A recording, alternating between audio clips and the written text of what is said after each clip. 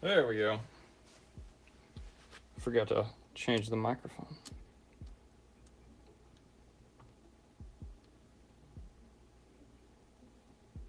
Quit tripping out.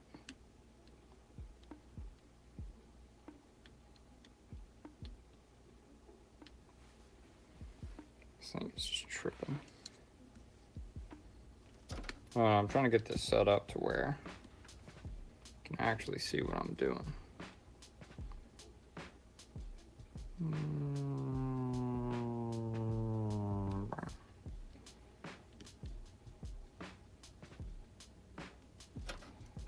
Might even make it higher up.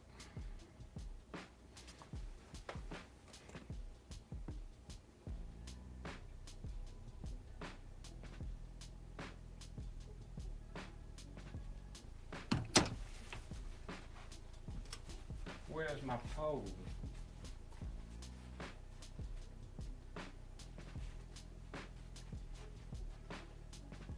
Where did my pole go?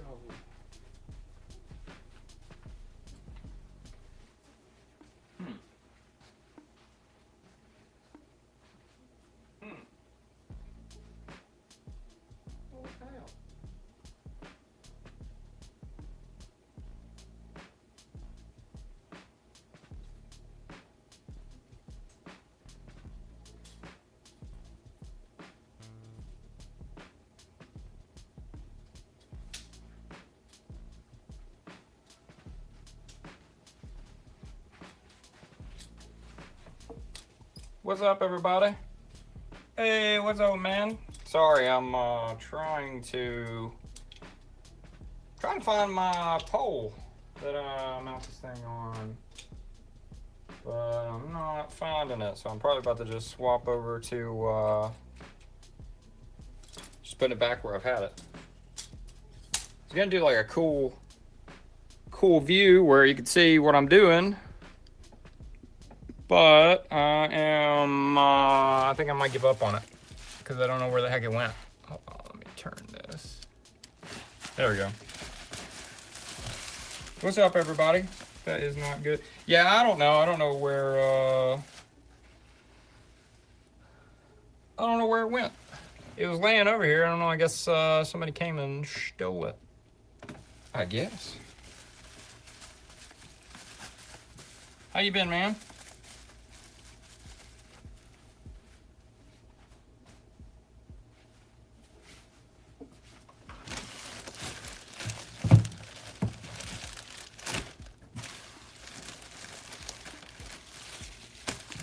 I got some fancy, I've already wrapped them all up, but blue ball rip. What? Blue ball rip. You've been good? Well, that's good to hear. Am I? No, I'm lagging. Yeah, I've got picked these puppies up not too long ago. I've had them for a little bit. I've been needing to put them up, but you can kind of see them. I don't really want to take them all the way out, but they're little tin signs. Paid a couple bucks each for all of them. There's like, this is a spark plug. This is like a hot rod. That was a Firestone one. I'm gonna put them all in a lot.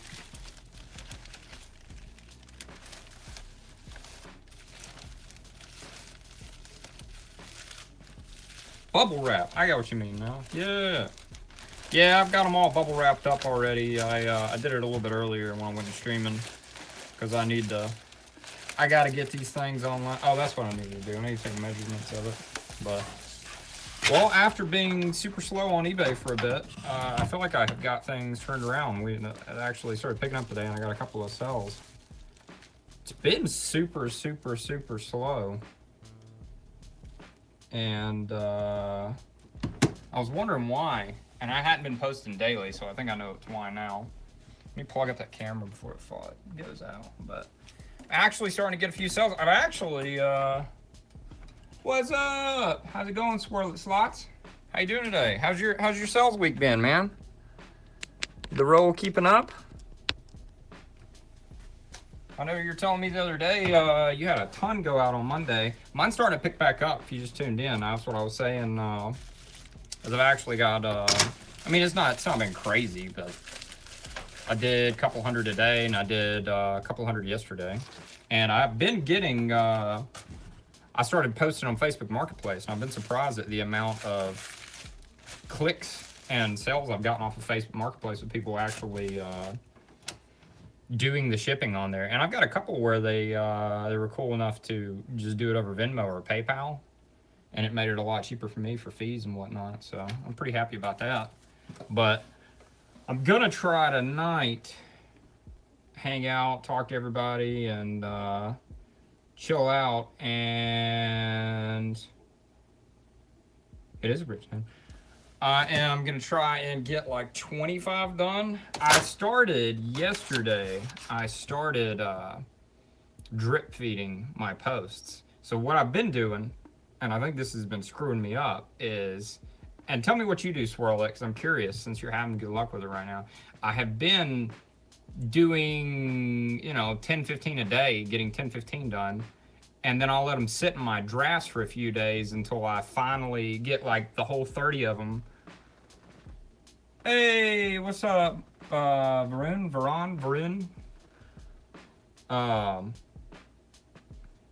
Study week for you. But instead of doing a bunch of listings over the course of several days, then going through and finalizing all the listings, what I do is I take all these photos and I'll do little brief descriptions, and I'll do a little bit on there. I try not to do too much on my phone, and then I try to hop back over to the computer and finish the listing out. And it's just been, I've been posting things daily doing that. So what I'm doing now is, I'm gonna make it rich. I appreciate it. But I have been drip feeding my eBay store. So what I've been doing is, like, I'll do a bunch of listings, and then I'll go ahead and schedule them out for the next day to make sure like 10 at least get posted the next day. And I've scheduled them to, instead of doing all at once, I even do like a couple in the morning, a couple in the middle of the day, a couple hours later from that, and then all the way until about 7 o'clock my time, which is 5 o'clock for California. Or no, it's 4 o'clock for California, so I probably need to back that up a little bit. I do get a lot of them. Do I program? No, I don't program, unfortunately. I'd be afraid, no offense, to do that right now, to try to get into. I have thought about it, but I'm afraid to get into coding programming. No, I don't do any coding or anything like that. Like I said, the only thing I've ever done with that was like Chat GPT type of stuff, and I'm afraid to get into it now just because how good AI is getting. No offense to anyone who does it, and I hope it doesn't put you out of a job. I do 15 to 20 a day. You list 15 or 20 a day? What's your average at your price you're listing something for? I've got the piles. I got the debt piles to do flipping 50 a day if I had the time and the patience to do it. But are you, tell me what you think, Twirl It. Are you getting, a little powwow here, are you getting consistent sales and you're not seeing anything back down? And have you not posted every day, and have you seen that decrease your sales? Because I'm telling you, I feel like I have noticed I was posting every day, and when I stopped doing that as much and I started going to posting the same amount, but spread up over a few days or with a few days break in between, relist my old listing. See, I do that. I take like 100 things down a day, and I'll put 100, whatever I don't have any views on, and selling similar. And I don't think that's counting. I don't think that that's doing it. Have I tried Amazon? I have never tried Amazon, but I mostly sell used clothing. I don't think they sell, unless that's changed recently. I don't have anything that qualifies for Amazon. I have looked at Amazon. I do have one thing that I think would qualify for Amazon, but when I looked at the pricing of what they take fee-wise, it ran me off. Bro, you can work with Live Kick for AI.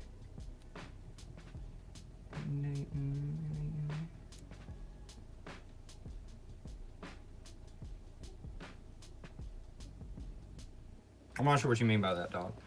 Right now, the whole point of this channel at the moment is I try and resell things that I can find locally or online. You should check into it. Well, I have been wanting, I have been utilizing ChatGPT to do what I do. As in, I don't write out my listings, and I try to get it to at least, I've trained a model that will sit and search down listings and give me its best guess of how long it thinks it's going to take and what the best keywords would be to use in the title, and it seems like it worked okay. Went on vacation for 2 weeks, no listing. Took me a month. See, that's what I'm thinking. That's what I'm thinking, dog. I'm thinking that it seriously makes a huge difference to, you know, and you see it, you see people talking about it, but you just don't, it didn't click to me that that was like that serious about posting every single day. I think the algorithm will straight up drop you on your head if you do not go every single day. Because I'm like 2 days back in, and I've gone from 1 and 2 things selling a day back up to, I think I had like 6 or 7 sells today, and they were actually fairly decent averages. And I've noticed when I don't, the offers I'm getting are trash. They're absolute trash offers. I mean, I've got some things that I'd be willing to take less money on. I think everybody does. It's just the way it works, and people want to deal on eBay. But I have, that's also too much, bro. At least you're much worried about automation. Yeah, no, I try to use automation when I can, but I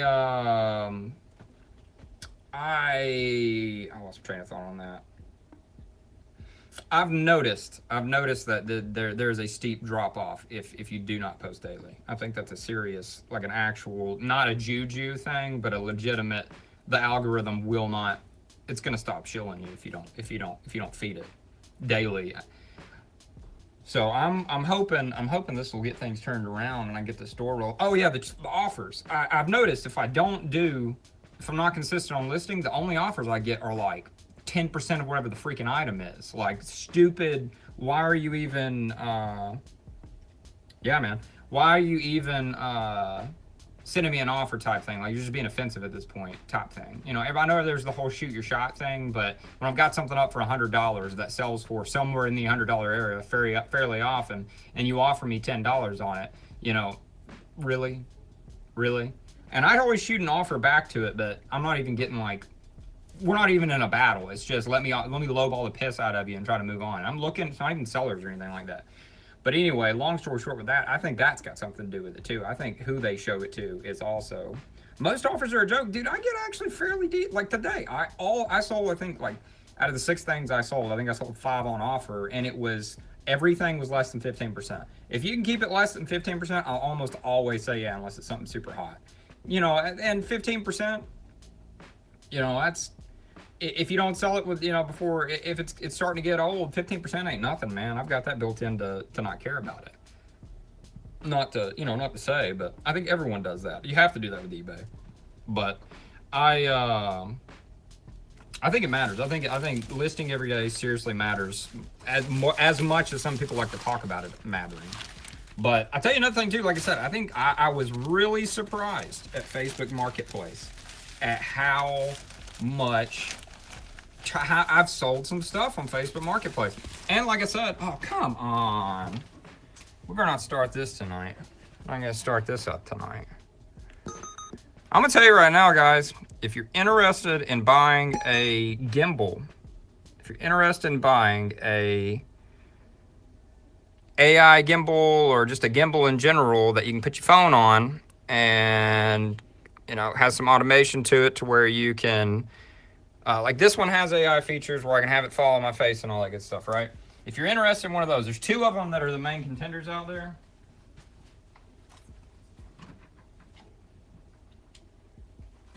That one that's on right now is the Flow 2 Pro, and it is constantly doing this nonsense, driving me nuts. What's up, Joe Peralta? How you doing?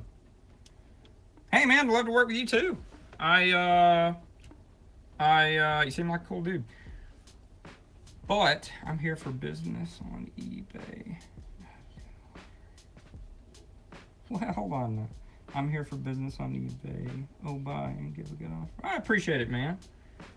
But yeah, people do give decent offers. I do get decent offers. I'm not gonna knock off. I've tried a few things lately. Before I forget, this is so much better. It's cheaper, and I really did not think it was gonna be better than that one. That one has a higher. It's the Flow 2 Pro is the one that's on right now. But this one is the Osmo 7P. Both of them have the camera, both of them have the light, both of them have everything. That thing never wants to act right. It keeps popping off and driving me nuts. Be ahead of the season. Yeah, I will say I've started to do that now. I've thought about that before. I saved a bunch of. I had a bunch of my debt piles were shorts during the winter last year, and I tried to hop onto that as quick as I could before the season changed, and I'm trying to plan it out a little bit better now. Like I've gotten through pretty much all of my linens, and linen seasons is ending now. And I'm about to start. I've already started putting jackets up. I've already got back to putting pants up instead of shorts. And now I am moving on to, I've got a pile of vintage 1950s and 1960s Pendleton wool shirts that I've been holding on to for forever because I wanted to put them up closer to time. I shouldn't have, but I've got all these debt piles anyway. I might as well work around to the thing that makes more sense to sell right now. Most people go for cheap stuff. They never think about durability. That's why people love them. They love them Pendleton wool shirts, dude. Them things are from the '60s and they still clack along. But yeah, I've been doing some things. I tried a few things this last month, and I'm gonna tell you what absolutely did not work. Stopping posting every day absolutely decimated my business. The posting on Facebook Marketplace has absolutely increased the piss out of my business. And then they messed their life for real.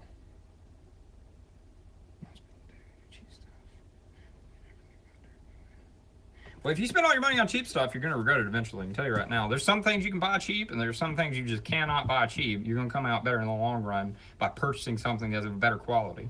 Like these. That one is way more expensive than this one. That gimbal right there, the Flow 2 Pro by Insta360, I'm telling you, that thing is crap. It's absolute crap. Don't buy it. But things that didn't work. What I was gonna say was, I thought about this. I don't know what do you promote at, Swirl It? Just out of curiosity. I've been promoting at generally somewhere in the area, depending on how saturated that item is and how low the resale rate is. I'll promote anywhere from 2.6% up to about 6.5%. And that's really if it's just a crappy category. There's 100,000 listed type, something I shouldn't have bought, but I need to get rid of, right? And then I've got, so what I did, one of the things I did do that did not work out very well is I stopped promoting at the lower percentage. You know how eBay always says their freaking recommended rates like 12 to flipping 20% pretty much. It's you don't promote everything. I know a lot of people that don't promote everything. See this thing? See, now it's cut on the AI camera and done all that. Stop. Stay. Thank you. But I'm not doing anything right now. I can be on. Pop on. Come on. What good are you? You work when you want to, you don't when you don't. The gimbal cut off. It just so happened to be in a good spot.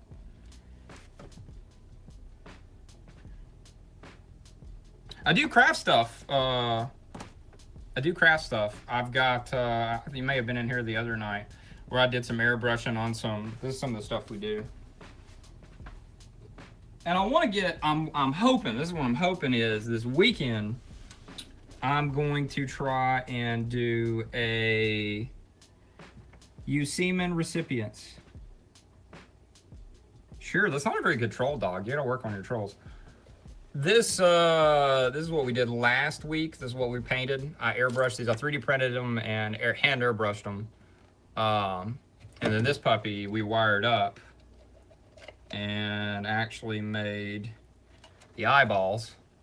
Good. And I've actually got plans and I've drawn up I've created the pedestal. I didn't create the model, but I've created a pedestal for him where I'm going to be able to buy a AAA battery sled and just pop it into the bottom of this 3D printed pedestal or a little platform he's going to sit on.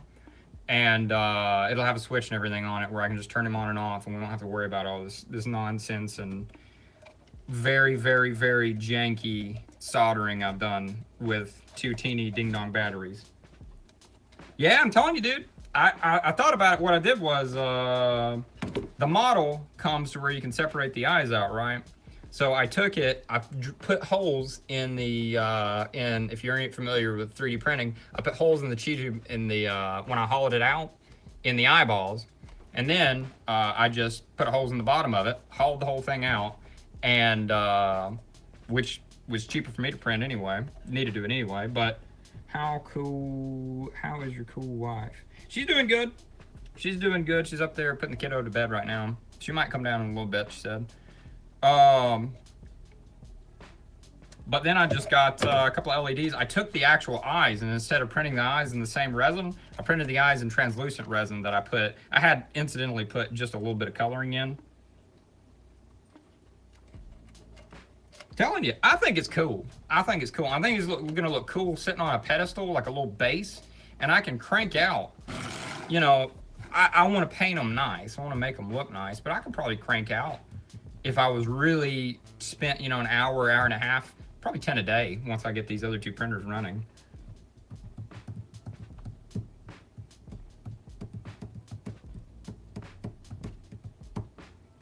I appreciate y'all coming back by too. It's nice to have a couple of people that come by every once in a while and come hang out and talk.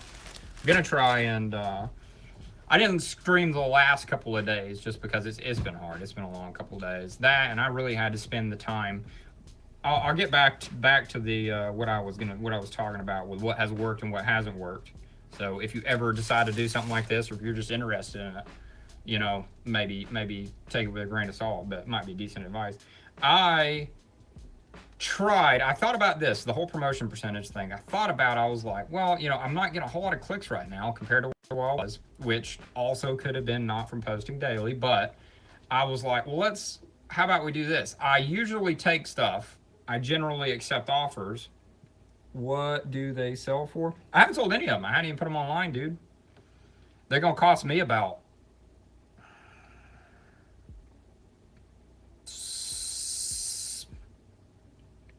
probably about $5 altogether to make. After the battery sled, I won't include batteries because a lot of things don't do that. But the battery sled, the switch, and the LEDs, they probably cost me $5 altogether to do once I buy the right stuff for it. Good conversation. You'd have a. I enjoy talking to you guys. I think you guys are awesome. But you ought to seen the conversation I had with some of the folks around here earlier today. I was getting a little bit. I haven't been that frustrated in a minute. I'll tell you that right now.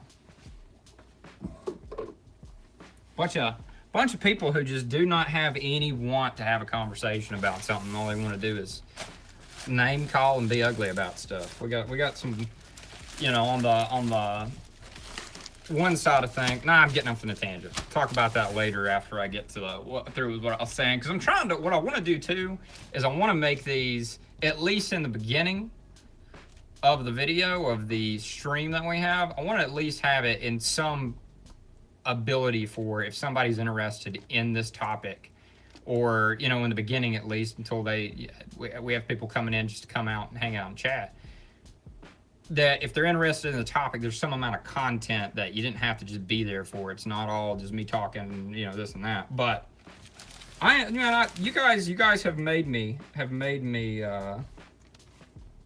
believe in myself. I appreciate that. You're really cool. But anyway, I'm reading the chat.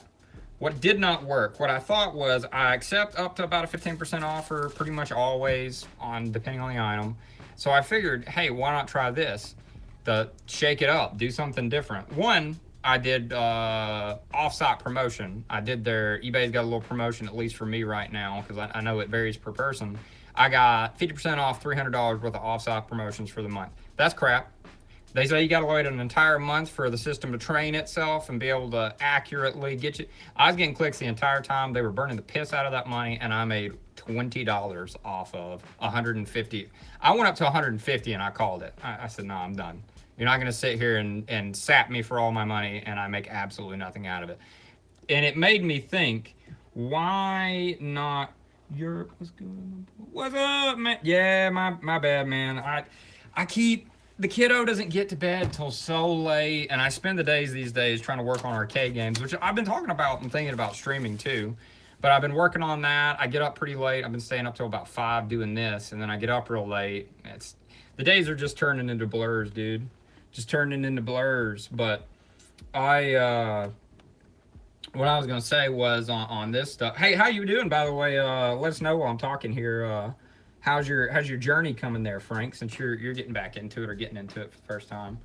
I can't remember which one it was, but the whole promotion thing. I'm sorry for anyone watching this in post. I decided to, okay, instead of waiting on 15% offers, or somewhere in the area of 15 to 20% offers from people, and me getting, in the meantime, getting all these dog shit offers from people of like $5 and $10 for $100 items, I figured, well, let's try this. I'm going to remove offers altogether, and I'm just going to crank it to eBay's promotional rate, right? And I figured, well, if I'm going to take 15% from somebody off of the item, and eBay says they'll take up to about 15%, depending on the category of item, to promote it at what they think it should be promoted at, then what's the difference? Maybe we'll see an increase in it. I did that for a week. That was a terrible, terrible idea. Don't do that. Don't do that. I also did some more research, and I realized a lot of people talking about it, and somebody did point to an article saying that eBay does not expose you to as many people if you do not accept offers. They will pull your listings down in the rankings if you do not accept offers. So, that makes sense. Don't do that. I think there is a middle ground of, especially in what I do, with the amount of people that are selling used clothing. I try to provide a better photo experience at least, and some value. I ship quickly and everything like that. So I have had some return people just based on that, but there's a line between how much you promote and flipping going daily there. That's what matters from what I found right now. So far, I'm getting my inventory together. Then I found Amazon has a customer product program. Basically, whatever product you make custom, they allow you your own space. People making a killing. So I am.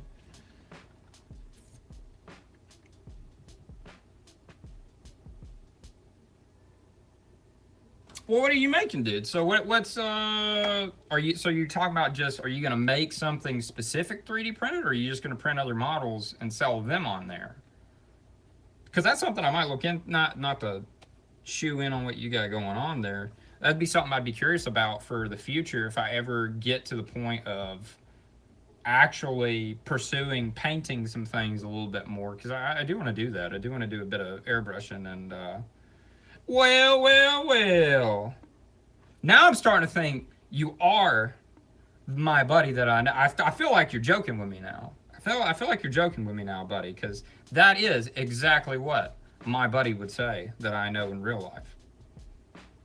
Actually, it's been an inside joke amongst us for quite some time. So, you got any more inside jokes that only I would know? I'm thinking you're messing with me, and you're the buddy of real life here. Who knows? Yeah, you messing with me now. You gonna come over this weekend and say something and make me realize I know you've been watching. Good to see you either way, if you're the one that I know or don't know. I know you either way, the one I know in real life or the one I just know on here on the streaming. Yeah, I usually send our little inside joke. I usually send him. I say well all the time. We both do when it comes to stuff like this. But I sent him a picture of a well from the sea, a picture of like a well, a drinking well, and then I'll send him a third picture of a portly individual, and call it well. Or he knows what I'm talking about when I send him that. But anyway, I gotta take these photos for this. I'm gonna get out. Yeah, I'm telling you, I know it's you. I know it's you. It makes too much sense.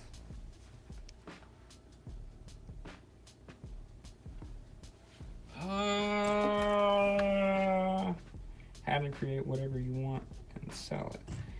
Have them create. So you're having Amazon create whatever you want? And then they're selling it for you? Are you having to pay? So let me ask you, is it like their regular old, hold on, I'm gonna go to sleep. Yeah, man, have to sleep. Have a good night. If you are the buddy of real life, you better get to sleep. You're up way too late, dog. You gotta drive back.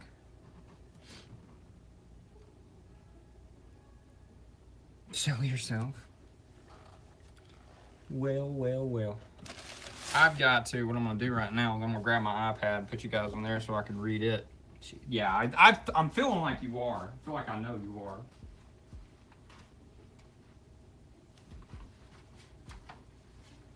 But I'm gonna try, and I told you I streamed, so I bet you probably did look me up, and I have probably put something, I probably sent you stuff in the past off of this YouTube channel. Had to think about that. Had to do some things. You probably is you. But let me see. Have a good night either way. Get off here. All right, there we go. I got to use my phone, so I had to get off of here. I'm gonna put these up. Got these. I think I paid $2 or $3 each for these, and they're pretty neat. So I'm gonna see if we can't. I'm gonna put them in a bundle. I think it just makes more sense to bundle them together. They're all kind of similar. I gotta get a couple of measurements though. We'll call them man cave. Man cave 10 signs. But since I have gone back to my regular old promotion rates, no, so basically you create whatever your product is, it doesn't matter, and they let you sell tons of it. You warehouse it, and the orders come, and you just ship them out. You get paid, the key is when it's customer. Reading here.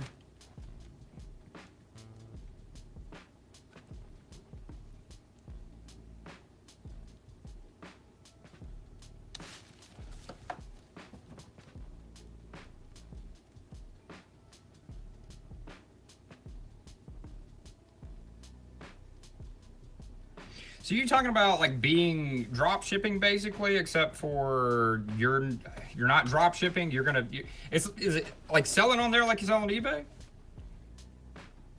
I'm gonna look more into it, dude, because it might be a decent candidate for these 3D printed figures and stuff.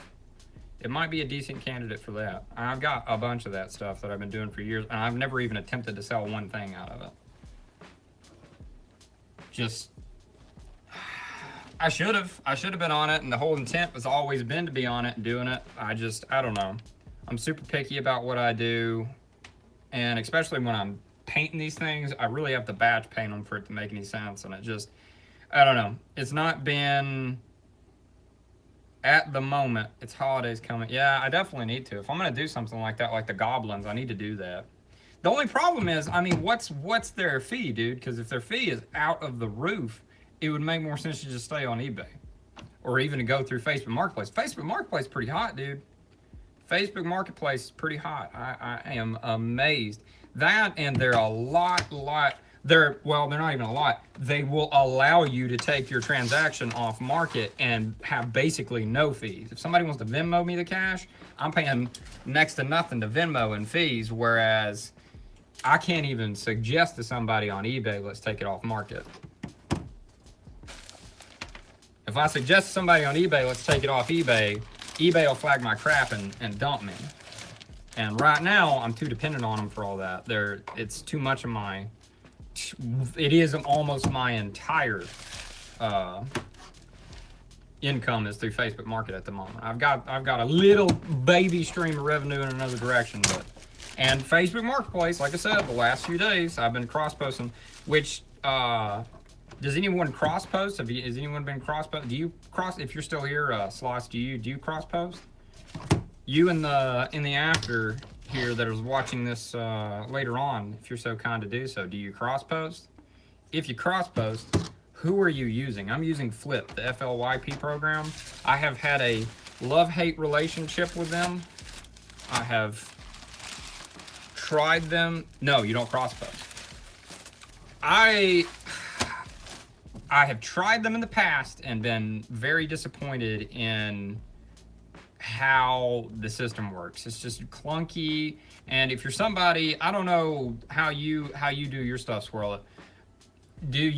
I like to, and I feel like there's more sense, it makes more sense to, if you're going to delist and relist something, you delist it and you sell similar instead of just straight up relisting it. No, just eBay, yeah. Same, that's what I've been doing up until lately. I'm telling you, you might want to get into doing some Facebook Marketplace, dude. I'm very, very surprised. I've done no promoting on there because they have the same kind of system, except for they require, I think the minimum is 10%, and that's just way too rich for my blood. But I'll tell you, it's the amount of clicks I've been getting on there on some of these items and the amount of saves or favorites or whatever, which, you know, are going to be comparable to looking at eBay, is way higher than eBay. I have like 350 clicks on a bundle that I've got up right now that on eBay I've got 15 at max. And I've also sold 3 bundles, no offers, and I'm not even accepting offers on there right now either. I will if somebody messages me and wants to talk to me about it on there, but nobody has. I have pretty much just flat out, I've sold 3 things in the last few days that I've had up for a minute on eBay that were good little bundles, you know, $50, $60 bundles of like Patagonia stuff. Don't get me wrong, a lot of it's Patagonia. I don't know what you come across. And Patagonia it used to be a decent seller on Facebook, or not Facebook, on eBay. It's just slowed down significantly depending on what it is lately, but it's moving on Facebook Marketplace. And I've sold 2 of the things were local and were shipped. One of them was 45 minutes away from me at most. The other one offered to meet me somewhere, and I said, you know, hey, what about if you take this off market? I won't charge you shipping. I'll just ship it, you know, for free because I'm saving 15% in fees. You know, I definitely ends up covering the $6 when you're talking about $70. They instantly took it and paid me off site. And then I'll tell you, there was a little bit of, I've had some weird stuff going on with that. I'll tell you too, another one before I forget. I don't know about you, Swirl It. It's been a hot minute since I've had a scammer try to scam me on eBay, but I actually had a scammer today try and scam me on eBay, and I know he's trying to scam me. There's no ifs, ands, or buts about it. And I'll tell you why, and it's super annoying. But he's trying to do the old swap it scam, and he's trying to, like, I think he's trying to combine it with a you did it wrong thing here. What he's doing is he about probably I hate scammers too. He's about a month, I think August the 14th or the 12th, something like that. He purchased a pair of Polo Ralph Lauren chino dress pants from me, and they were, I have all the photos. They were 34 32s, 34 in the waist, 32 inseam. And I took all the pictures, took the pictures of every tag in there, 34, 32. There were a pair of Polo Golf ones in particular too, so they were a little bit different than the regular ones. Not much different, in my opinion, from what I've seen value-wise, but just the labels are different. That comes important in a minute. And what he did was, as soon as he received, actually about a week after he received it, he sends me a message and says, hey, you sent me, these pants aren't the right size. They're not the size you said they were. They're 34 34s. I'm like, I don't think I've had a pair of 34 34s. I know I've got a decent memory for what I take photos of. I've spent a lot of time with this crap, and I remember picking it up when I'm out and about. I've gotten 34 34s in pants, but I don't remember ever having some of that in those. And I said, well, you know, let me give him the benefit of the doubt, and I'll have a look on my listings before I really, you know, say, hey, I think you're incorrect. So I looked at my listings. I have no other pair of 34 34s in that type of thing. So that's a little weird. And I'm like, did I send you the right pair of pants? Are you saying that I sent you the wrong pair of pants? Or are you telling me that it's the right pair of pants and the size was wrong? And he doesn't reply till probably a week ago, right before his return period is about to expire, because I do 30 days. And he said, no, the tag says 34 34. You sent me the wrong ones. And I said, do I have a CRM system set up that would track all that stuff? So here's the deal. I don't, but I have a way to do it, and I'll tell you how I did it. So I said, you know, hey, if I'm wrong, send me a picture of the label of the thing. You know, just show me. I'm not saying that I am wrong. I'm not saying that you're wrong, but just send me a label of the picture of the label. And he waits till after return period. Just now ended a couple of days ago, and he sends me a picture of the label. And it is a picture of a pair of pants I've never seen, because they're not the Polo Ralph Lauren golf ones that I sent him, that I all in the pictures. Well, this is what I did. Well, how I can tell is if you've noticed, if you go through your phone, if you have an iPhone at the very least, I'm sure Google Pictures probably does it the same. You can search your photos for anything. And I only use one phone to take photos. Actually, I use two phones, but both of them are linked to the same iCloud. So all I have to do is go and type in polo into my pictures, and every single thing, every picture that contains the word polo or a polo shirt or anything to do with polo is immediately sifted by AI and brought to the top. And it goes back old. It goes all the way to the beginning of my pictures. And I look through every single tag of every single pair of pants. I've never owned a pair of 3434s. I've never taken photos of a pair of 3434s.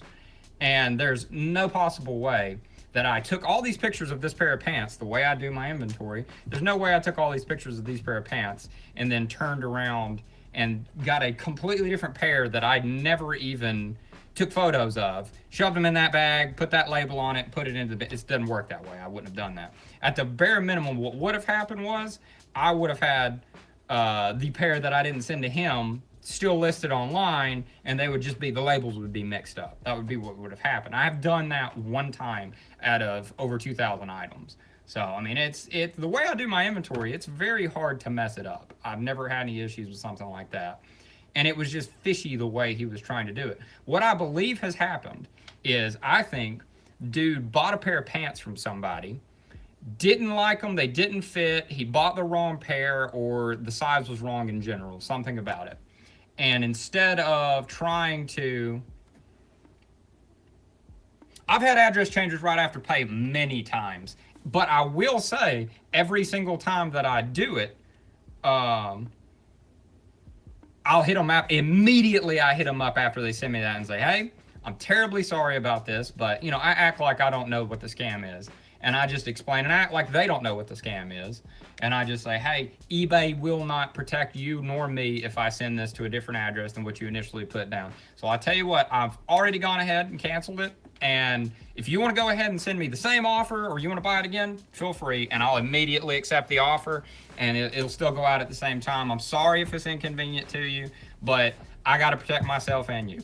And I have a 9 out of 10 people turn around and pay again and do it all over again, and I never see a single issue out of them. I don't know if they wanted the item anyway and they're just testing the waters and seeing what they can do about it, but I haven't had an issue with that. And I've also had, I bet you've probably had these spin it, I've had the partial refunders. I've had quite a few partial refunders, and I've only ever given out one partial refund on anything. Otherwise, if you don't like it and it's not something that I directly did not photo, it was very egregious that you just could not see, which I've never really had any of that. But I've had once or twice where I messed up something about it, the sizing in the description or something like that, and I've been like, all right, I'll pay for you to send it back, and they'll send it back, right? I don't ever block them. The only people I block are the people who are douches about stuff. And like, and I'm gonna block this dude. I gotta remember to. I'm gonna block the guy who tried to do this scammy crap with me with these pants today, because I doubt I'll ever hear anything back from him. He's outside of the return period. He cannot. There's nothing he can do now. He's SOL on it. But I do believe he bought the wrong pair, and then instead of trying to argue with them that they sent the wrong thing, I think for some reason he thought he'd just be able to get it over on somebody like me, and he turned around and bought a pair that he knew would be good for me, and then he was gonna slip the other ones into there. I don't think it's anything like money wise. I think he was just trying to get a different pair of pants or a different size, and he was gonna use me to do it. But no, he ain't going to. He ain't getting it. He ain't getting me. The other one that I have had those, the partial refund. I've had a few people with partial refund. I've got a lady right now who's trying to get me. She was trying to get me to just give her money back without having to send it back. I know that's what she's doing because she's yet to send back the item. She's about to fall outside of the return period. But I sold her a hat it's a big old floppy sun hat. I had it in the item title, floppy loose brim sun hat. Big old straw, like not necessarily straw, but like a tweed-like hat like that, right? And she claimed that it wasn't up to her par of that. She had this big long sassery that she left me, and then she even left me a couple of pictures with a hat she had bought 15 years ago. That the brim is still just delicious, delightful today, compared to the one that hangs like toilet paper that I sold her, and that. You know, she just went on and on instead of just saying, hey, I don't like it. I don't think it was really what I'm looking for. You know, hey, can I have my money back? Yeah, sure. I don't care about that. That ain't nothing to do with me. I'm retarded. What are we speaking of? We are talking about right now, I sell things on eBay for a living. I have started a business over the last probably year or so trying to, I do anything I possibly can to not have to work 9 to 5 for someone else. That's what we're trying to do, and I'm talking about right now some run-ins I've had with eBay lately with people trying to scam me. That, and then before that, we're just talking about just some tips and tricks on it. Yeah, it is boring if you ain't into it. I'm gonna tell you that right now. I appreciate you coming by either way if you're gonna do it. But yeah, I mean, not everything's exciting to everyone. I understand that. I'm not going to goon, tell you that right now. It's about the only other option I have on here is to talk about something you're interested in, maybe other people are interested in it, or to goon, and no. I didn't even know what that was until recently. I got to say, I'm pretty lame about that. That or politics. You could always talk politics, which I don't want to talk politics. To be honest, I'll give my opinion if somebody asks me about something, but I'm gonna start doing that more than I have been. I don't like getting into politics though. I think it's too divisive at the moment. Too divisive. But that's about the only other thing you see people on this platform doing right now on lives, especially straight up. That or I saw a bunch of people ghost chasing, which I enjoy that. Eventually we'll get to the point of I'm about to go on a trip to Japan at the beginning of the year. We might do some live streaming in that, or I'd like to get to the point of do some live streaming while we're in Japan. But I guess all that to be said, the goal of the night is to, I'm going to try to get like 25, 30 done tonight. I've been grinding for a long time. The money's finally coming in. Thanks. Yeah, man, it's not, you just really got to spend the time to learn it. That's what's really been taking the longest for me is, you know, I've been doing it. I did fairly decent up until probably about 3 or 4 months ago, and I fell off on posting consistently, and I was still finding pockets of really good months and weekends here and there, but it just hadn't been, it's taken a while to figure out what eBay wants out of me. Where are you located? I'm in Alabama. I'm in Alabama. The north part of Alabama, to be more specific. I've got good ways to source stuff. I've just got to get back into the point of where I've got the extra money to source it and the debt pile's done to not feel bad about it. I'm going to try and be more consistent with streaming and hanging out, and in the same time getting this stuff done outside of Seattle. Dang, dude. That's far out there, man. That's a $9 shipping on a $1 item far away right there. On a 1 pound item, I mean. You know what I mean. Every time I see Washington and I've got flat rate shipping listed on something, I'm like, you're not getting, no, I'm not accepting your offer. I'm sorry, dude. Because I'll have like $5.99 shipping on something that normally I'll make 30 cents on. And if it's going to Washington, no. No, I'm getting destroyed. That in Hawaii. Play Freebird. That's a long one, dude. I think we're gonna leave that to Zep, or to Zep. Oh my God. I think we're gonna leave that to Skinnerd.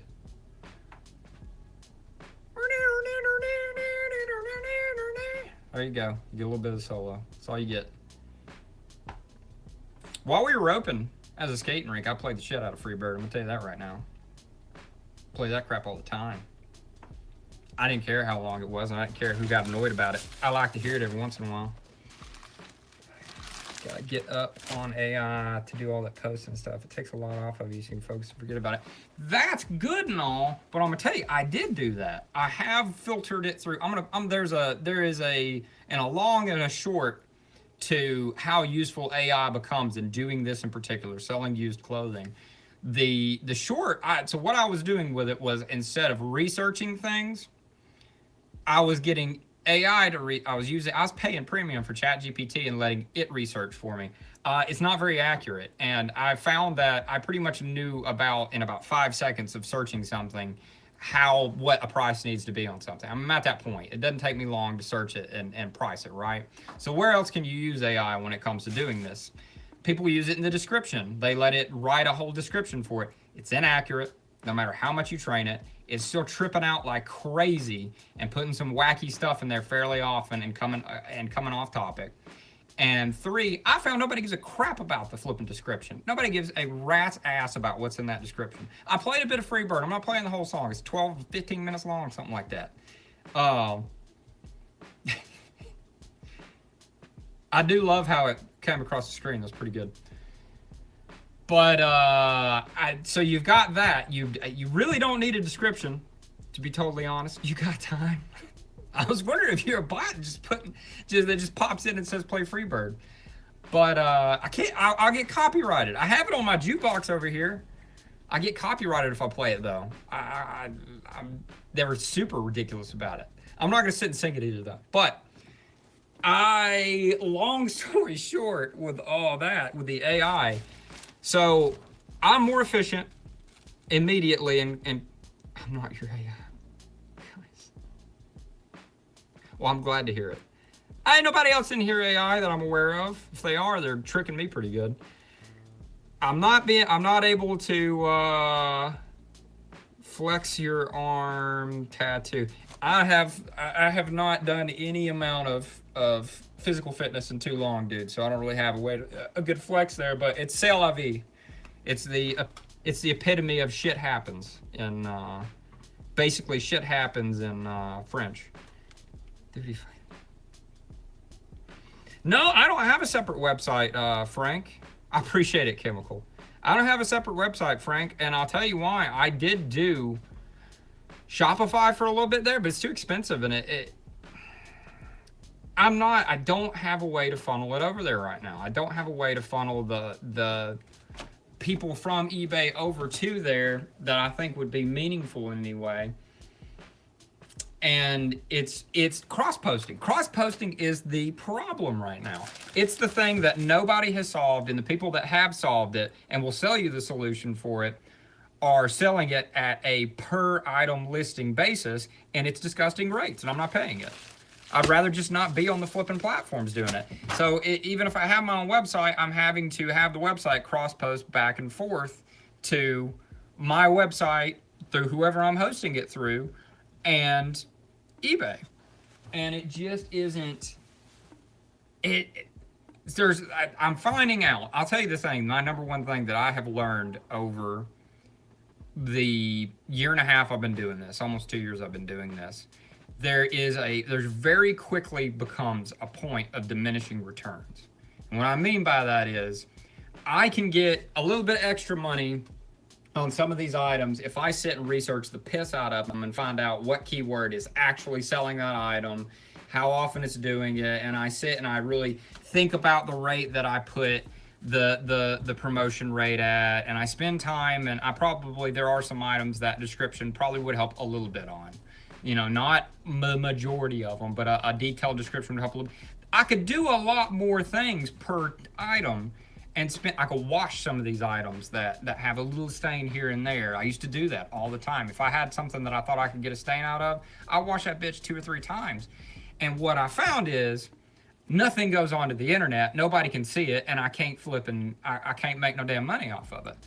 And that happens in a lot of ways. I can sit and try to find the perfect little way AI can relieve me of 15 seconds per listing, but then I'm not the amount I'm getting back from that is not shit comparatively. And like when it comes to another store, I've got to cross post. Like I said, if I'm going to post something to my store, I'm going to have to cross post that over to eBay. And now I'm here. I'm putting it 2 different places. Whereas eBay is going to be getting 9 out of 10 more views than anything I can ever do on my thing. The only thing that I'm going to have on my store is if somebody hits me up individually, they can purchase it off there, and I'm going to save 12% in fees from eBay.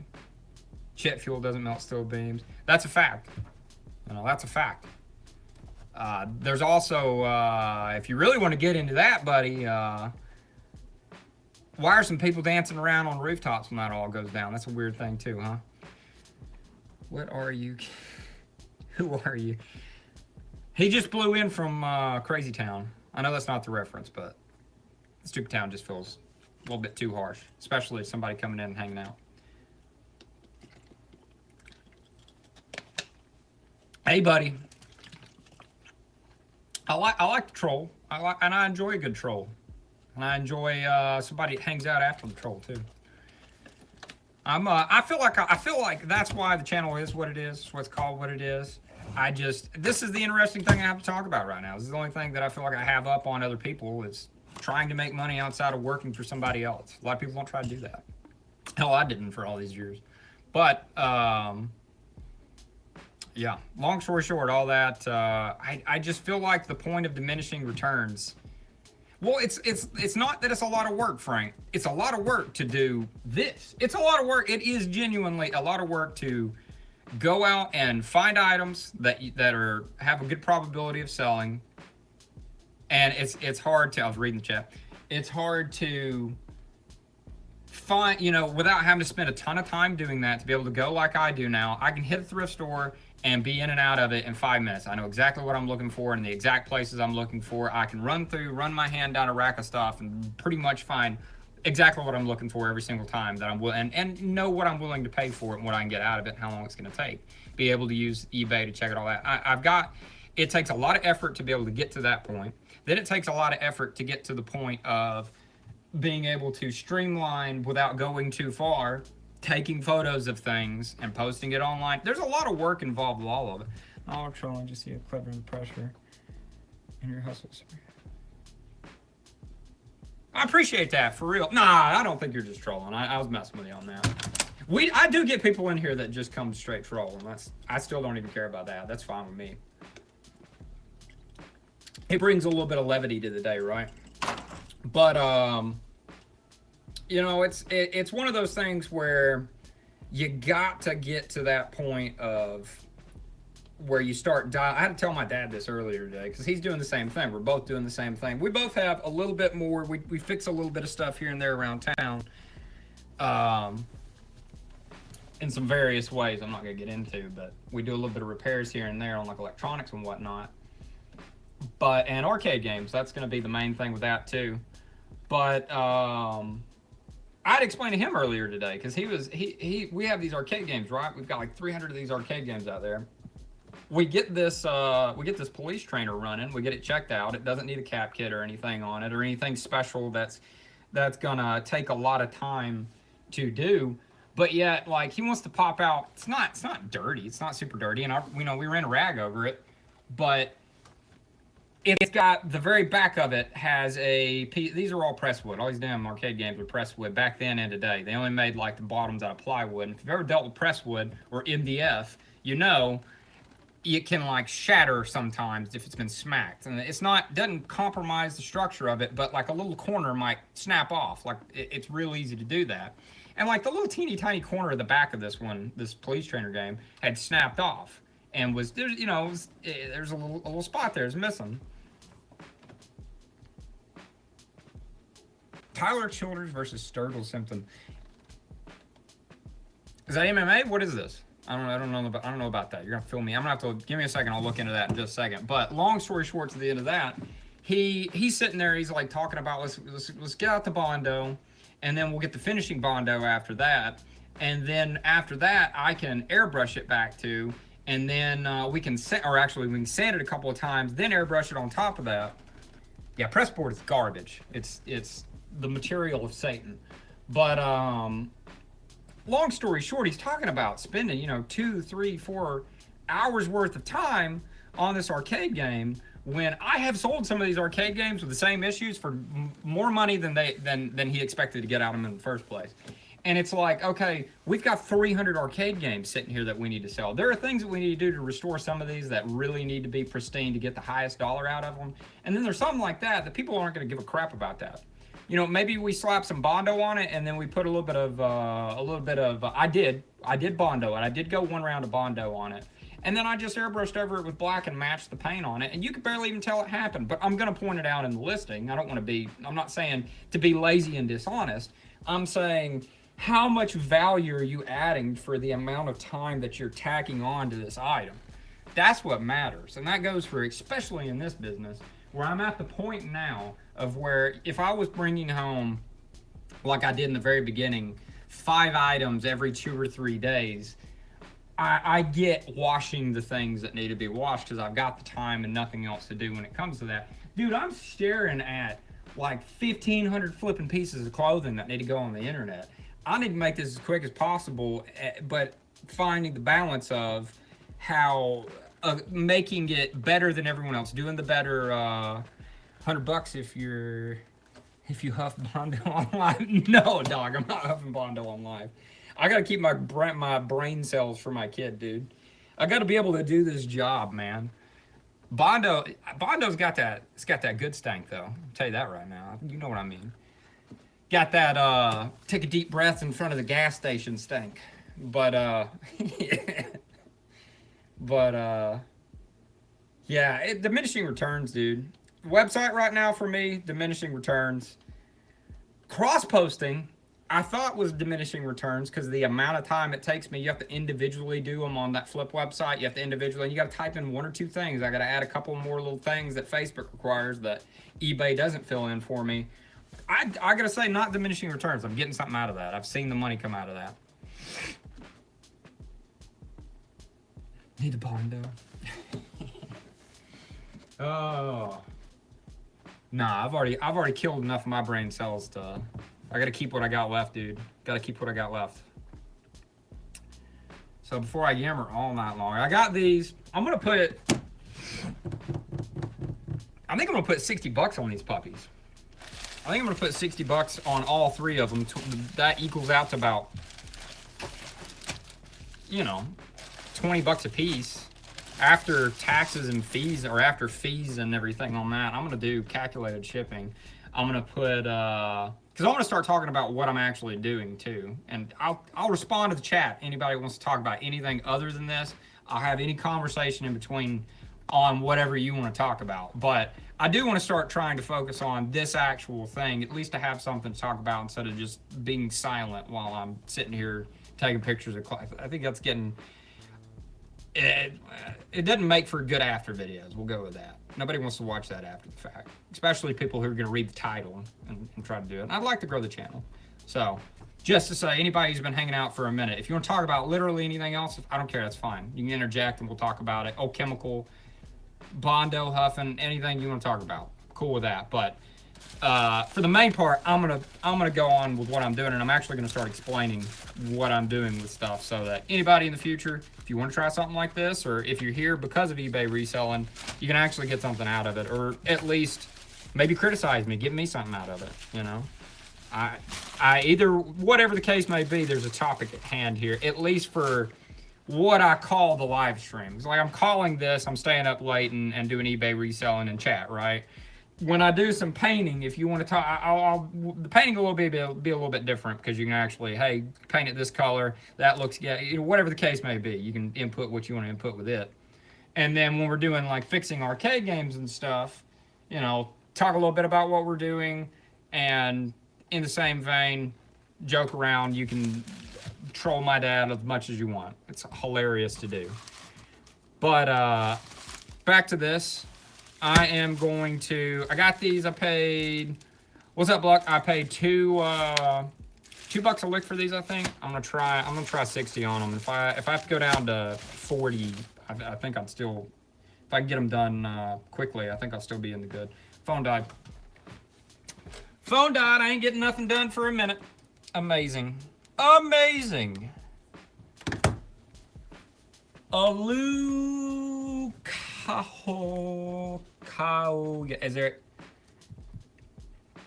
Is that a different language? Is that some reference? Alukagi? Alukagi. I'm probably gonna say something unintentionally racist. It's probably what it is. You got me if you did. My bad. Everyone canceling me in the future, my bad. Yeah.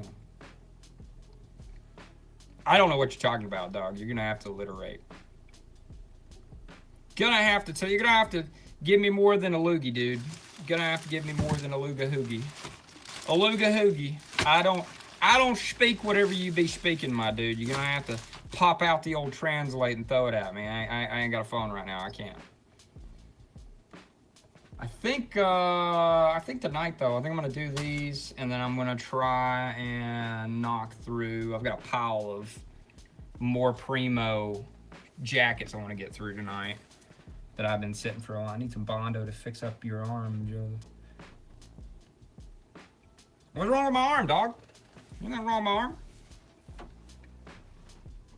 Yeah, hey, garage sales are actually ramping up pretty good around here. I saw some, I saw a lot of stuff going on. I haven't done garage sales in a while. Actually, the last thing I did that wasn't a thrift store, because I got some decent thrift stores around here, and I got a Ben's fairly close. I haven't been to it in quite some time, but I pretty much right now, due to the amount of backlog I have, I've pretty much just been hitting the Salvation Army. I don't know what it's like where you are, but the Salvation Army where I'm at is amazing. They keep the prices cheap. I keep getting pretty good stuff, almost semi-daily, that sells for very good percentages comparatively. And it's been keeping me going to get a little bit here and there that I can't turn down, get the little bit of thrill out of still getting stuff and not just the slog of putting things online. But the last time I did a yard sale, it was actually an estate sale. And it's funny enough because I saw it on Venmo and it was almost exactly a year today. This is the beginning of August. The last time I did that, I saw, and I tell you that's one to look out for. You probably already know this, but tennis rackets. I saw somebody having an estate sale on Facebook Marketplace, and in the photo were 3 tennis rackets that had the covers on them, and the cover said what kind of tennis racket they were. And I thought, well, you know, I wonder if they're worth anything. So I immediately turned over to eBayed them. One of them was like a $300 tennis racket, and the other 2 were like 70, 80 resale tennis rackets. And then there were a couple of cheaper ones that I thought maybe not I could sell. So I showed up. I was there before they ever let anyone in. They were cool, let me in a little bit early. I'm gonna tell you in just a minute. I'm gonna finish what I'm saying about this Swirl, and then I'll tell you why I don't go to the rich neighborhoods around here. It's probably different where you are, but I've got some complaints about them, and we'll talk while I'm waiting my thing to go, and then I'll get back to doing that too. We got to let my phone charge a little bit, but I bought those tennis. I went up there and bought them tennis rackets for $5 a lick, and I sold that one that was expensive. I sold it immediately for $275. It went to Italy. The dude probably paid $400 for that thing, shipping and all.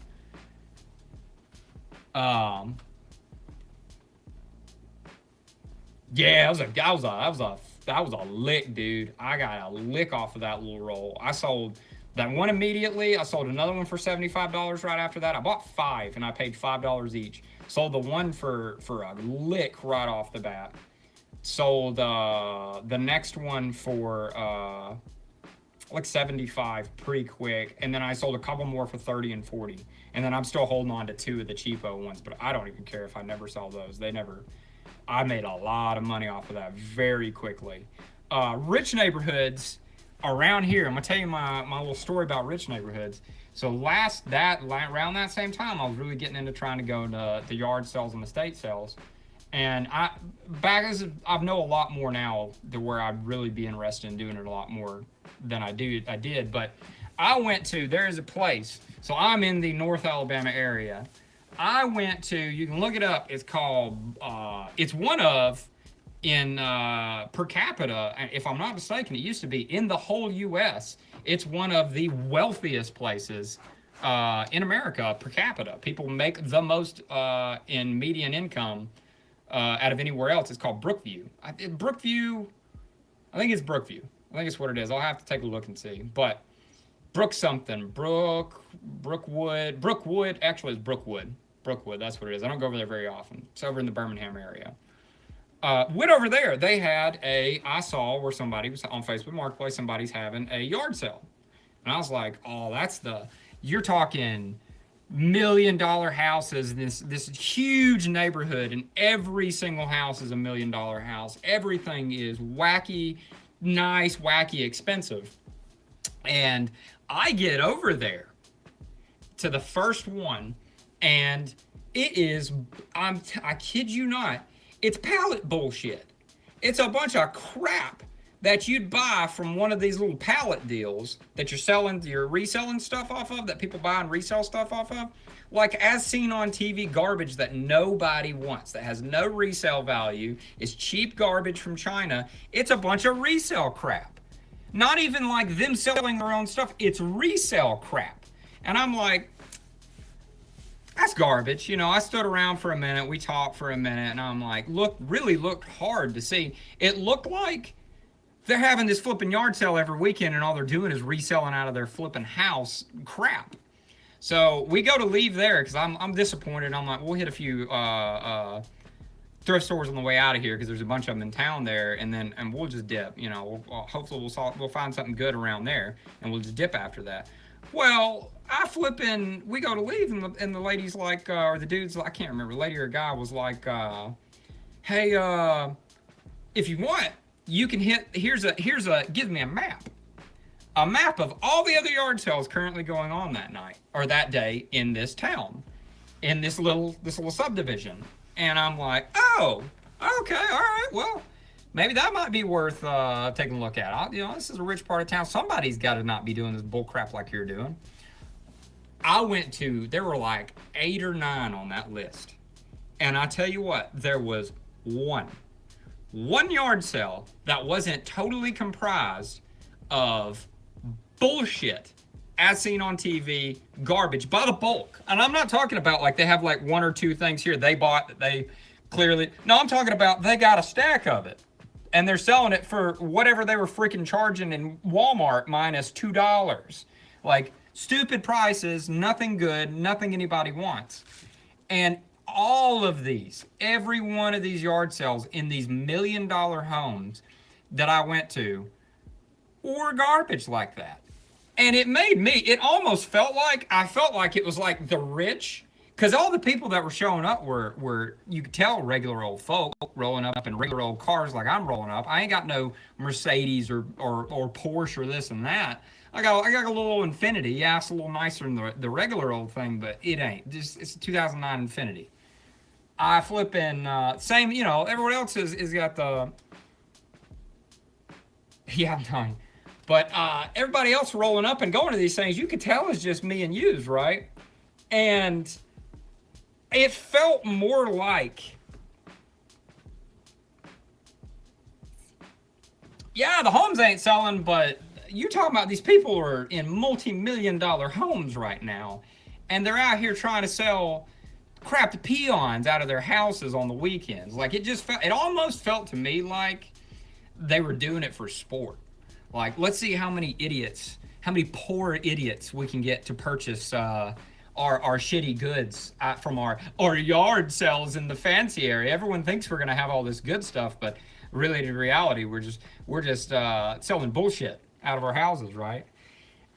And I'll tell you the one person that I went to that I was like, all right, I know you're selling your shit out of your house, so I at least applaud you for having a yard sale and not a bullcrap sale.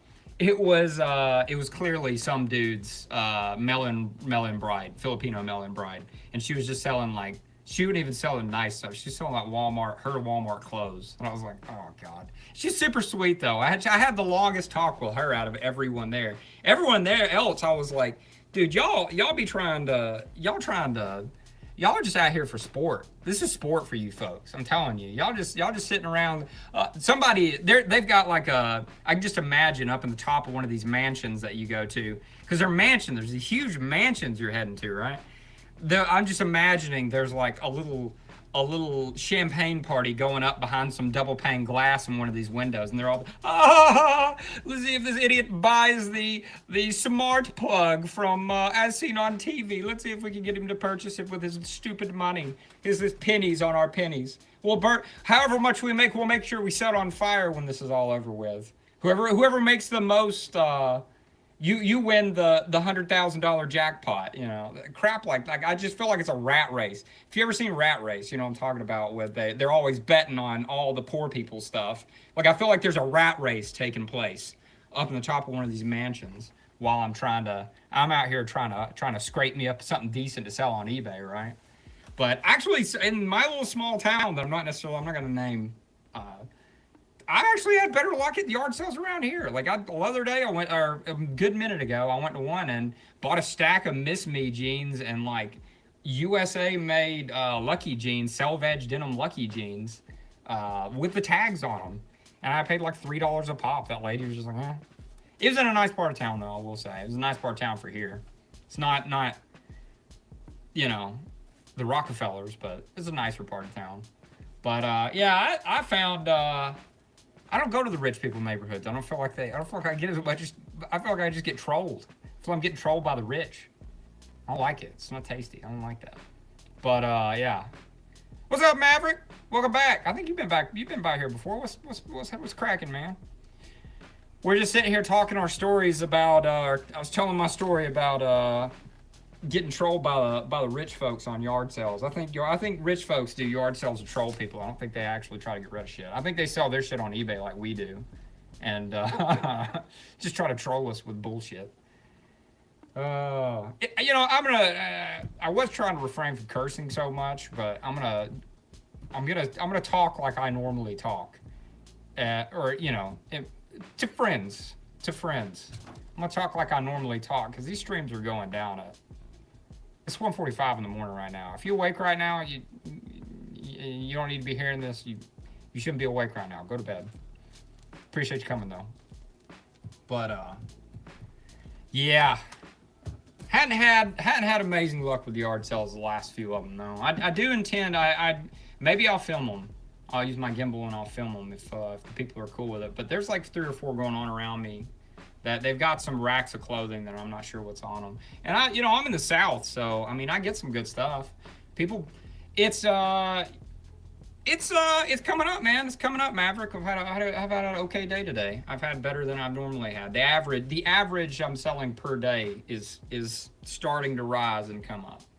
So, and I think we've done some we've made some changes I talked about at the beginning of the stream there to really. I've got some better insight of some things that I've changed that I think are going to do better, like how I promote things, how often I list things, stuff like that. But yeah, I think I'm going to go to some yard sales this weekend. I might try to do them too. Liquidation return pallets. I want to put. I don't know exactly where. By the way, if you ain't subbed and you're hanging out, yeah, Buck, I see you. Tell me whatever. I'm watching it. Just tell me what you're saying, what you got to say. But if you haven't subbed or left me a like, I'd appreciate it. You ain't got to, but appreciate it. Just to remind anybody who might do that. They were selling. Oh, okay, I see the liquidation return pallets. I didn't realize you had said that. I'll put you my thing on liquidation return pallets. One, the only place I really have to source them around here, the people are dicks, and I don't want to give them my business. I'll just put it to you that way. Hey, cool wife is here. She's come to join us. Maybe she'll pretty the stream up and drag in some people. Come hang out. I have been hanging out. Oh, have you? Oh, you just haven't been. I've been talking a lot more. I'm trying to do that better. Yeah. But yeah, I told them my story of I might have been listening about getting trolled by the rich in these yard sales. When I went to all the rich people yard sales. Somebody mentioned they go to yard sales. Swirlet mentioned he went to yard sales a lot, and he's like, you gotta go to the rich neighborhoods. And I'm like, not around here you don't. Not around here you don't. Now they sell their good shit on eBay. They turn around and sell the crap that they can't get rid of at their franchises they own. They sell that crap. Or either they buy return pallets, I bet. Frank says hey, and so does Block. I think they Hey, buy everyone. liquidation return pallets and sell them. Some Bluck mentioned liquidation return pallets, and I was telling him, I don't know if you were talking to Mom the other day when she was talking about how Cheapo Depot treated them last time they went. No. They were dicks, Well, and I'm not I gonna was give them. there, I'm but not I gonna give just- them. I don't think she was talking to me directly. I'm not gonna give them my business over that. They're always just hi Mom. Cheapo Depot. She has a is that mom? the one? Yeah. Well, Random they're one? it's a place that does return pallets. They're horribly unorganized. They pretty much just bust the pallet open. Nothing is marked price wise, and how it all works is you just Is go that the wandering one next around. to Big Lots? Yes, down in that area. It's not. It's by the old liquor store where the liquor store used to be. Oh, I haven't been to that one. I've been to the one by Big Lots. Is it Ollie's? Yeah, no, not Ollie's. Ollie's is okay too if you can find decent things. I found some stuff from Ollie that I made. You know, had I priced them better in the beginning, I probably would have made a decent amount quickly or an okay amount quickly. But I really just thought I was going to get more off of them. I actually have them over here. I sold all of them, but I got these from Ollie's. I paid $2.99 per, and I paid $2.99 each for these two. It's Dungeons and Dragons. It's the terrain case and the creature pack, and then they had Warriors of Kryn, the like base game, and I paid $10 each for those. So all together, I was in $16 a set, and the MSRP on these things are like, I think. It didn't have it on here, but the MSRP on this was like $30. That was $30, and then the base game was like $75 supposedly. And I thought, oh my God, I'm gonna make a load, man. I'm gonna buy everything they got. I'm gonna turn around and rob. You know, I'm just gonna make some money off of these. People love D&D. They don't give a crap about these, and they're so flipping heavy that they cost like $20 to ship them in a set. And that was the only way I had any luck, was putting this one, and the base game all in a set, and I would sell them. In the end, I sold them all out. I bought 25 of them, and I sold them all out at an average of $35 before shipping, and I did calculated shipping. So they ended up paying. And in the boxes I bought, I ended up being in another $1 on the boxes or something like that. The only reason I even have these left is this one has a rip in the corner, and that one, I think, yeah, it had a little nick on it, and I'm super picky about what I call brand new. So that's the only reason I didn't have this one left. There's another one for the other one. How much profit? That's what I'm saying is 35. I paid, so the actual end of the day profit. I thought I was going to be selling the whole set for $100 and making, 16 to 100, taking 16, turning it into 100. Reality, what I finally got them to sell at and sold them all out at was paid 16, 17 with the box. Paid 17, got 35 out of it. So doubling my money pretty much, but in the same vein, it took forever. And not only did it take forever to sell them, that's just too much investment into one thing. I can invest that money in cheaper clothing. 100 isn't too much when the base game supposedly costs $100 MSRP, and the two extensions supposedly cost $30 each MSRP. So you're thinking MSRP on the total combo, which nobody was selling as a combo at the time. I was thinking was going to be MSRP 160. I sell for 75 to 100. No one would pay that. No one was getting close to that. Well, I'll put it to you this way. People were paying close to $60 for it, but it was shipping included. And I had to pay $15, $16 a lick to ship these things anywhere. It was 17 pounds is what. It's 17 pounds and like 14 by 15 by 12 or something like that was the box I had to use to be able to get them out. And it just ended up, it destroyed the profit. At the end of the day, there's a one price, 15 profit per, yeah. And I bought 20 sets of them, so. I remember when you called $300. me and told me you got all of them. $300 out of a way too high of an investment. That's what I'm saying. Ollie's, I would have probably still done it if I would have priced them lower, quicker, and just tried to shoot them out. Just tried to turn around and buy them and shoot them out. Yeah, I remember I thought I was going to make a lick off of these bad boys. I was not. Well, see, what happened was and you have to be careful about places like Ollie's. You can go, and they just now start dribbling that item out into Ollie's. Something like this. Like this would normally probably would end up selling for somewhere in that area.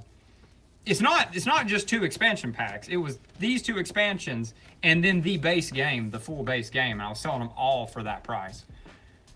But when I bought them, you could check sold comps, and the sold comps were up there. They were higher. They were in that area of what I thought I was going to get out of them.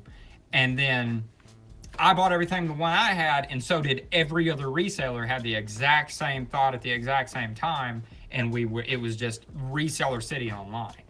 Everyone had them, and nobody was really, there wasn't as many people willing to pay that much for them. And then you had the good old thing where people started immediately dropping the price down to whatever they could get out of it and move them quickly, like you should. And it was tanking the ability for anyone to get any higher than that out of it. So it ended up, it was something I tried, but I wouldn't source from Ollie's very often.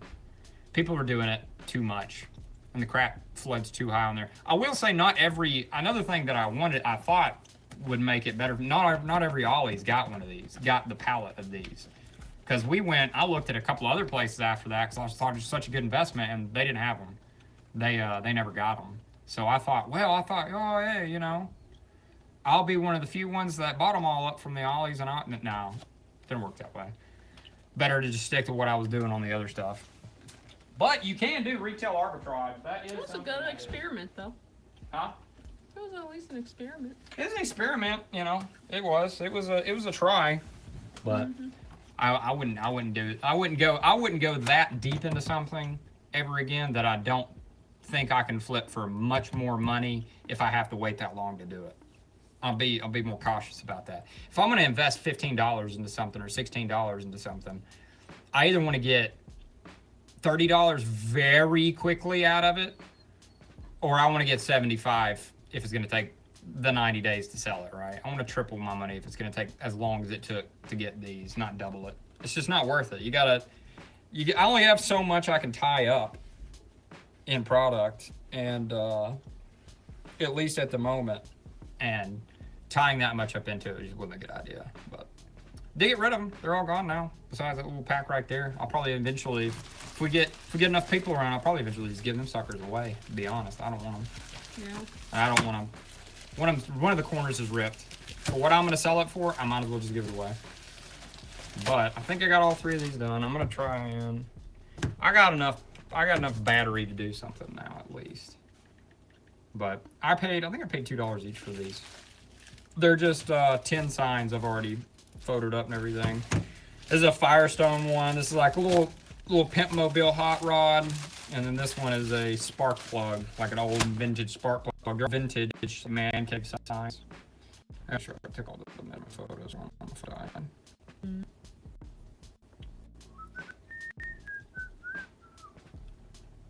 But yeah, I'm gonna throw a couple stuff like that on there, and then the rest of it I'm gonna do clothing on. I got some old. That was wild to see that. I'm telling you, I'm chipping into it. I'm getting through this shit. I'm not gonna hold on to this stuff. That is impressive. That was As is a mound. It's a flipping mound. You couldn't see the other person on the other side. You couldn't see anybody past the mound of clothing, the mound of it was bad. Jackets. I have been really going at it. Proud of you. You have something to be proud of. You're working very hard. I'm trying. I want to go check on him. That's what I was watching. He was sitting there rolling back and forth, and he had like the crying face, but he wasn't crying. So I'm sitting here, I'm like, what are we doing? Are we gonna wake up? I had the sound turned all the way up and everything, and I didn't hear anything, but he still was making the crying face, rolling back and forth. So I was like, okay then. Did he eventually give it up? Oh yeah, he's out. Oh, good. Well, good. Well, I turned up the volume, but I didn't know if I'd be able to hear him or not.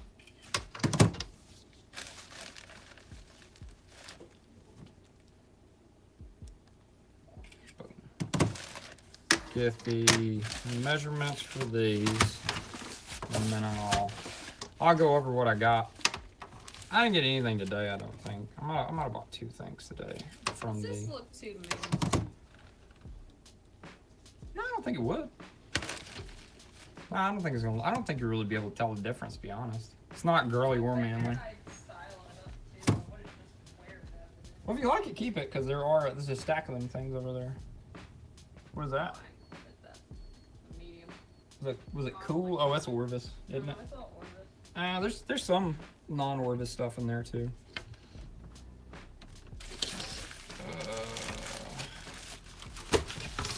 So we'll call this number 1, and I'm trying to get done out of the piles. And I'll tell you if I got it this week or if I got it out of the piles. The piles of piles of piles that are piling and piling. Can I cut what off? You talking about peels? Yeah. Yeah, I used the peel shaver. You won't even be able to tell it ever happened.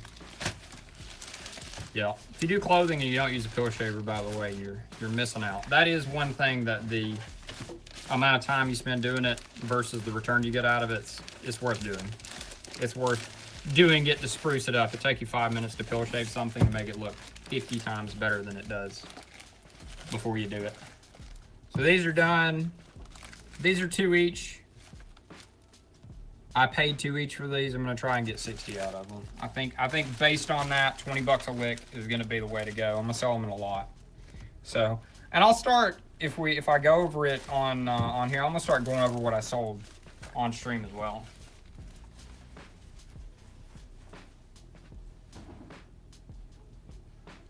I did get yesterday when I wasn't streaming.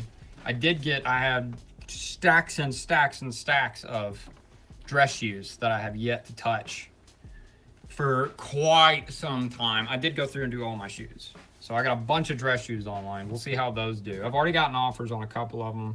They're pretty low compared to what I think I can get out of them.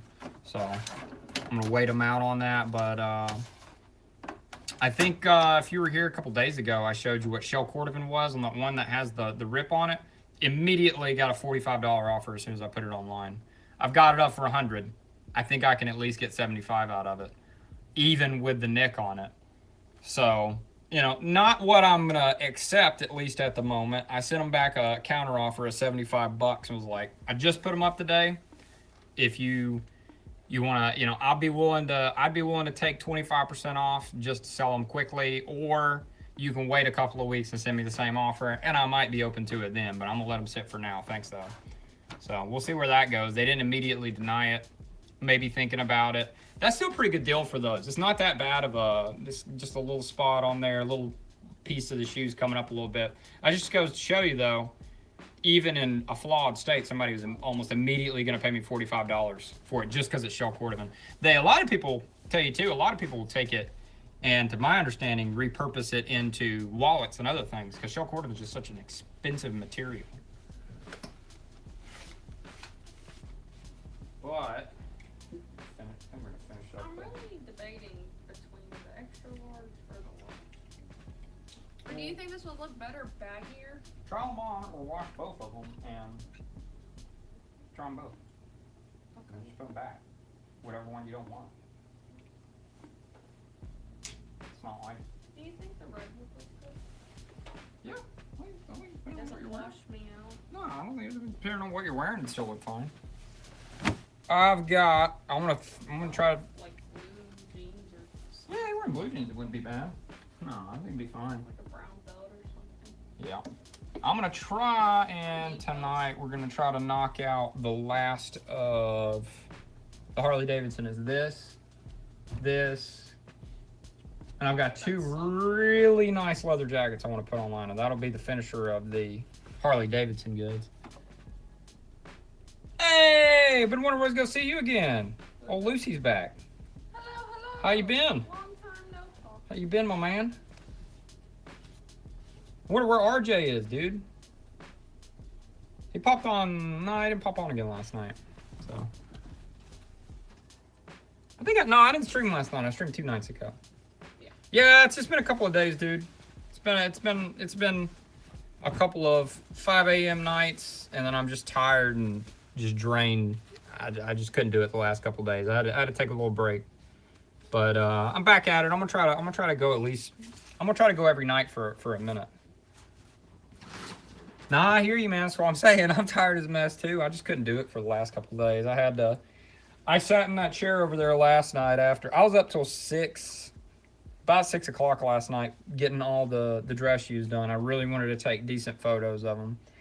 There's a lot of these dress shoes that they don't necessarily command the price. Dress shoes, you have to spend the effort putting all the photos and measurements into and really dolling them up to get them out there good.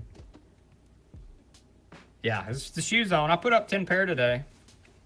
They dribbled out throughout the day on what's it called? Scheduled listings. I think this one's pretty cool. I have one of these online right now, and I haven't been able to get rid of it. But it's like it's a 110th anniversary of Harley. So this was, I think these are like 15, almost 20 years old now or something like that. And then they're that fancy canvas, and it's got the little print on the back, but it's new with tags. This new old stock.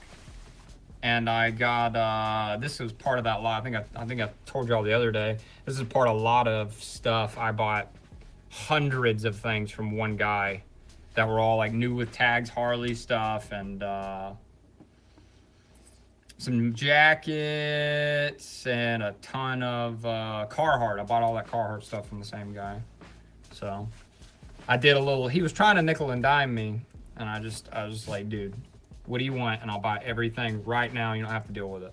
And you have to give me a deal that's worth taking, because I'm gonna try to resell this stuff. I'm not buying it for me, but give me something where I can make some money and you make your money right now. And we made a good deal. I'm probably in on this stuff, maybe $5 a piece, and that's being pretty generous, because some of it had some flaws, because it had been in just not a good spot, hadn't been in a good area, and I've let it kind of sit for a while too, because yeah, it had a, if you remember, a horrifically musty scent there for a minute from where it was. And what I did was, I probably spent too much time messing with it and doing it, but if you've ever dealt with musty clothing or that old vintage smell, if you know, you know, but you want to get rubbing alcohol, or not even rubbing alcohol, you want to get straight up vodka. I got straight up vodka, poured it in a spray bottle. I fanned them all out on a big, huge area, and I just doused them down in vodka, and Joseph Davis. Doused them down in vodka, and then had fans blowing on them, and I just let them air out. Yeah. I thought you just did straight up isopropyl alcohol. No, I was vodka. I bought a thing of vodka. Or no, we did isopropyl alcohol. Because I had choked out. I had a bottle of vodka left from back in the days of partying, and I did try it at first, and it wasn't as good. It didn't do as good. It didn't remove the scent. Probably too old. Yeah, rubbing alcohol. Yeah, probably. No, I doubt it. Rubbing alcohol, or the alcohol absorbs the musty scent and then distills away. It was. Well, I might not have used it because it did have sugar, and I remember thinking, I don't need to use that, it's got sugar in it. Yeah, I just did rubbing alcohol. No, you were just saying it's like almost the same, and I was like, well, wouldn't it? No, like if I would have went out and bought Skull vodka, it'd have been the same. That is the most alcohol of alcohol that there is out there. I don't like vodka. Well, vodka in general. Well, I like vodka and the White Russian drinks. Have you ever had those? No. I've always been around Mom. Yeah, I think I have had a sip of one time. Mom used to get them at the casino all the time. That's what her thing was a White Russian. I think I took a sip one time. I do like those. But you can do it. I like a tequila sunrise. That's my. I like some tequila. That's my. Ironically, I was if I'm gonna thinking drink a about this hard last night, alcohol of choice. What my preferred liquor is, and I would say it's tequila. Liquor? I hardly know her. Oh my god. No, ironically though, I was thinking about that. Really? Yeah, because you were watching the cruise stuff. Well, yeah, I had when we went on our cruise, I've never seen him that. I don't drink that much. I had every single time that I had 2 free hands, they were immediately both filled with a tequila sunrise. Like, I would go and get 2 tequila sunrises from the bar because all the drinks were included. We're on a Norwegian cruise. I'd go get 2 tequila sunrises, and I'd come back, and I'd hand her one of them, and then I'd go get her drink, and then I'd come back and hand her her drink, and then I'd take my tequila sunrise back and double fist them puppies. I literally have a picture of him doing it. It was very good. I had a very good time doing that. He down those, and then he went, I'm going to go get more. I'm like, already? What? You just got those? I was blasted. We were only at the pool for like 2 hours. I was blasted. No, maybe not. We were out there for a minute. I was out there for a good long minute. Cause we got the most sun when we were in Belize, though. I remember that. Mm-hmm. That was fun. That was a good trip. If you've never been on a cruise, you got to take a cruise one point in your life. I remember the one night that you got sick and everything, and you were back in the room, and I went out because they were doing that game show. Mm-hmm. I remember I left the bar, and I was like, "Can I get 2 to go or whatever?" And I brought both of them to the room. That was fun. Yeah, you came back tipsy, and I was sitting there going, "Oh." You were out. I was out when you came back. It took me a minute to get out because that was. I have one day I got seasick because we were booking it. They were trying to catch up and get to the next port, and they were booking it. And the waters were a little rocky. It was choppy, and I got super seasick. That sucked. But it only happened once, and they were not doing their normal. They were not doing it. We ended up slowing down and getting to our port late the next day. Yeah. I remember the first night of the cruise. I don't know if it's just because we didn't eat a lot all day, or if, I don't know what was in the drinks he was giving us. I just remember being somewhere else. I was bombed. I was. Well, you remember the first night though? We just kept getting mixed drinks. I wonder if he did. Well, he asked you what kind of alcohol you want. No, he asked what kind of alcohol you wanted in it. What kind of alcohol do you like? And I told him tequila. Yeah. So he kept making me drinks that contained tequila. Because everybody knows. I don't know if you. I am not necessarily a drinker. I will have a good time when a good time makes sense and presents itself with that. But I'm not necessarily a big drinker, and what was I gonna say? I had some drinks on that thing. I had a real good time on that. I pounded a crap load of alcohol. So what? Time's our honeymoon. She is a very cool, funny wife. Let's see. Black said you're a cool, funny wife. Thank you. But this whole thing, I think, like I said, I'm thinking, I don't know. I've got these up for some pretty bad prices. I need to work around on the prices on them. There's no one out there that's the only thing about it is Harley Davidson is pretty hot right now, and no one else has 110th anniversary stuff that still has the tags on it. Did that bartender say his name was Dr. Love or something? He did, yeah. He was giving. Yeah, he was giving you your prescription. He's a cool dude. I liked him. He was awesome. For the first night of the cruise, awesome. Got destroyed, and then we had to go. I reserved. There was like all these fancy restaurants on the ship, and I went and reserved a few because it was our honeymoon. I wanted to do a little extra. Plus, I've never been on a cruise before. I definitely was extra on that cruise.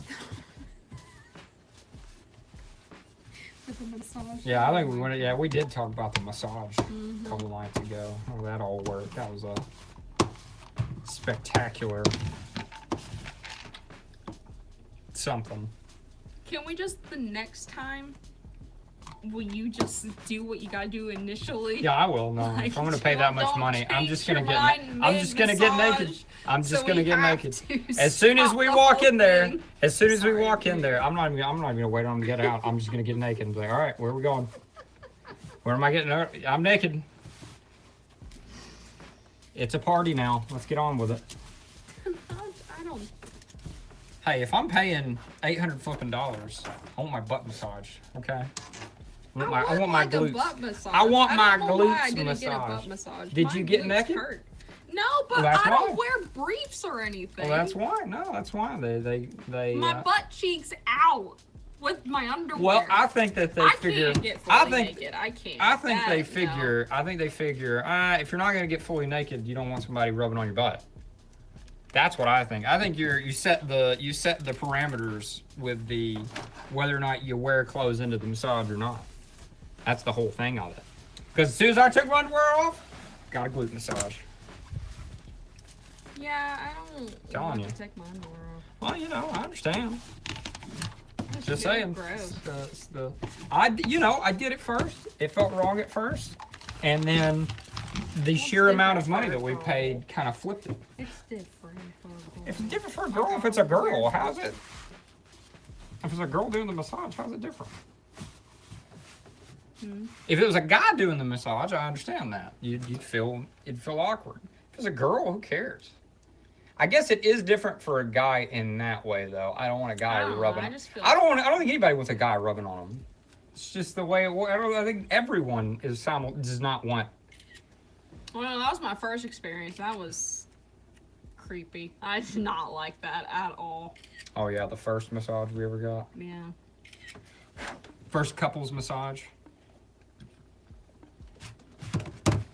That was I just feel weird and gross to at least not have like underwear on. Massage envy. We initially, I think it was I got you a Valentine's Day present? Yeah, for us to get a couple Yeah. massage. I got her was down we were living down in Daphne. I paid a couple $100 for a fancy couples massage for like a Valentine's Day promotion, right? And we go in there and show up. We're both excited because we both work all the time and always on our feet and everything else. And at that time, we were, working pretty heavily. And we're pretty excited about all that. And we show up and immediately instead of put in a state of relaxation, we're put in a state of, so you're going to want to spend more money here, and let me tell you why you're going to want to spend more money. Let's just see how many add-ons we can add on to this massage to see how much money we can get out of it. All right, man. Thanks, Squirrel. We'll see you next time, man. I appreciate you. I really appreciate all your input for real, though, dude. I definitely stop back by because I like talking to you about the eBay bits of it. But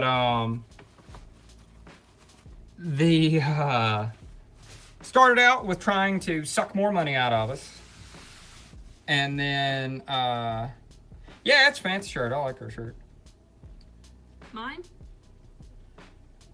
I wish they had. Some of them do wine, Frank. I wish they had the other option. There's nothing like that in the state that I live in.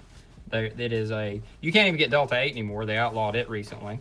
It is back to being a felony in Alabama. But he said they should give you cannabis and wine options before a massage. But the reason why I would say, I kind of disagree with that is because I'm telling you, we've only been to 2 different places that give massages, and both of them immediately throughout and at the end of were trying to get more money the entire freaking massage. It wasn't just let me roll up and flipping. I paid you $250 for an hour's worth of massage. And let me give you a tip after the fact, hold your hand out after the fact, and depending on how good it was and everything else, I'll give you a little tip. It was, you can upgrade your massage to this massage, and we'll have this smell going on in here, and it promotes this and this and this, and it does all this and that, and that'll only be, it's just an additional fee of, $35 to sprinkle some of that essential oil in there for you. And then it's, we can use this type of massage oil here, and it promotes this and that. And, we'll only charge another $45 for that, and the whole damn time, it's like, I came to try and freaking relax. Quit trying to suck the money out of me before I even flip and get relaxed. But we even get to the massage. We go to do the massage. The lady comes in. It's a couples massage. I'm telling you, I feel like I'm on a freaking dealership. I feel like I'm at a damn car dealership and somebody's trying to sell me a damn loan. I feel like I'm buying a fucking house. It's ridiculous. Like I was on the cruise. Just flipping, rub my glutes and shut up. That's all I want you to do. Take my money, rub my glutes, and shut up. I want someone to rub your booty. Because my butt hurts sometimes. I'm all, you know, sitting on it all the time. Anyway. Mine hurts all the time. Yeah, you not like you don't want it. You acting like anyway. So. That's just what you keep saying is to rub my booty. Well, I thought I'm sitting here the whole time. I'm getting accosted by everybody. Anyway. We get to they walk in. It's real awkward. It's real quiet. It's damp in here and like low light, but it feels like a cheap hotel room almost. Yeah, wouldn't you say probably be about that? It was really off-putting. It was super off-putting. It was trying to be relaxing, but it was just. It wasn't. You're entering a haunted house. The tone was just dookie. Dark and. Yeah, it wasn't. A relaxing atmosphere as much as they tried to make it. And then the masseuses come in, and you've got this little string bean wiry boy comes in as her masseuse, and then I don't even remember what the lady looked like, but a lady gave me one. It was like the complete opposite of the dude. It was very off-putting. I did the same old thing that I did when I explained the other massage run-in, and didn't initially get naked, then decided to get naked a few minutes in. I was very creeped out. She was creeped out by the guy. The guy was he wasn't masseuse material. We'll just go with that. He was very... He was super nice and everything. But it was like getting the massage from Eric from That 70s Show, except for worse. Like, the dude just was... I don't know. He was awkward. He was an awkward fella. He was awkward and he wasn't even massaging me. Put it to you that way. That and, we talked about it after the fact. She should have asked for a woman. I mean, I've never had a massage. Nobody wants a dude rubbing on them. No offense to any male masseuses, but nobody wants a dude rubbing on you. I don't care if you're a chick or a dude. Nobody wants it. Was that you? Yeah. Well, I know like a lot of men do the... I didn't get the measurements. You didn't get the measurements? I did get the measurements. Yeah, I did. Yeah, I did get the measurements. I didn't get the sleeve, but if they want it, they can ask. Okay. Go ahead, sir. I think they do more of like the really Swedish massage. The Swedish? I don't know. I don't know what the difference between any of those massages are. That's the thing about it too, is they have this menu of massages when you go to get a damn massage, and it's not just, we'll rub your ass for 30 minutes, 60 minutes, or an hour and a half. No, are we going to get the rocks out to rub you with? Because that's another $45.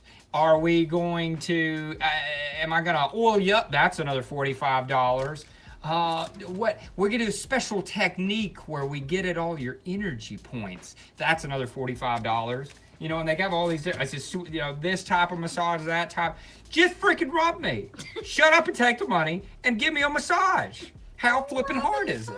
Just give me the old rub without the tug, okay?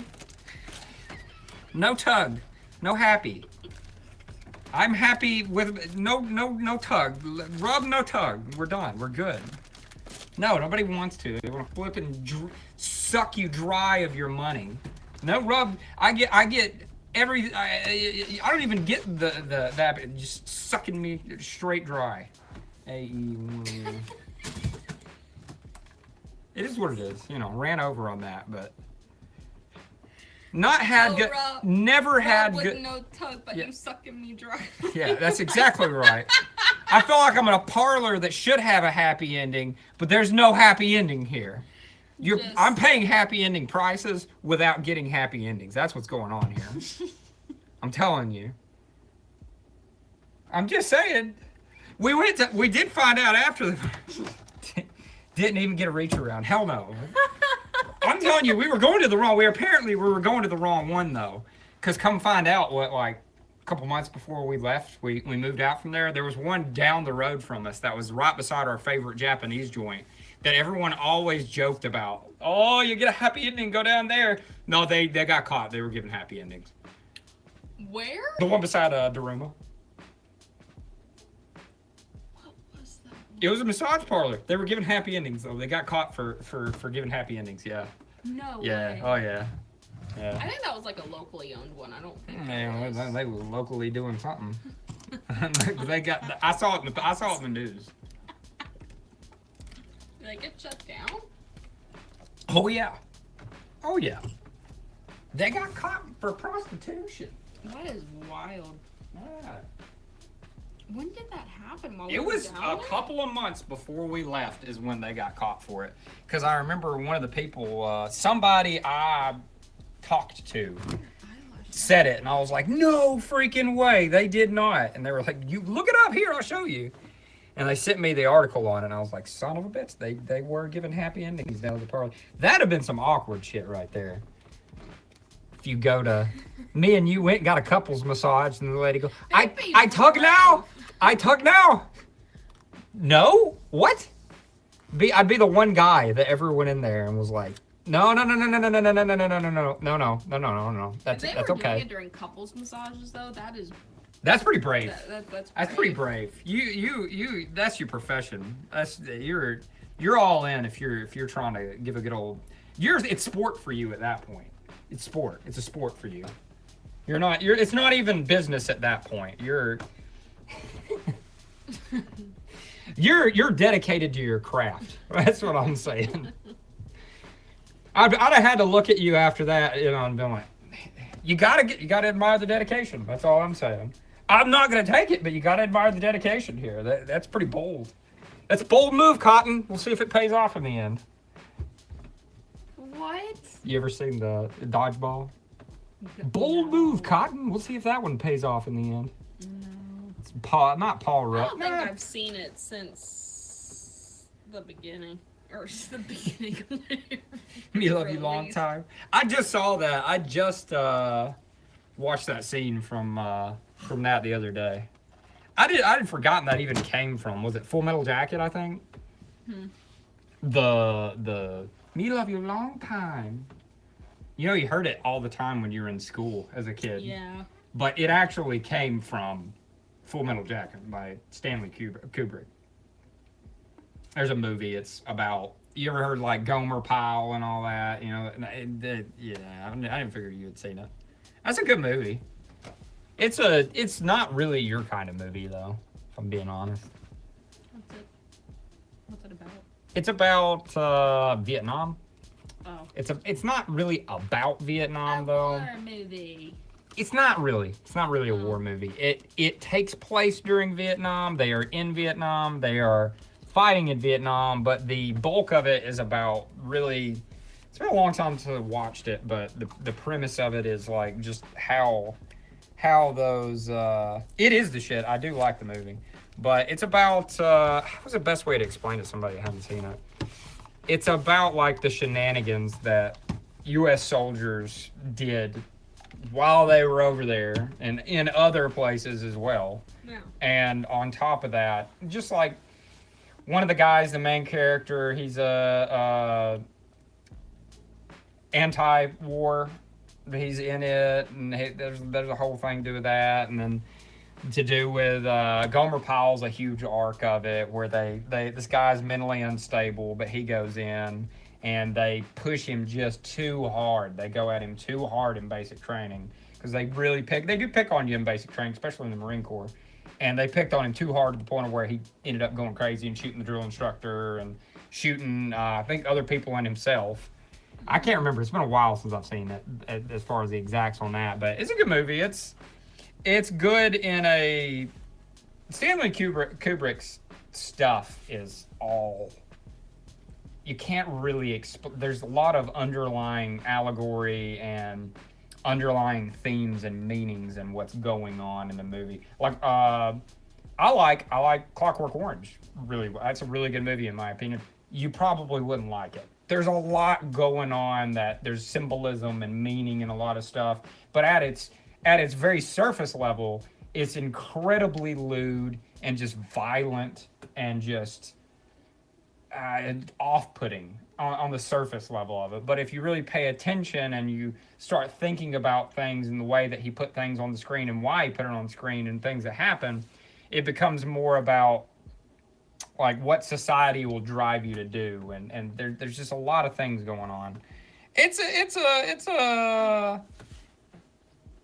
Kubrick made some good stuff. I do think, though, if I'm not mistaken, he was a filthy pedo, so that kind of does negate a lot of it.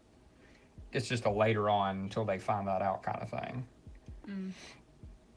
It's one of those things. I know a lot of people like to say, got to separate the art from the artist, but Full Metal Jacket is loosely based on a true story, if I'm not mistaken. I think you're right. But it's not about necessarily what goes on, and there's a lot of underlying meanings that are occurring and things playing up that are kind of talking about that war itself, less about it just being about, a story of things that occurred during the war, and really trying to show you, how we act when we go to you have to think of it this way. It kind of puts a light on. I have a lot of respect, and a lot of people have just straight up blind respect in this country for people who serve in the military. I have a lot of respect for anybody that serves in the military, just on the basis of, hey, you decided to serve your country.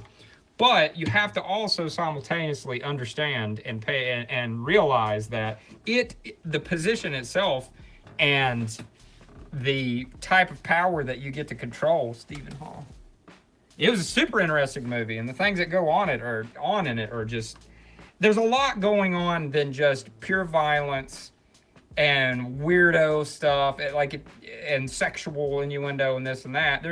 It's the changing of how that, if you've seen it, it's the changing of what society and what all that shapes and forms him into, and how it comes back in the end, how he acted and the ways that he acted, how it comes back in the end. He gets a taste of his own medicine and what goes on. There's even more than that. I'm really not doing it justice, to be honest. But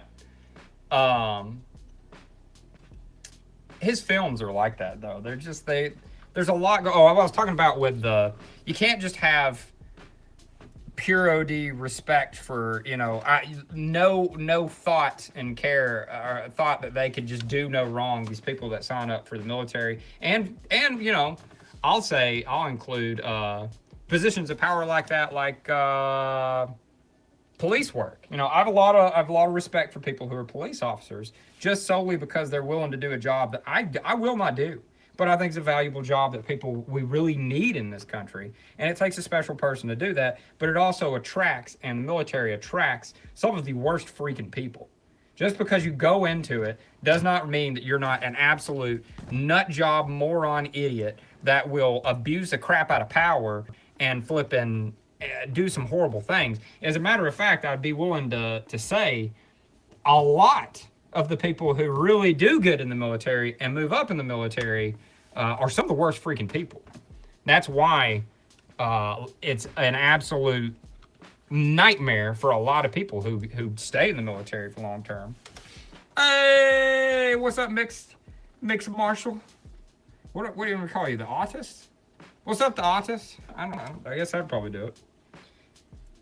Your title, your name's getting real popular these days, dude. All that Tylenol talk, dude. They keep bringing up all that. It's ridiculousness. But what is my opinion on ICE? What do you mean? What's my opinion on ICE? Like, should it just not have laws in this country, or what? What do you mean by that?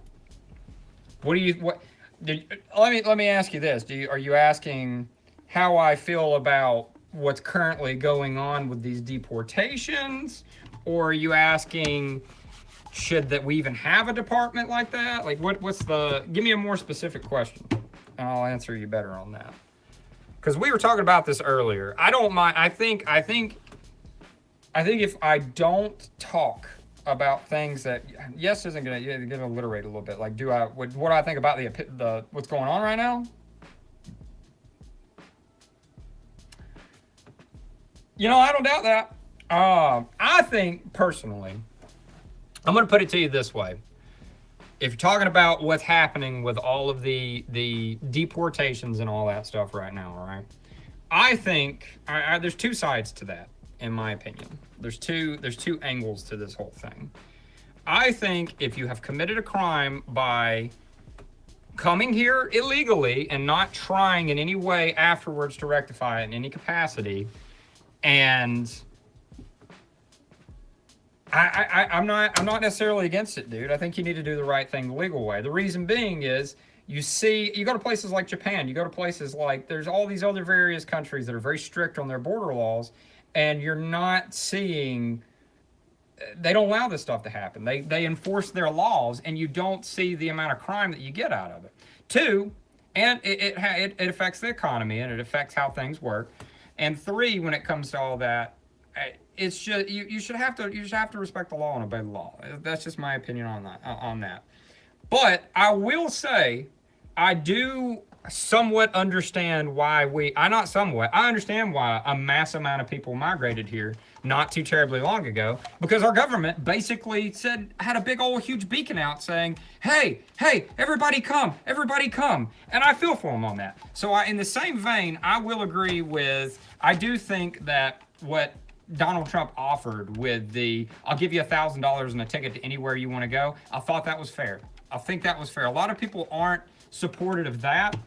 I think that you should be offered that, and then I think you should be offered the ability to, later on, when it makes sense and we get things under control, be able to immigrate back over here if you want to legally. I think you should give them the option. And I think people who don't take that option and don't want to do that, well, let's put it to you this way: first off, you got to get to, why are you coming here? Like, what is your purpose for coming to this country? If it's to escape another country that is not good, then what you need to do like we did at one point in time. Somebody eventually has to. Everyone in this world needs to eventually stand up and try and do something about what you got wrong over there. You know, well, you see what El Salvador did. I'll say that. El Salvador took that advice seriously, and now they're actually cracking down on laws, cracking down on making people support and obey the law, and cracking down on these gangs, these terrible gangs that are running rampant. Like, they're currently running rampant around here now. Safest country in the world now. Great I am that I am. God is great. You're correct. Yeah, I support ICE. I do. I support law enforcement. It's a job I wouldn't want to do, and somebody's got to do it. Not only that, I've yet to be shown an instance where they're just snatching up, at this point, where they're just snatching up people who haven't done anything and have no reason to be. The people who stay out of the eye of the law I've not seen too many of them getting snatched up right now. Not that, hey, if you broke the law to get here illegally in the first place, it's the law. You can't do that. Like I said, I love Japan. I would love to live in Japan. You try breaking the law and illegally immigrating into Japan or overstaying a visa, and you see how quickly you don't get the hell out of Japan. They serious about their laws, and I've never been somewhere safer in my life. Japan was amazingly safe. It was scary how safe Japan was when we were over there. So if you disagree, this is the place I'm coming from on it. I can only go based off of my experiences and what I've been exposed to and seen out of it, right? That's where I'm at. But I do think, I'll put it to you this way. I've always been late for quite some time these days. I've always been, let me make sure, I needed to look and see if there's anything on here that was of any issue. I don't think there's anything on here. I have been careful about my opinion, right? Because this day and age, people don't want to debate. And I'm gonna tell you, on the left or the right, or any spectrum of either one, people don't want to debate and just freaking talk. They don't want to have civil discourse and talk to people, say their ideas, say their reasoning that they're coming to these ideas, and go back and forth and come to some sort of a middle ground of talking about things, right? Nobody wants to do that. Everybody wants to throw words and lob insults, and everybody wants to seek to be understood before trying to understand. And it's led to, in my opinion, since Donald Trump was elected, it's led to some serious division in this country to the point of where it's seeping into daily life with daily people that you come across. Your family, it's bad. It has gotten to a point where it's kind of scary for how my kid's going to grow up. It's scary for how the next generation is going to have to handle this thing when they get up. If it keeps going down the path it's going right now, you won't be able to say anything to anyone without having to know exactly what we're all going to have to wear flipping shirts that show our political affiliations on them or what we believe, our political proclivities on them. And I think it's ridiculous. And I think, like him or not, well, I'll say this. It is, well, it's people that we've allowed it to get to this point where the people who want to have civil conversations stop trying to have civil conversations. He's awake. Oh, okay. I'm sorry, is he crying? Well, if you come back down, I'll see you in a minute. If not, I'll be up after a while. I'm going to get some stuff done. I love you. Kiddo woke up. She got to go deal with the kiddo. But I think bye, y'all. We're at the point now, I think, well, okay, back to what I was going to say with the other. I not necessarily, and not that speak ill of the dead or anything like that, I didn't necessarily watch Charlie Kirk too terribly much. And I'd seen some things that he had posted, and I didn't necessarily disagree with some of the conversations he was having, but... Oh, you saying bye to her? Yeah. I thought she's dipping out because I offended you. I was like, look, I'm sorry, but I just want to have, this is the point. I want to have conversations. I want to talk to people. I want to flesh out ideas. And if people have opposing opinions or views, then, hey, talk to me about it. Let's talk about this thing. That's all you can do. But I have to say, it was compelling to me that we're at the reaction that people had to his death. That was what got to me. It's what shook me. That got me to the point where it's like, I really dislike some public figures that have done some pretty terrible things and I believe are really messing us over. And that goes for left, that goes for right. I'll tell you, you listen to me and hang out long enough, and if you ask enough of the questions where enough of the opinions that people like to draw lines at come up, you'll probably say that I'd probably be labeled, if you're trying to label me, as more conservative leaning. I do not fully agree. No left and right, only America. That's exactly what I mean. I'm not left or right. I don't have an absolute love for the current administration, no matter what. They can't do no wrong. I have annoyances with the current administration. They're really, really annoying me as of lately. And I think they're honestly, they're spitting on everyone that had supported them at a point in time, to be honest with you. And I've been, prior to the current political situation, I couldn't stand, and still cannot stand, pretty much every president that we've had going back to JFK. I think all of them have worked to very seriously cripple this nation and divide its people. I think that there have been a couple of people in between that may have at one point in time tried to do something good, and I think probably were threatened with the JFK way and stopped doing it.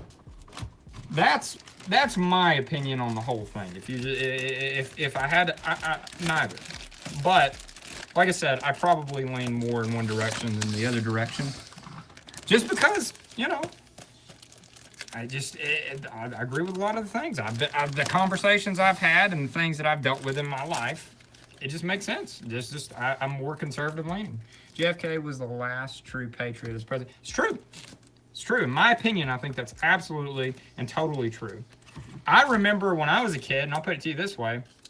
I remember when I was a kid, 9/11 occurred, right? 9/11 went down when I was in first or second grade.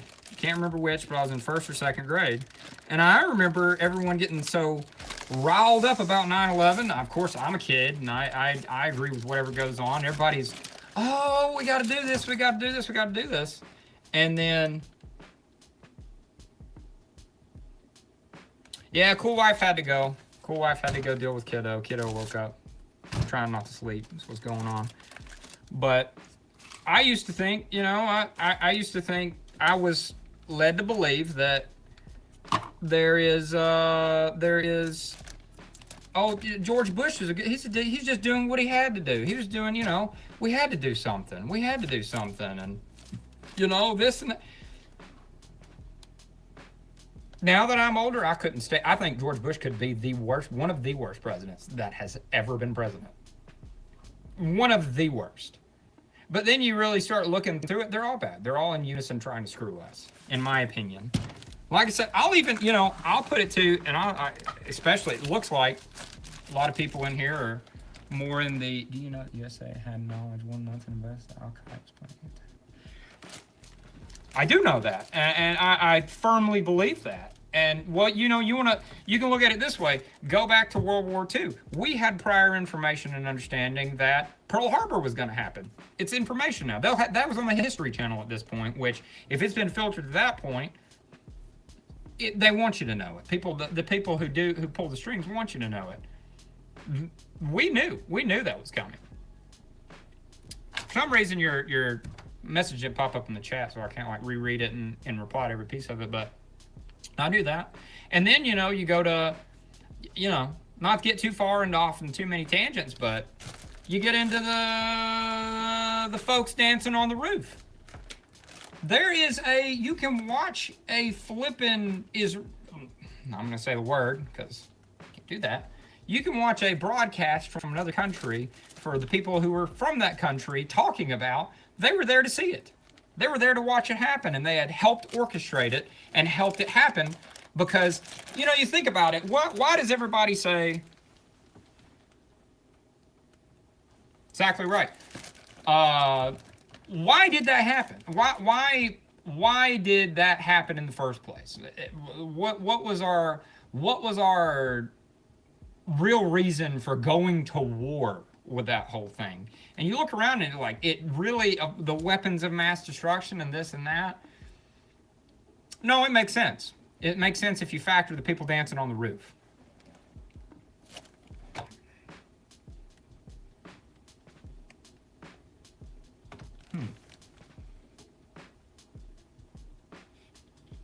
I didn't mean to ignore your chat. Look through the chat. I don't see. I'm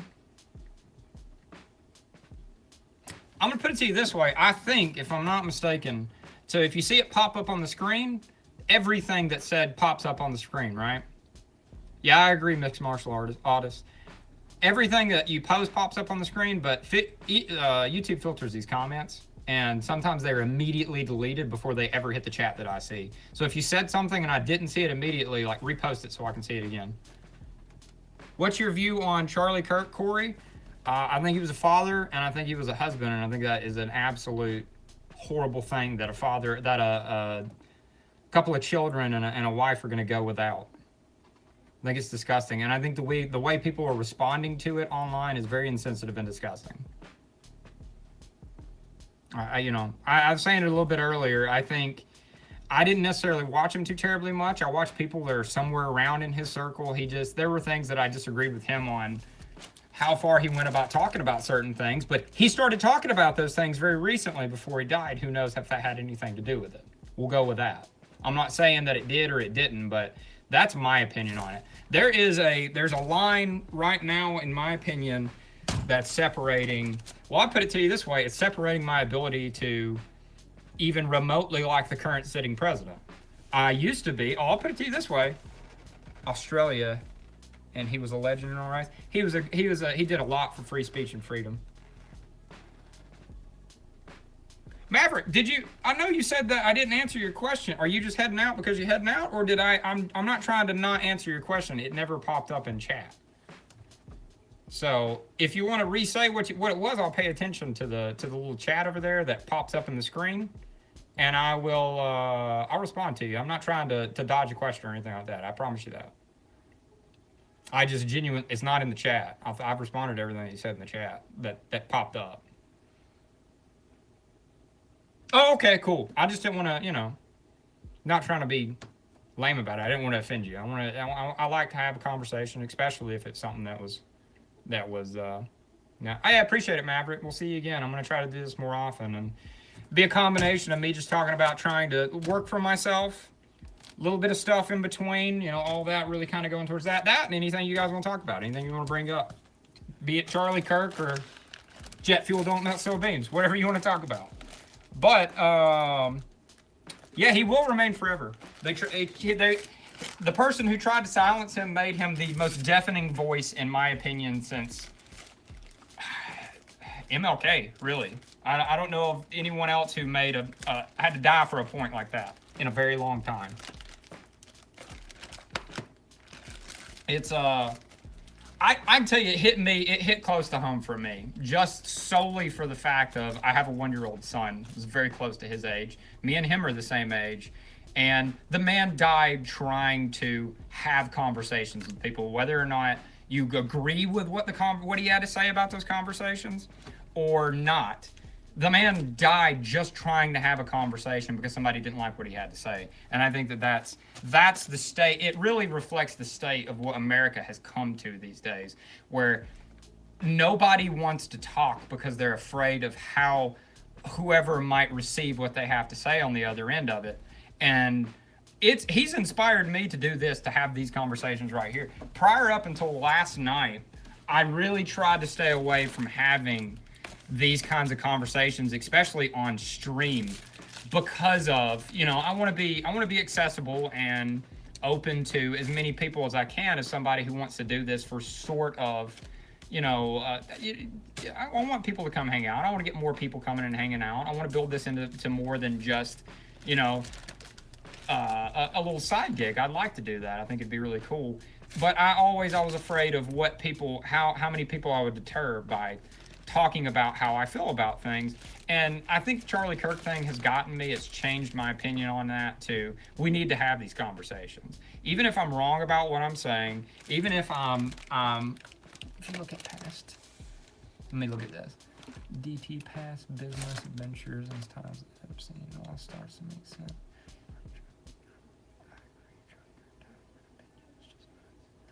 I'll counter that opinion here in just a second on why I dislike him at the moment, because it's a little bit different. I have a different opinion on that, just based on what I've personally seen and what I've followed through the time of I was a pretty avid supporter of his for quite some time. But what I was saying about that is, I think it's important we get back to having those conversations and being able to be challenged about what we believe, and being able to try and find middle ground regardless of how you might be perceived for doing it. I think it's important. I think it's important for the world I want my son to live in, and you have to be the change, and you have to flesh out the opinions that you believe in. Or what's the point in free speech if everyone's afraid to talk? That's the problem with that. What's the point in free speech if everyone's afraid of what somebody else is going to say about what you have to say, right? I'm done. I'm going to talk about and don't get me wrong. I'm going to be wrong. I'm going to say crap that's probably insensitive to certain people, and I'm going to come out when somebody has a valid point that makes sense to me and change my opinions on things, or at least factor that in on why I believe what I believe at the very least. I think it's just important. It's an important thing to do. We made Australia. I'm not sure what that is. But all right, here's my opinion. While I grab something else real quick, I got to get something else I got to do this job while I'm doing it. Things got to go up tomorrow. Got to have some things online. Let's see. You. Got some good old Z's. Okay, we're gonna get some of these better sweaters up because they need to quit sitting. I need to get rid of them. This is an older better sweater too. Patagonia better sweater. They sell well if you're interested in this portion of it. They sell well. They're great to grab. Patagonia generally is. It's not a shocker. Full zips sell for a lot more money than quarter zips do. A lot more money, significantly more money, double if not triple the price. But appreciate it, man. Appreciate it, really do. My opinion on DJD and the whole reason I'm currently, I hate to say having a falling out because of the way people like to act these days. Like, oh, look at you, you're regretting no, I'm not regretting my vote. Don't get me wrong. I still believe that he's the person to vote for. But I'm feeling less these days like I voted for somebody who wanted to change things up and make it a little bit different for this whole ridiculous cycle we've been in for years and years and years of the same people. You know, you look at George Bush, you look at Bill Clinton, you look at Daddy Bush, you look at you look at Reagan after he was in there for a little bit, you look at Carter, you look at all these people. All these people have been jerking each other off in the background the whole time. The Bushes are all in with the Clintons. It's not a conspiracy to look at that. They're friends, they hang out, they've always been friends, they've always been one big long uniparty that's been messing around with us in the background while slowly removing our rights. I agree. I'll tell you what I'm disappointed in, and I'll get to that. I'm disappointed in... So here's the deal. I don't personally believe, out of everything that I have seen, that he's involved pedophilically with Epstein. I just genuinely don't believe it. And I'll tell you why I don't believe it. Because the administration was ran by the opposition, who clearly vehemently hates the man, for an entire term after Epstein was revealed and became a thing, right? And they had all the cards, they had all the information, they had all the stuff. They're clearly not opposed to throwing dirt and even throwing garbage theories out for why the man is a bad man and why they don't think he should be president.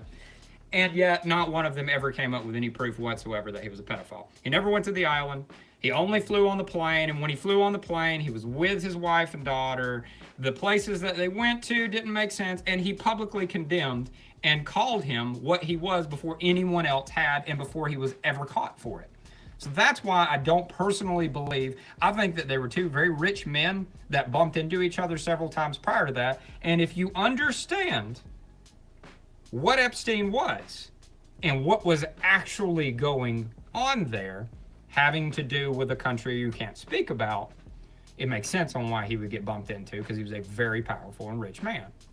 Like him or not, he was. Donald Trump always has been.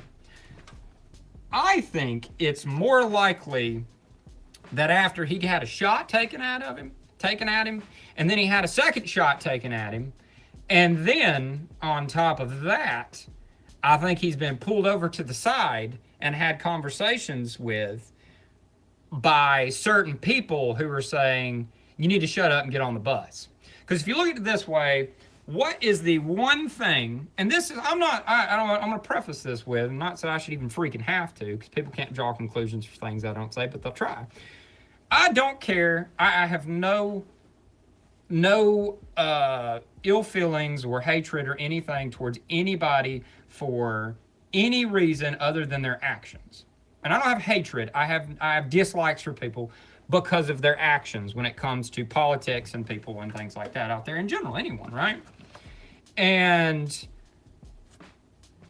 it just seems like a particular country, it's not that it seems like, a particular country is very adverse to what Americans truly need. And we all know what's going on there with that. If you don't, I can alliterate, but I think that if you look at, put it to you this way, if you look at what is one thing that everyone in Congress agrees with, that 9 out of 10 people in Congress agree with, right? Or the Senate and Congress, we'll put it that way. And you can even include really politicians. What's the one thing that for some reason the top politicians can all get on the same bus with, but they can't get on the same bus for anything else, and they're at absolute odds at every other moment? And if you don't know, you should know. You should look into that. You should ask those questions, regardless of what. Not power. It's not power. They can't agree on flipping anything. You can't get them to agree on literally like the whole. Both sides were saying the whole thing about no tax on tips and all that, even though that's a whole different ballpark of things. Not even. They can all agree on where we should all be sending money to. That's what they can all agree on. They all can't agree on anything else, the budget, where the money goes, and in every other aspect except for why we should all send money to one country. That I don't like. That I don't understand. Why does Nancy Pelosi, Chuck Schumer, and several other very prominent Republicans, including Donald Trump and J.D. Vance, why do they all agree that we should be funneling money into another country when you've got Donald Trump and J.D. Vance saying, supposedly, it's America first? And that's what got me involved. That's what got me in really liking the whole thing in the beginning. Hi, bye. Thanks for coming by.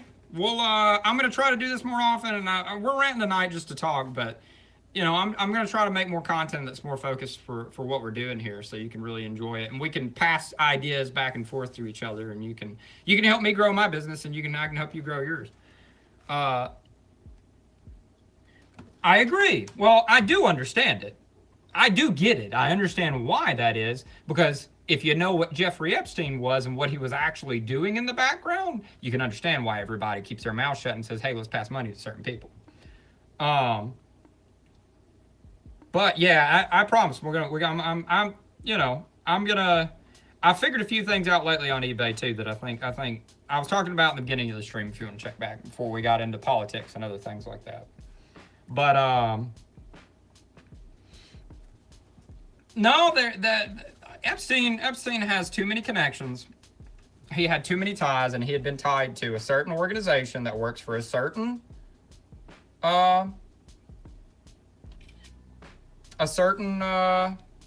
country that just it all goes back. All roads lead to one place, and I don't understand that. I really got involved, and I really started, not really involved, but prior to the 2016 election, I could care less. I didn't care about it. Well, this was the first really election that I turned 18, so I was able to vote in the first place. But prior to that, I was not in any way political, but I don't know, it started getting to the point of where things were changing drastically around here, and the sentiment was less of, in my opinion, that you could be proud to live in this country and be born in this country and be, you're just proud to be American, and then it started shifting greatly to, you should feel bad for being born in this country. You should feel bad for, he's not a Biden. No, he's not a Biden. I'm not saying he's a Biden in any capacity. I think, let me take this photo of this. I think, DT has been great for America. He ain't too old to be pooping in his undies yet and can put words together. Oh, he's not a Biden. That's what you mean by that. I mean, I agree, but I think he's getting nutty. I think he's getting really freaking nutty, and he's getting really freaking on my nerves. Because a lot of the people who put him in the position he's in right now, here's the deal. I understand why he changed his tune on Epstein. I'm going to say that. I think either one of two, in my personal opinion, one of two things has occurred. Either he's been told if he doesn't shut his mouth, he's going to get a bullet, which I think is the more unlikely thing, just solely because he kept going after he took the, got shot with the last bullet and he shoved his fist in the air and said 555. I think the more likely thing is you trace it down to his daughter and his stepson, or not his stepson, his son-in-law, and where their money is going and coming from. And those same people having a whole lot of influence over this country. I think that's why he was told to shut up. Because if you start digging into Epstein any at all, you realize he worked for a certain country and he was getting dirt on certain people for a certain country so that they could continue to lobby and hand more and more money over to that country and fight that country's wars and have that country's agendas and all this other crap. Defend that country no matter what, and this and that. Like, what? Why? Why are we doing that? Why are we assisting in that? I'm going to put it to you this way. That whole conflict of that country, I am certainly not pro the other side of that whole little thing. But at the same time, the hell's that got to do with me? What's that? Why are we funneling money into that? That's not. No. Why? If we're going to do that, why don't we head over to Papua New Guinea and help out the Papua New Guineans that we've been doing some pretty nasty stuff. American citizens have been doing some pretty nasty stuff to in the efforts to try and get a little bit of resources from the place that they live. There's a lot of stuff. Why don't we care about we care about, and it's, I can't really say the name because it sounds a whole lot like something that the algorithm might pick up and dislike heavily, but China is persecuting a certain group of people and doing much more horrible things to them, and nobody gives a crap about that. I just, money, people are being blackmailed, money is occurring and being handed to certain people. I don't think necessarily he's been bought. I think it's more under the lines of people he loved have been threatened severely to pay the price in the event he doesn't play ball and stop talking about certain things that you're not supposed to talk about.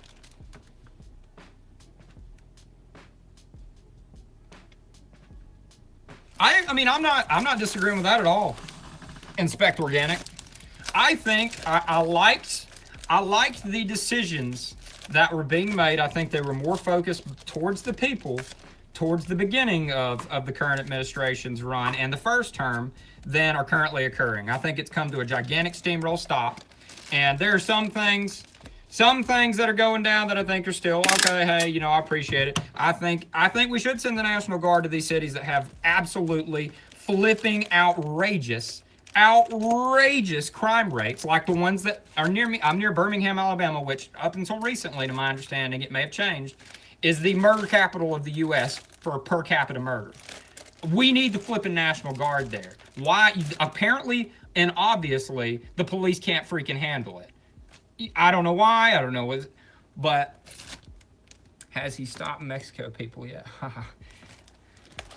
He stopped people from flowing over the border, but I mean, Mexico really wasn't even the problem in that whole thing. 9/10 of the people that were poured into this country that were, in my opinion, harmful to this country weren't even coming from Mexico. They were just going through Mexico to get here. I think it was 30,000 Chinese military-aged men poured into this country during that whole thing. You know, things are bad in China. I can understand wanting to get out of China, but the demographic that did, and on top of that, nothing happens in China or out of China to do with China without China having something to do with it and having the okay over it. Everyone knows that who knows anything about China. So there's more than just Mexico at play there. Much more than Mexico than that's at play there. China, in my opinion, China is one of the not the people, very different, very specific thing. Not the people of China, but the government of China is one of the single most concerning things that I think America should be concerned about than any of the shit going on anywhere else that everybody wants to get all riled up about, in my opinion. If you don't know, if you look up, let's see.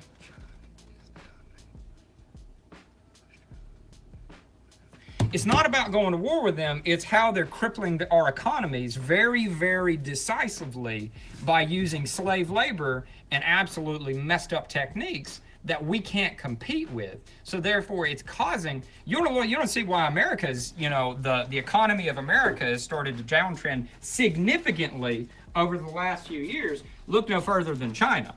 The second that we let China have all free trade in America, we got screwed. See you later, man. Good night. We started getting dinged.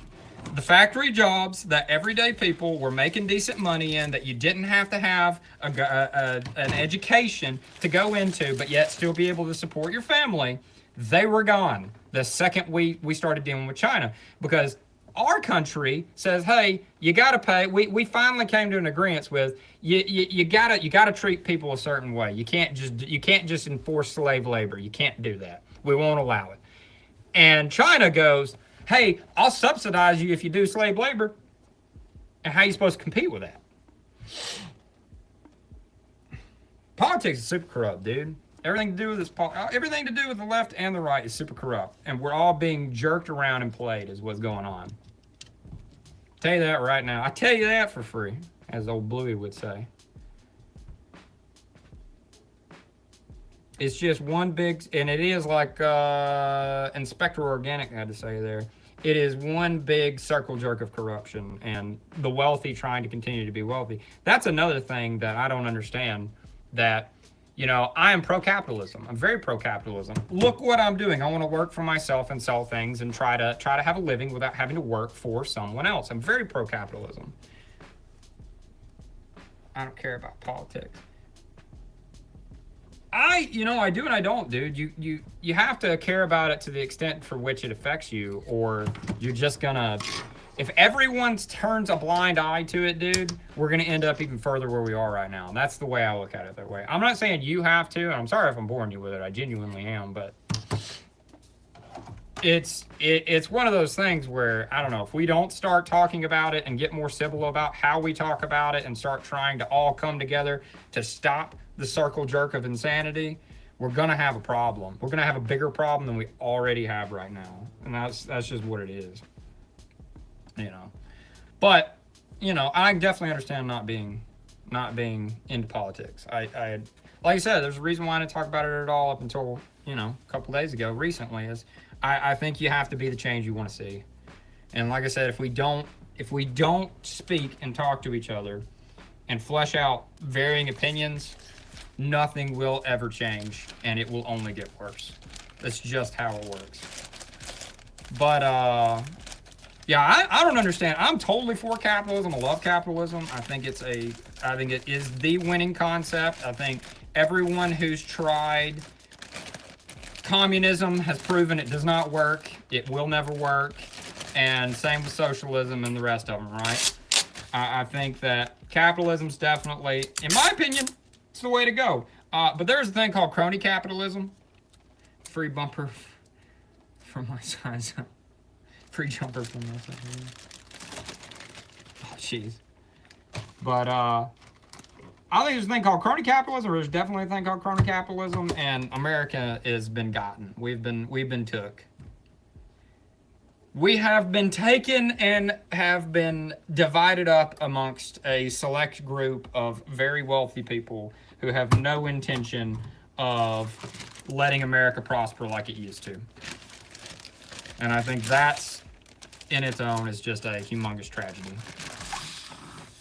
And I think we've also allowed countries and companies to knowingly and specifically destroy the American way of life. Like BlackRock is absolutely, unequivocally, one of the largest problems for American citizens these days, just solely because they bought up the majority of our freaking single family. You shouldn't be allowed to buy up all the single family homes and hold them and sell them from exorbitant rates that people can't afford and charge exorbitant prices on rent that causes everyone else to have to raise their prices to be able to be competitive. And it's ridiculous. Do you ever see celebrities walking around, or is that just movie makers' myths? I have personally seen, I've seen Nicolas Cage. I didn't see him walking around, but he was filming a movie in the town I was in. I've seen, you might know, I know everybody knows Nicolas Cage, so it's easy to say about that, but China is not good for trade. China is the worst for trade. Block, and I could go into more of that if you wanted, but they're absolutely terrible for trade. They're killing our economy. Yeah, I saw Nicky Cage. I didn't meet him, but I did physically see him out in public. I've seen Tim Cook. Tim Cook actually saw him at Starbucks one time, like right there in front of you. And I'd say he's technically a celebrity. He runs one of the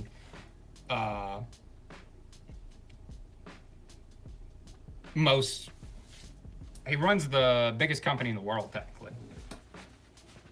The highest valued company, that's right, the first $1 trillion company in the world. He runs it. I think he's a dick, but it was still neat to see somebody who was worth so much money in one spot. Pretty neat. He lived and grew up and was born in the town that I lived in for a bit. Not the one I'm from, but one I lived in down in South Alabama. He's from down there. He's got a house down there, big ass mansion from down there. Yeah, the first $1 trillion company. Yeah, I've seen him, met him, or not. I've not really met him, but I saw him at. I think it was 2 people behind him in the line at Starbucks. Nobody knew who he was, but me. I didn't say anything. I'm not gonna bother anybody in public, especially somebody like that. It's just not. It's lame. I feel like it's lame to do that, unless it was just somebody that I had a lot of respect for, and it'd have to be in a respectful way, and it'd have to be the right situation, right? But other than that, I've seen I don't know. I'm not seeing a whole lot of other people. I've been in places where people are. Tears, 2 with 2 honeys, your order. I don't even remember what he got. I wasn't paying attention. I was just like, holy shit, that's Tim Cook. I was working for T-Mobile at the time too, so it was even more ironic. Like, I'm dealing a shitload with the iPhone and all that, so I definitely knew who he was. What did I do with my lint roller? There it is. My good lint roller right here. Gotta do that. See, that's the problem with, switch back and forth. I'll talk about everything in between, but that's the problem with China, in my opinion, is the fact that, see, here's the deal. They will abuse slave labor, and their government will subsidize them to produce items at a loss so that they can sell them at a loss to us for long enough to tank the market in that item and that commodity to the point of where all production that goes on anywhere but China cannot keep up nor compete with China, even locally, which causes the loss of shitloads of jobs, especially jobs that affect lower paid people who work in manufacturing jobs. It decimated our economy for that. That's the reason why we suffered in America and elsewhere. This goes for any country that ain't China, right? That's what they do. They go in, their government subsidizes whatever they're trying to. Meet Tom. Yeah, I did meet Tim Cook. They go in and they subsidize these companies to that's why shit's made cheap in China. You know why they can make it cheap in China? They utilize slave labor, and their government says, hey, I'm going to give you a bunch of money to make this thing and make it long enough to where we can make everyone else have to bow out of the race. And then when we're done with that, we'll jack the price up and we'll be the only ones making it. Not only that, it'll cripple their economy because nobody will have jobs, and it'll cause financial chaos on them. Because if you look at how the government views, not necessarily the people, but you look at how the government of China views America, they don't freaking like us. I'm going to tell you that right now. They don't teach their kids to like us. I'll tell you that right now. That's easy to see and find out. They despise us, quite frankly. They hate the shit out of us. I've seen the propaganda that they're pushing. They want, freedom doesn't work over there. That's not what they want. They want to control everything and be a communist party. And, you see where that gets you. You've got single-day execution vans with crematory vans following behind them, where you can be arrested, tried, killed, and cremated in 2 vans over the course of 1 day. And if you don't believe me, look it up. They advertise about it on their own TV to scare people into following the rules. Plus you get social credit. There's nothing about that that's appealing to anyone who enjoys freedom. Nothing about that country is appealing to anyone who enjoys having the freedom to be able to do and say what they please when they want to, which is the American way, in my opinion. And that's back to another reason why I'm not really fond of the orange man at the moment. I think he's pissing me off. We started sliding backwards into, well, maybe we just make America a little bit not first. We'll just give a bunch of money to a country that doesn't need it and has a bunch of shady dealings with a lot of our politicians.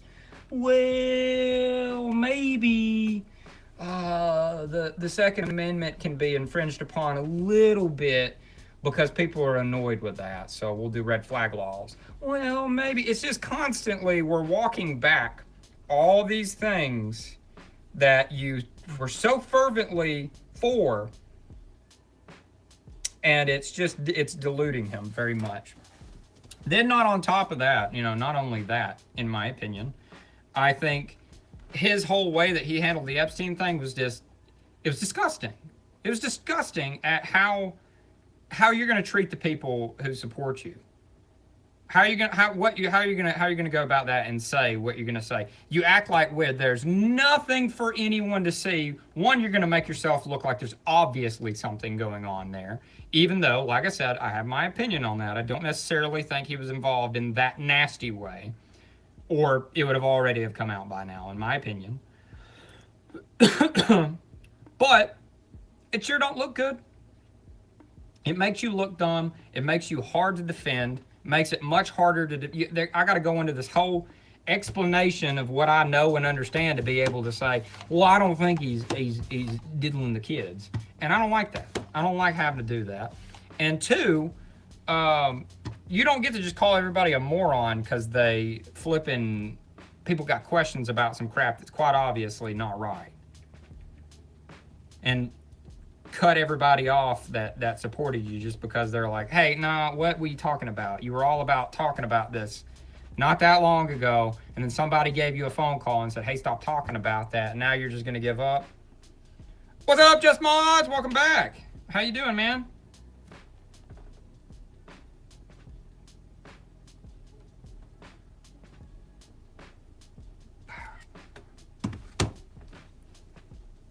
I still ain't made a TikTok, dude. I still can't find myself to do it. I'm gonna have to. I'm kind of waiting on this whole deal to go through, so I'm not catching as much spyware, right? Or at least my own country's the only one spying on me. Right now, I don't want to go willingly into the spider nest, I'm doing good, man. Just tired. Tired. Been trying to get some work done, been staying up late to get it done, and just been tired, man. I go to bed late, kid gets up early, it just cycle continues. You caught the political stream, Just Mods. Let's talk about all the things that nobody's supposed to talk about.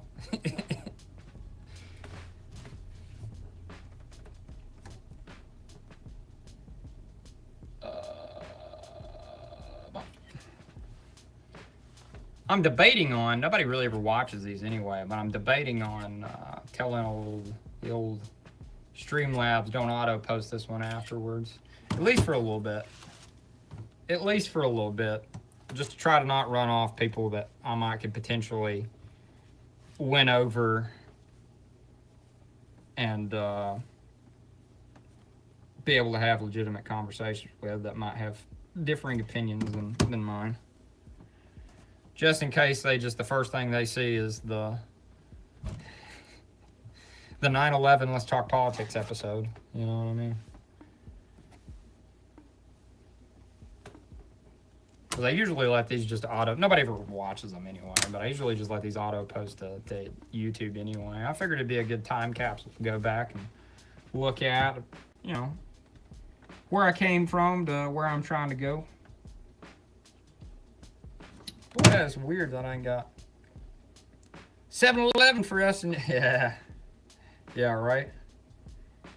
Yeah, we got 7-Elevens over here too, but I don't think either one of us have 7-Elevens that are any good, as good as Japan's.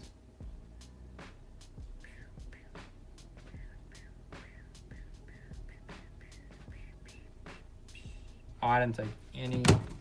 I took no measurements. Tell you what, I would do some things right now. And I'm looking forward to, but I would do some things right now for a delicious meal from the 7-Eleven they have in Japan. It is just so good and so tasty. No, your 9/11 is our 7-Eleven? That might be a reference I don't get. Is there something to do with 7-Eleven going on right now that's similar? I think I get what you mean by that. I think I get what you mean by that. Maybe. I might be reaching too hard, though. Think I understand.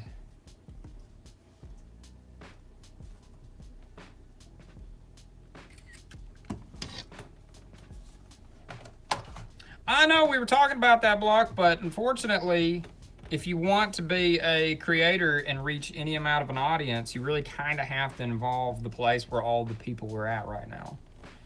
It's unfortunate.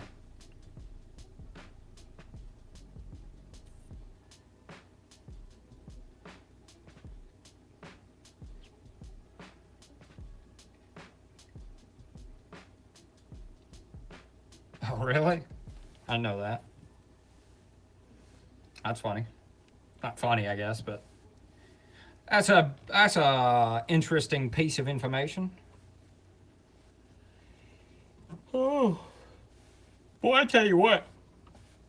Something I think everybody can get behind. I don't know where it is where you guys are, but power has got wacky expensive here in Alabama. In other places, and even in other places in Alabama, there's not a monopoly where there is multiple choices of who you can get as your power provider. We're stuck in, yeah, I think I have heard about that. Yeah, no, I agree. I agree. Telling you, people getting tired of how things are going. People are waking up and going, I'm tired of it, you know. But I feel like I've been ranting for a while before you got in here, so I'm trying not to get on to another rant. Well, at least about a political thing. I am getting sick and tired of the power, though. Here where I'm at, there's a reason why I am sweaty, and it's hot in here, and I don't have an AC running. There's AC. This place has AC. I could turn the AC on. But without running the AC, and I kid you not, this is no joke, without running the AC, you see I'm like basically in the dark in here, right? I don't have any of the big lights on. I have a few of these little can lights on. It's all I ever run in here. It's all I ever keep rolling in here. And I don't really even run any fans or anything anymore these days. I got these two lights on right here so I can take my photos. And then I got like a computer and a refrigerator running, right? $800 is what the power bill runs. $800. That's a low power bill. That's a low power bill. If I ran the AC, I had a little mini AC in that room back there. A pretty decently efficient little mini wall AC. That bill was like $1,400 when I ran it in there for a couple hours a day. I can't flippin' afford to not be sweaty as shit. Because the dang Alabama Power is the only people you can get your power from, and they are absolutely criminal about what they do. No, it is. So I'll tell you, I said the same thing. I said, no, we got a power drain somewhere. We got an issue. We got an issue with power. Now I figured out what it was. They charge triple rate for businesses where I'm at from Alabama Power. And then, so whatever the rate is, they charge triple that. Hello, my friend, found today through DNA tests.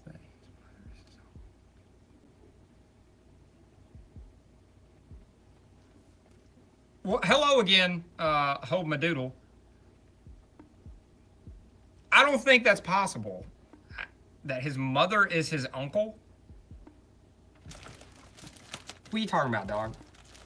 What are you talking about? Now, I'm going to tell you what. I've seen some nasty stuff that's similar to what you're trying to say, but it made it different. It was possible.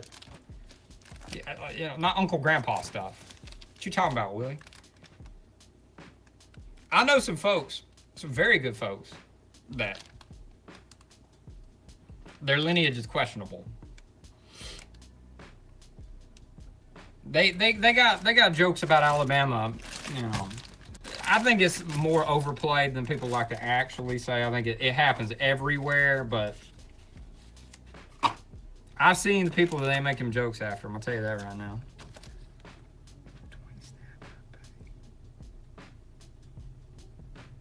I'm telling you, dude, over $1,000 if I run anything at all. They're charging triple rate for our power. They're the only people around. They can charge whatever the hell they want to. And then on top of that, I did the math, man. I did the math on everything I had in here that was running at that time. I looked up the kilowatt hours, and I sat and I looked at what the kilowatt hours were, or how much I'm using versus what they're charging. I'd have to look up what they charge per kilowatt hour. It's absurd. It is one of the highest in America. It's absolutely insane. We're being robbed. It's a flipping monopoly. It's disgusting, and they ought to be taken down for it. AE104. This shouldn't be legal. It genuinely shouldn't be legal. You know, I am not a communist. I'm not a socialist. I believe in capitalism. I genuinely do. But I think there are some things that we need to. We're at the point in society, in this world, in this way where those things, if we got to pay some freaking taxes, that ought to be the thing we're paying taxes for, and that ought to be the thing that we universally say, hey, this is a basic human need. I think power, water, and flipping, at this point, I think internet is a basic necessity. That time for solar, hell no, not time for solar. Solar is terribly inefficient. It's time for nuclear, my man. Time for nuclear. Why we don't do nuclear is a joke. It's time for nuclear. Regulator, no better. Yeah, it is a different story if you're rich. It don't flipping affect you at all. It's the people it affects and the people that it destroys. You know, why in the world is the CEO of you shouldn't, for power companies, there shouldn't be CEOs making billions of dollars annually. That's not okay. That's the thing we need to start putting regulations on and going, hey, nah, you're not gonna do that. You're not gonna do that. We're not gonna do that. Solar is 50-50? What do you mean 50-50? To my understanding, what it takes to create solar and the reliability of solar, it's just not there yet. It's not good compared to, why don't we just make flipping nuclear facilities? They're nowhere near, not even remotely near, as dangerous as people like to let on them to believe. Nobody wants them in their backyard because of the way that coal companies and petroleum companies campaigned back in the day and caused a bunch of hype over. There's too much stigma around it is why it doesn't happen, and there's too much pull for people who make too much money by making sure that nuclear doesn't happen. Because if you look at the production of nuclear and the safety, the amount of people who actually have died versus the amount of people who have died due to coal and all that, nuclear makes an immense amount of sense. The amount you get per kilowatt hour, all that stuff. Yes, solar is it's unreliable. That's the way to put it. It's just unreliable. You know, it is big power. It is not. That's not even an exaggeration. It's big power. It's a conglomerate of people who stand to make a shitload of money for us to stay in the dark ages on shit.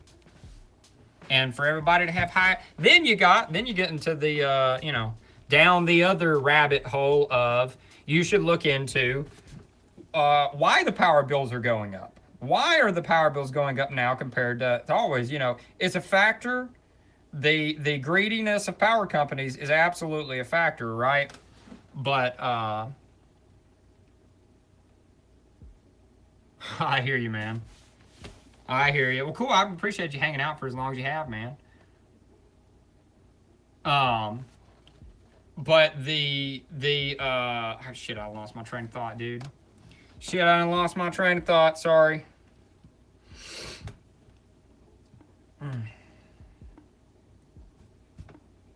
I was complaining about power. I know that, but somebody wants to remind me. I'll get back into that rant, but I done forgot. My bad. I was sitting here doing this and that. time for Joseph Power. Now it's time for power to be. It just costs too much. Yeah. Well, the amount that it costs to produce the panels for solar, the amount that it costs to, the unreliability of it, everything included, it just makes it's not feasible. It's a good supplemental for some people, but if we had flipping nuclear, it wouldn't be necessary. We wouldn't have to have it. We wouldn't have to do any solar. We wouldn't have to be paying crap for any of it. Nuclear is just, it's so much better of a power source, immensely better of a power source.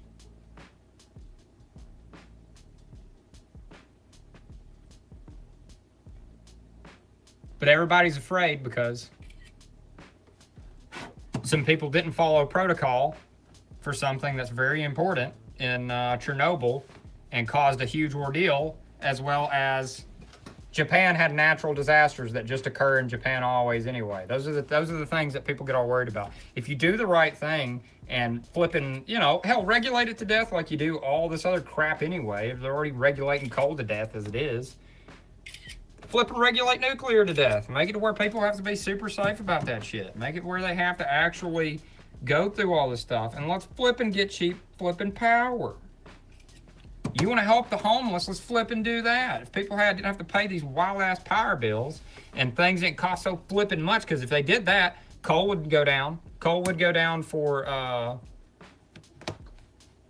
transportation use, or for gasoline go down for transportation use. It's how it works. When you stop relying on one form of energy, the others will start flipping going down, and then everything starts going down. People have enough money to start spending time and being more philanthropic with their money if they have extra bits of it. People used to give more than they do now, and people used to care more than they do now, but everybody's having to flip and fit for themselves because things got so damn expensive. Is Corpel. Yeah, UK got one building, a 20 millimeter drone. Talking about a solar building? 20 millimeter drone.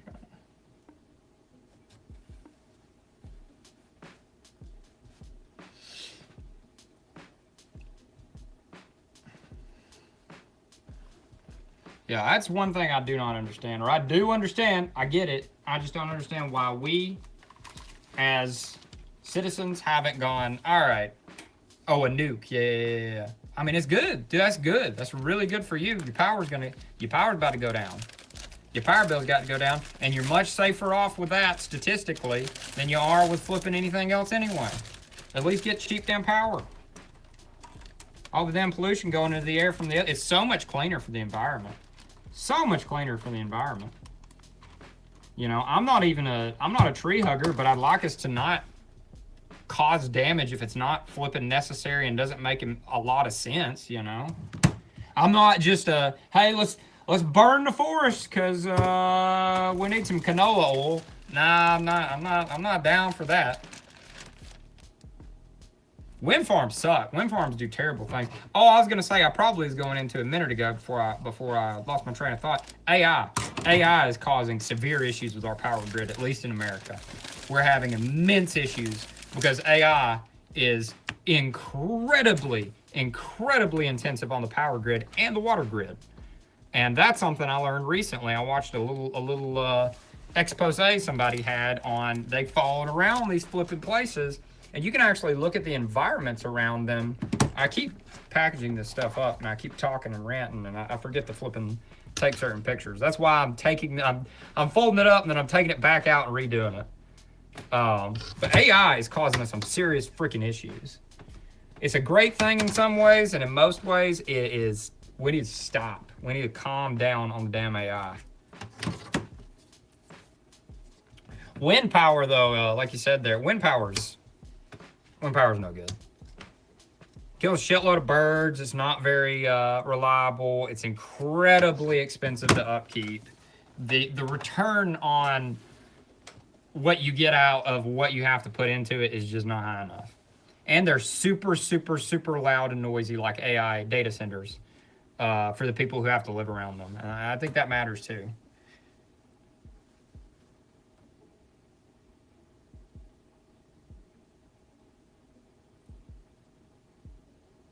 Yep. Data centers, dude. So what data centers are all that do, they're ruining the places that they're putting places. They're incredibly loud. They're a nuisance to the people that have to live around them. And then on top of being a super nuisance to the people that have to live around them, they are they're very intensive on the power grid nearby that they're connected to, and they're also they absolutely devour and destroy the clean water in the area because it takes an immense amount of water to cool them bitches off. Oh, so you're a data center and you're being told you have to lower your power, or you're having to lower your power because there's a data center coming? Which one is it? I wouldn't doubt either one. People are starting to revolt against data centers. They're nuisances, dude. They're super nuisances.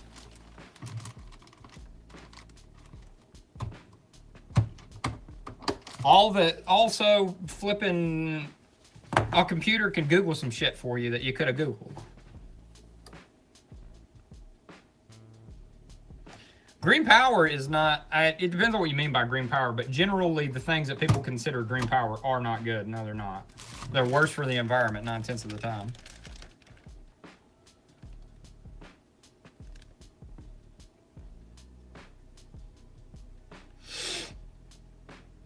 In a data center, you own a data center. Well, I'm sorry for talking so much shit, but that's what I've been led to believe, at least. And we've been told to call it and find better servers. That's weird, dude. I don't doubt it. It depends on if what you're running or what you're doing is similar to the issues that I've been seeing people talk about. Then I can understand it. I can understand why people, the area might be like, hey, we're tired of this. Stop. AI is, I'm not saying that I'm not going to go as far to say as it's the apocalypse and this and that, but it's causing issues, dude. It's causing issues for people like you and me. Oh, you did a lot to lower the power and those? Hey, man, I don't blast the hustle. I'm just saying, I don't know. I've heard, you tell me what you say. To my understanding, maybe you've done some efforts to lower the power and not be so consumptive on the grid nearby, but around here, to my understanding, they're absolutely destroying the infrastructure. And what's happening is, at least let's say down here in the South, right? The company that has to, they're having to turn around now and reinforce our power grid to be able to keep our power grids reliable. We had issues in Houston, Texas, in the recent years because these data centers started popping up, and they're just not their grid was not prepared to deal with the amount of consumption that was coming out of what they were having, right? And so Alabama Power is having to turn around and pay money and upgrade the infrastructure, and the cost is being cast on and built into everyone else's flipping power bills when we're getting nothing out of it. So we're having to basically fund to upgrade the grids to be able to handle the data center. That's what I dislike about it. I think, at minimum, if we got to do something about that doesn't affect people the regular people in the areas. You know what I mean?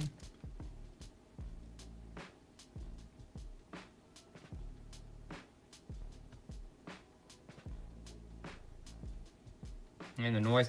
Well, I have to say, you have to put it to you this way, and I'm sure you can understand that too. I get, imagine this being a regular average just citizen of America, UK, wherever the case may be. You work your whole life. You try to do. You're not somebody that's wanting to you just want to live your life, right? You want to live the dream. You want to buy a house. You want to have kids. You want to raise a family. You want to have a little piece of land. You want to have a little something that you call your own, and you want to have a life, right? And then imagine you buy that house, you pick where you want to be, and you purchase a house in a place that you want to be at, and then a data center moves in nearby, and every time you walk out of your house, it sounds like a million drones taking off. I would be pissed.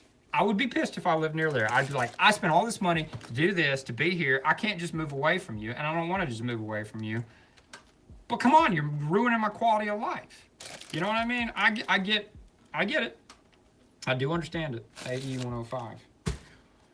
I do get why people getting a little upset about that.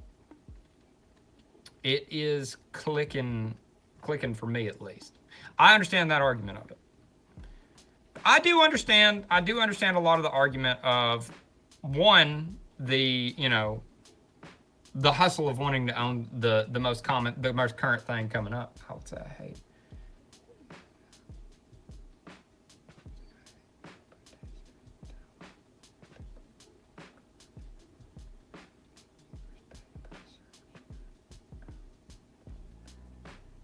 I'm sure.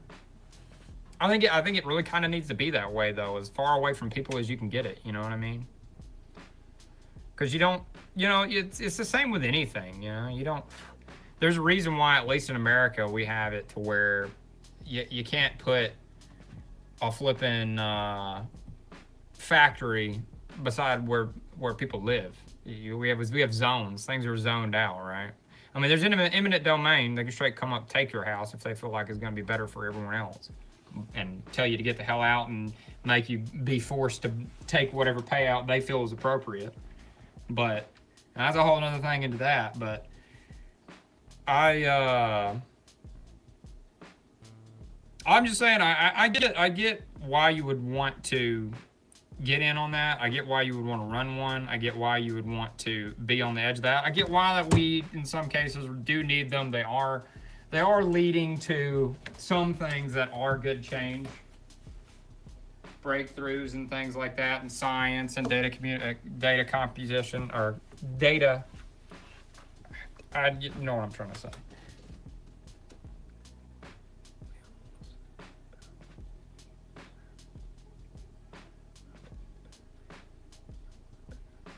Yeah, I mean, that's always the case.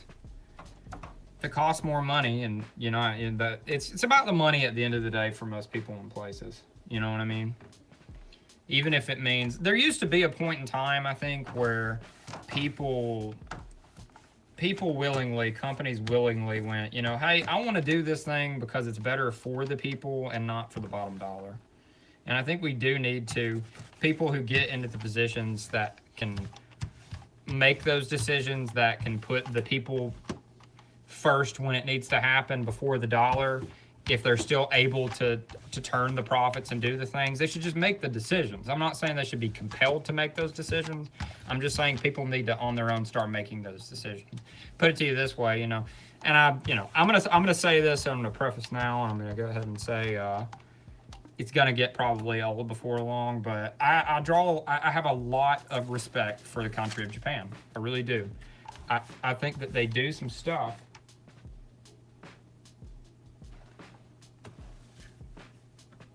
Hold on a second. Thought I heard something. They do a lot of stuff that I think is just commendable. I think it's just really, really the way that they keep their tradition, the way that the amount of respect that the average person and the average company has for its people and the people around them. I think it's commendable. I think it's amazing.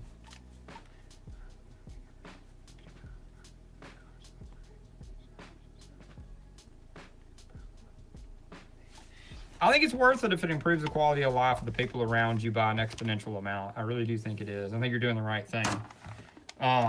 Even if it hurts the bottom dollar at the end of the day, I think it's the right thing. I think that's the main thing that people get wrong, right? I think they go,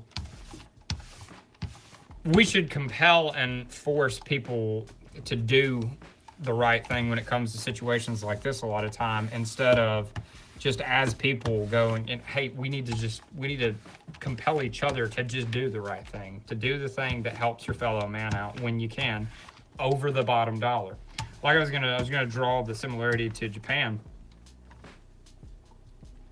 pay it back in the end, man. Do what you can for people. You gotta, that's the thing. We stop caring about the person that we don't immediately know, all for the dollar, man. It happens too often. Like I said, with Japan, why I find it very endearing is like there's a company in Japan that makes a certain type of ice cream that's been made for forever, right? They made this. I had it while I was over there. It's like this chill ice cream. It's got a certain crap on the package. This little Doraemon like looking guy on the package, right? And this company has charged for that ice cream for like 40 years, has charged the same ridiculously low price for that ice cream. Like over here, the amount that they're charging is like, it's like a quarter. Like it is nothing. And it's really good, high quality ice cream. It's a smaller company, not crazy small, but a, you know, like 90 something factory workers, if I'm not mistaken. It may be even less than that, that diligently and has always worked in this company making this ice cream. And they all came out the other day. Things have just gotten so bad and the prices have changed so much to where they had to do a price update. And they went up like 9 yen on the ice cream, which is the equivalent of a fraction of a penny in the US dollar. And they came out when they did that and made a public apology. Everyone in the factory came out with a video and made a public apology saying they're very sorry they had to do this, but they must go up on the price of this ice cream to be able to do what they need to do and support their workers and whatnot. 9 yen. 9 yen over the course of 40 something years. That's amazing. That is the epitome of not going up just because everyone else is, and still providing a product that you care about, you have passion for, and that you really want to make up to par and standard that will last and be loved, and still thinking about the people who at the end of the day who are gonna enjoy it, right? That's something that's respectable.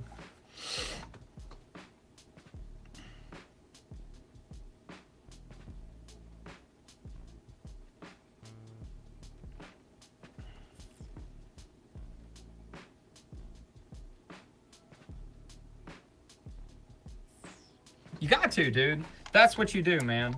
You got to do what you can for your fellow man when you can, even if it means giving up. You can beat. Now, listen. That doesn't mean you gotta give all your money away, and you can't make profit, and you can't have a comfortable life that you deserve for the amount of effort and value that you put in.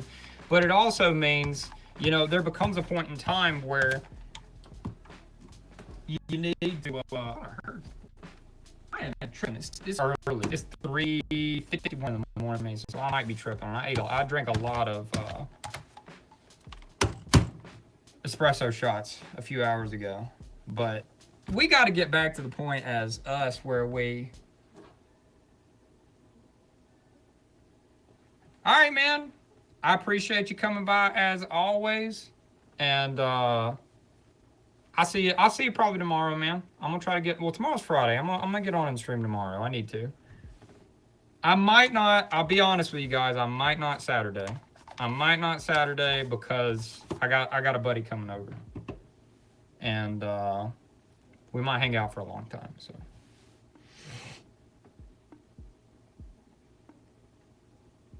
That's right.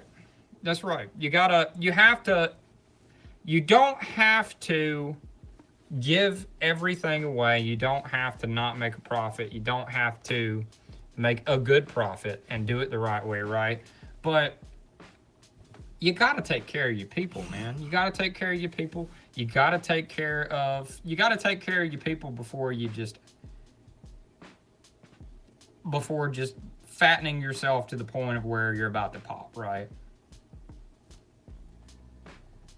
You got to factor in the happiness of your people and the people around you. That's the main thing. That's what I mean to say with that. You got to factor everybody in, man. This change may make you this X amount more money, right? But if you don't make that change, what's it going to do to the people around you and the people that work for you? It matters. It matters. It really does. And that's what we got to get back to. That's the way that, I think that's the way from what we'll see you later, man. That's what I got out of, when I look back at like what the way companies used to be, the way that, well, here's the deal. I mean, why all these people, all these boomers, all these people that came way, at least me, I'll say boomers, but these people that saw this life where you could live and provide and be comfortable for your family and not have to be, at a job for 45 years and have moved all the way to the top, right? Like, you can't right now in most states.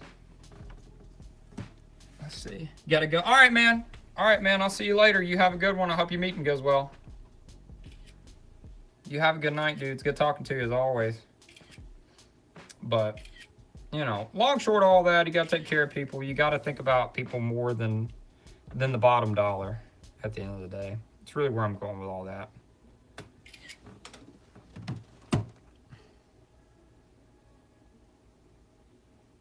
Yeah, no, I see. I mean, you can. I know you got to go and definitely head out. I'll just finish what I'm saying, though. You can absolutely make it. And, hey, I intend to make it and do it in a shorter period of time than what it takes most people today. Look, not everyone has the same capacities, man. Not everybody out there has the same ability to do for themselves and the same ability to do the things that you and I can do. I mean, that's just, it's always going to be the case. There are normie people out there that there's a capacity limit. They have a capacity limit to what they can achieve, yet they still need to be taken care of and be able to live a comfortable life like people used to back in the day before corporate greed took over everything. And the bottom dollar became the only thing that anyone cared about, right? That's what needs to change. That really is what needs to, we as a society, people need to start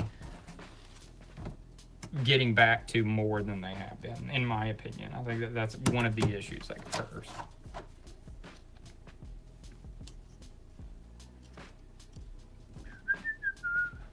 So we've done, if you're here and you're not here for the politics and the convo of that, you're here for anything to do with eBay. We've done 3 better sweaters. We've done a Harley hoodie. We've done a Harley. All right, man.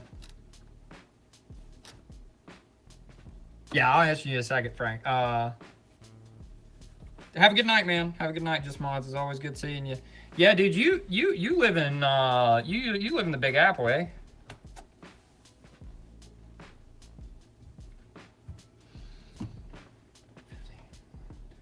I didn't get a sleep shot.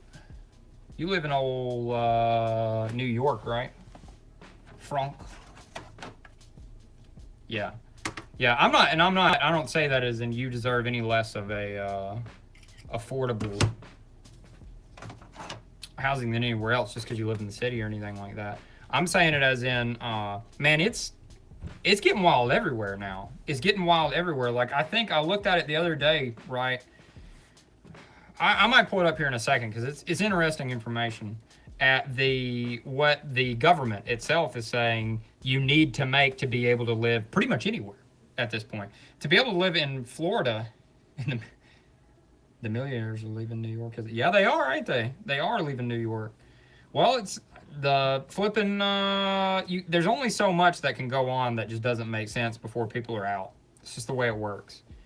I'm not saying we have to do everything catered to millionaires, but I do have to say, I mean, you tell me, you live there, though. I mean, is crime as bad as people like to act like it is there, or like you see on TV?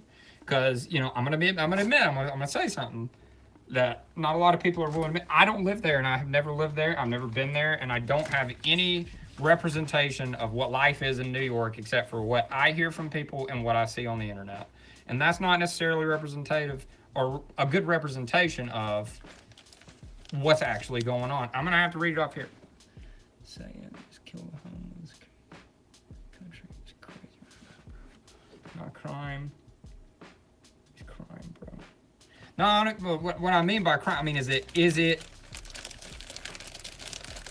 dangerous to go out and about all over the place and well, I'll put it to you this way. I think crime is just high everywhere at the moment. Because I'll be honest with you, there are plenty of places in Alabama right now that if you walk out there and you ain't the right person to be there, your ass is going to be dead. Especially if it's a certain time of day. And that ain't no flipping joke. That ain't got nothing to do with anything other than cold, hard facts. It's just flipping dangerous.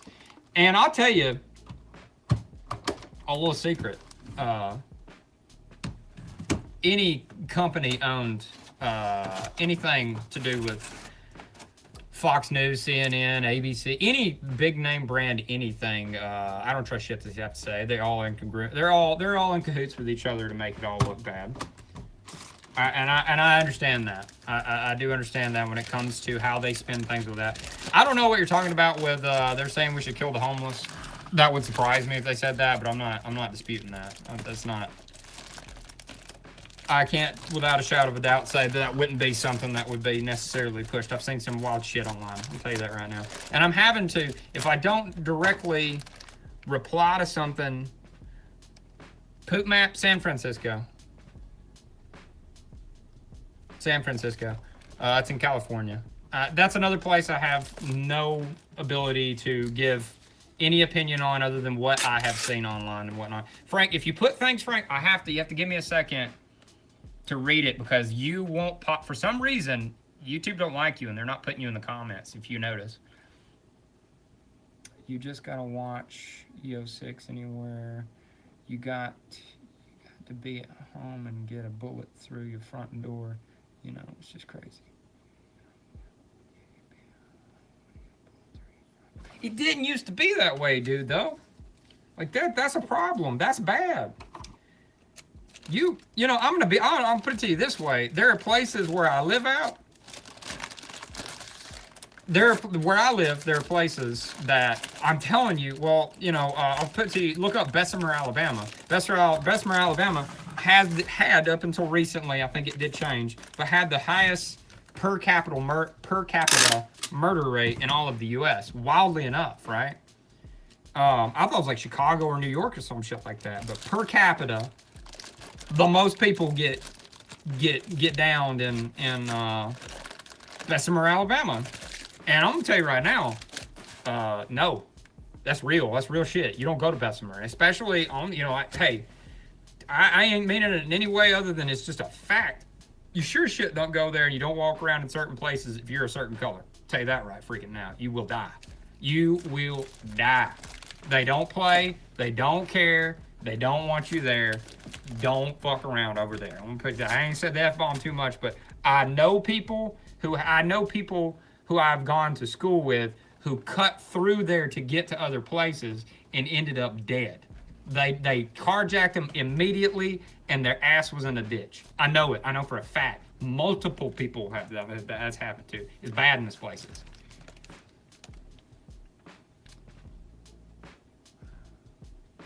No, hey, before you do, Frank, it's been doing that, dude. I don't know why.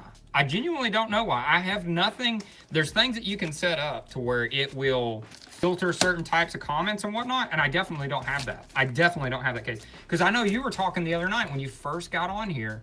It was a little bit political, and you were saying some political opinions, and it was blocking it. I could see it in because this is what it is. The reason why it pops up on the screen and it don't pop up in the chat over there is I'm streaming through Streamlabs, and Streamlabs keeps up with everything that's posted, and I have an app that makes it post in the center. But when you post something, it posts in the center because Streamlabs picked it up, and that's my software putting it up there, or that Streamlabs software. But the live chat, it never shows up in there, dude. That's an odd thing. I'm surprised by that, to be totally honest with you, because I'm gonna be honest with you. Generally, some of the opinions you've had are usually the more accepted ones when it comes to the people who censor things. It's very odd. I don't know. What app are you using? Streamlabs. Streamlabs. AE106. That's how I can get the little 205 at the bottom of the screen. That's how I can get recent sub and how I have the little thing scrolling at the top and all that, and the husky and all that cool stuff. What's up, Mimi? How you doing tonight? Thank you for stopping by. Just to warn you, we're talking about anything and everything. It may sound crazy out of context, but nobody here is... we're talking. Everybody's talking. Everybody wants to... we're putting opinions in on things and fleshing things out and discussing things that generally... well, that... I'm working on my eBay business right now. But, having conversations about things that generally end in heated, terrible debate. And we're keeping it civil because that's what it's got to be. It's what we got to do. I'm doing good. I'm doing good. I'm very tired. It is currently 4:03 in the morning for me. And I've been on stream here for, I think, 3 hours. 3 hours. Not because I'm trying to stream for forever in 3 days. Just because I got to get this work done. And you guys have really been... y'all been keeping me talking. Y'all been keeping me talking all night. But I run an eBay reselling store, if you're still here and you're curious. I buy and sell used clothing online that I get from various different places. Like this item right now is a Patagonia sweater vest. And I do more than just clothing, but typically it's mainly clothing. But we talk about anything here, anything and everything. If you got an opinion or you got a something that you're curious about, you're wondering why other people feel that way about it, or you want my opinion on it, feel free to ask. I don't care. Or if you just want to hang out and enjoy the show, feel free to do as well. Good old eBay, yeah. I have been dabbling a little bit into the Facebook Marketplace side of things, and I've had some decent success into that the last couple days. But yes, good old eBay. That is my main platform. They're just, they did it too good. They did it too good. The poop outweighs the sheer dominance of the platform. And everybody else is just too much of a damn scam, unfortunately. Besides Facebook Marketplace. I've had decent luck with Facebook Marketplace not being scammy. But Mercari, oh my gosh. Oh my gosh, I tried to get back on Mercari the same time I tried to put over onto Facebook Marketplace. That's a joke. Mercari is a joke. I don't know how anybody makes any money on Mercari without somebody else trying to steal it. I posted like 15 things. I cross-posted like 15 things over to Mercari. And I went back to it the next day to check to see how the progress was going, how many clicks are things getting, how many views are things getting, like, is it worth me spending the time to cross-post over to this platform? And I had to pull it up, but I had like 12 messages that Mercari had deleted before I ever even saw them, which leads me to believe people were trying to scam me and they were picking up on some common scam and deleting it as it came up. Which is wild that there's that many people scamming people on Mercari. That's just...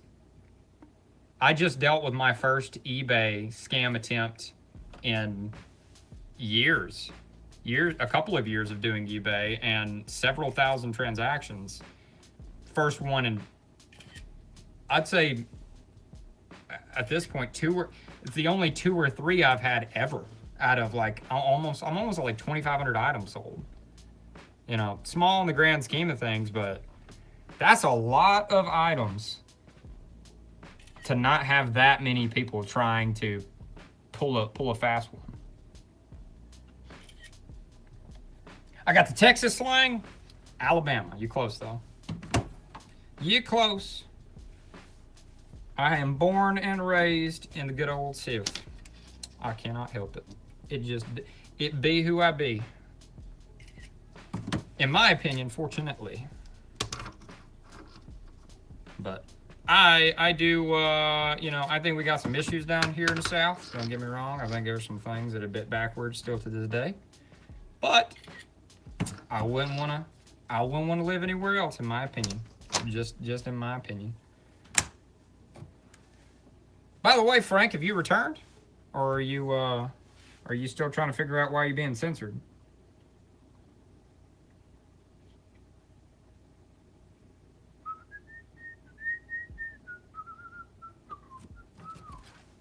You were close though. I'll give you that.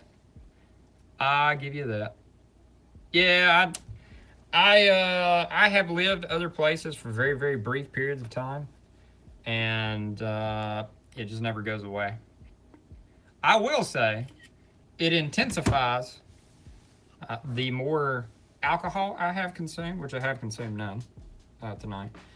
But the more alcohol I consume, it does increase and intensify, and the more upset I get, the more redneck I become with my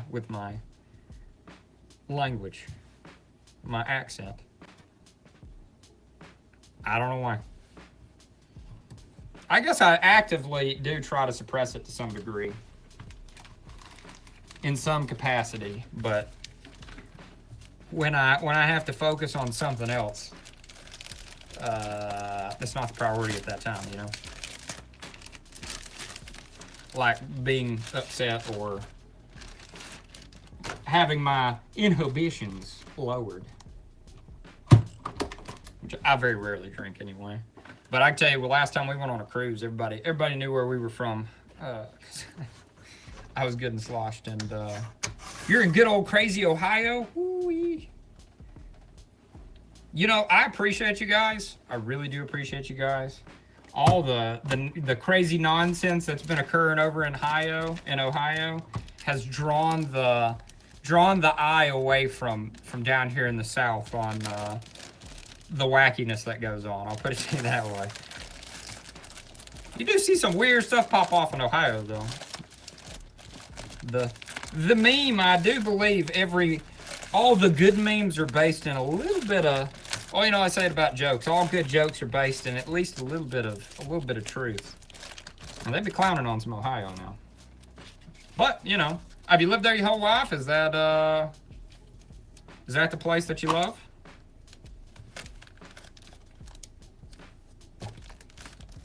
I love Alabama, I do. I hate a lot of stuff that we do. I hate a lot of laws that we have. I think they're very dumb and antiquated and counterproductive to the majority of people. But I wouldn't live anywhere else. It really genuinely wouldn't, that I've seen. Oh no, you're from New York? Oh yeah, you're right. That's still a pretty good flop. Everybody that comes in here is from New York, which is weird. It's weird. Frank, there's a dude named Frank that I think he's dipped out for a moment. He's from New York. We had a couple other fellows come from New York yesterday. Everybody that wants to talk is from New York. Try to see that way, at least. Might have a lot of people from varying places, but everybody wants to talk is from New York. AE107.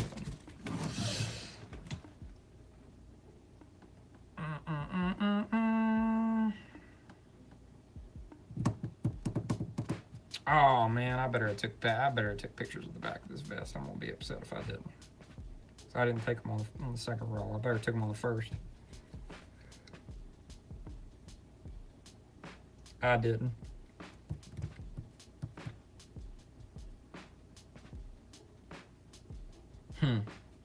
I could have swore I just did. Okay. Is what it do be. I'm being counter.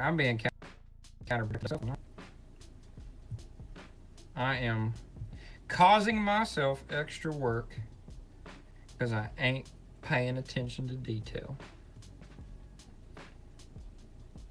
I ain't making sure that I get done what I need to get done the first time.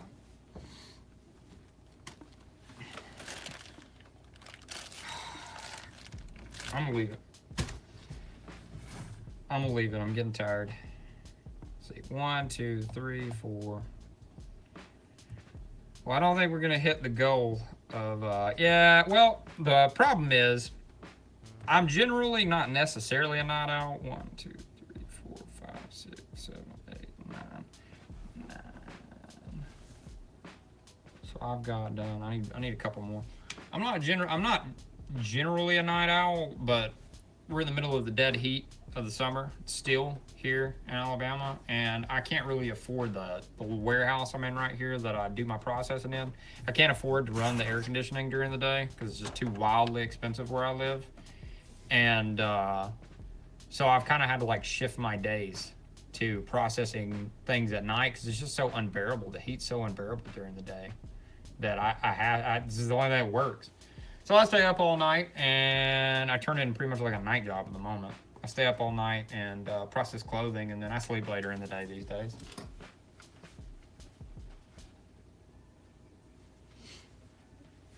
I do this solely as this is my full-time job at the moment, so I'm able to kind of do something like that, you know. Got another Snap Tea. I don't think this is a Cinchilla. Nah, I think it's Cinchilla. This is a newer one. They stopped doing Cinchilla in like the mid-2000s, if I'm not mistaken. Yeah, you gotta do what you gotta do. You just, you know. I tried it for a while. I had a little fan on me for a bit in the hottest part of the summer, and it just wouldn't. It wasn't cutting it. It was not cutting it. I was sweating to death. I was getting fatigued as piss. It was just getting to the point of where it wasn't good for me, you know. And not that this job is not a real job, it's not got its challenges and whatnot, and you know, you got to do what you got to do when you're self-employed, but it's better to do it this way. It's just better to do it this way. I'll probably wake up, it's 4:14 right now. I'll probably wake up at like, I have a 1-year-old, so maybe 10-ish. Today I woke up at 10 when he woke up, and then I passed back out. My wife got up and got him, and I passed back out, and I played with him for just a minute while she, you know, did a couple of things, and then I passed back out until noon because I'm so tired. I'm so tired when I wake up. I try to get up, and 5 o'clock in the morning to 10 is just, I don't know. Some people can do it. I used to could do it when I was younger, but I don't know. 30 slapping me pretty hard these days. 31 slapping me pretty hard.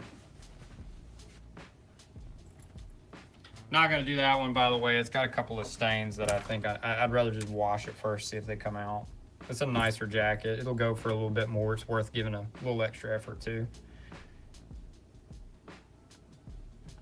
I don't always try to get stains out of things, just because there is a serious, I was talking about it earlier in the stream, a serious point of diminishing returns, where, you know, the amount somebody'd pay different for what I would have done, you know, the stain I would have got out is just not worth the time, the energy. The time is not online, and the amount it even costs to do it, you know. Alpaca cashmere. Oh, that's annoying.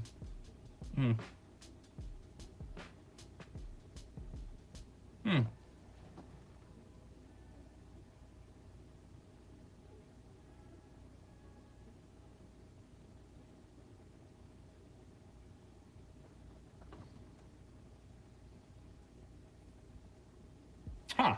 I've never seen one of these like this. Not the stain, I'm telling you. This is a weird one. This is a cool jacket I've had for a very long time. I can't tell if it's men or women's, first off. It does not delineate. I think it's going to be a men's. It's an XL. That's the only thing about it is, I'm going to have to look it up. I'm going to have to Google it. But generally, I got to say, Cool doesn't use very good materials. They have their own proprietary synthetic materials that they usually use. This actually has alpaca and cashmere in it. I'm very surprised by that. It might be unisex, but I gotta be careful and err to the side of the smaller person.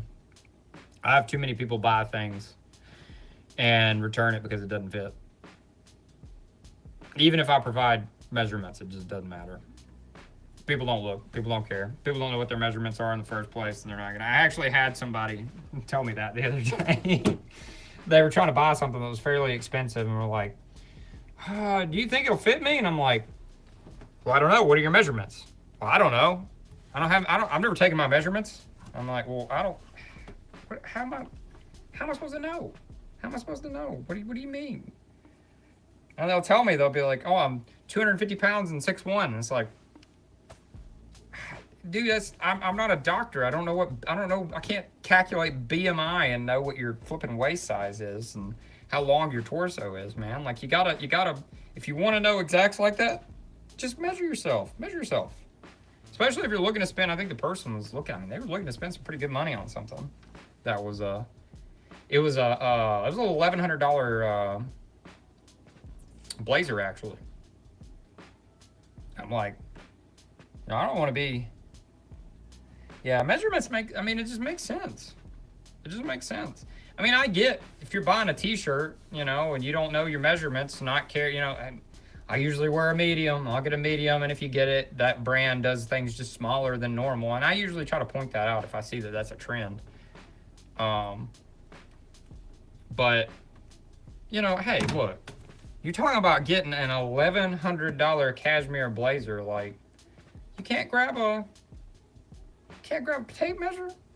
Just get a little look, have a little look-see. I can confirm everything with you.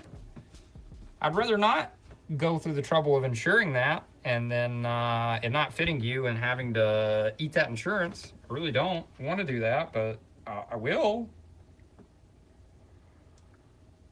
Personally, and I'm thankful for the people who do it, or the person that eventually, buys that that item, but I can't understand paying $1,100 for a single lick of clothing, to be honest with you. So, I also thrift for a living, you know. We just two different people. But I appreciate those people, and I hope that they keep. Oh no! Phone died. Went a long time though. I give it that. Did go a long time. I think I'm gonna roll on another maybe 20-30 minutes or so, and yeah, no, I am. I think I'm gonna roll another 20-30 minutes or so and get a couple more of these done when this phone charges, because I have to. I've got to get. I figured out this one thing I was talking about earlier. I figured out with eBay that they're serious about people consistently posting to their platform. They really are, and they punish you if you don't. You will not sell things. They will not show your things to people. You will not get sales. You will not get views. You will not. You just won't. So I've got to get. I'm making it a point to at least post. I like to post 15 things. I don't know if I can last out another 4 or 5 things here, but I've got to post at least 10 things tomorrow and go ahead and have them ready tonight, because I'm gonna get up at noon tomorrow. I'll go ahead and schedule them out so they post. Which means after I finish up here and decide to stop taking photos of things, I still have 30 minutes of fixing listings to do. Which is okay. It's the pros and cons of owning and running your own business. Sometimes you gotta do what you gotta do. But yes, I'm getting sleepy. I am getting very sleepy. The tired is beginning to set in. Oh, come on now. Did I really? I lost all my photos. Turn the phone down.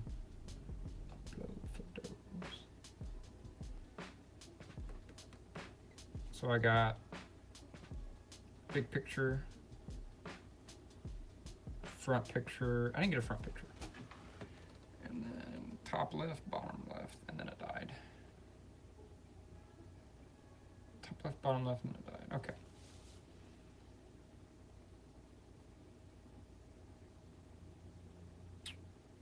Okay, so far we had a lot of people come in tonight, come hang out, and talk, and chat. Sometimes I do this and I don't have anyone at all come by and chat. I have people stop by the entire time, but nobody talks. And if you're one of the folks that are not talking when you come by, that's okay. I'm not mad about it.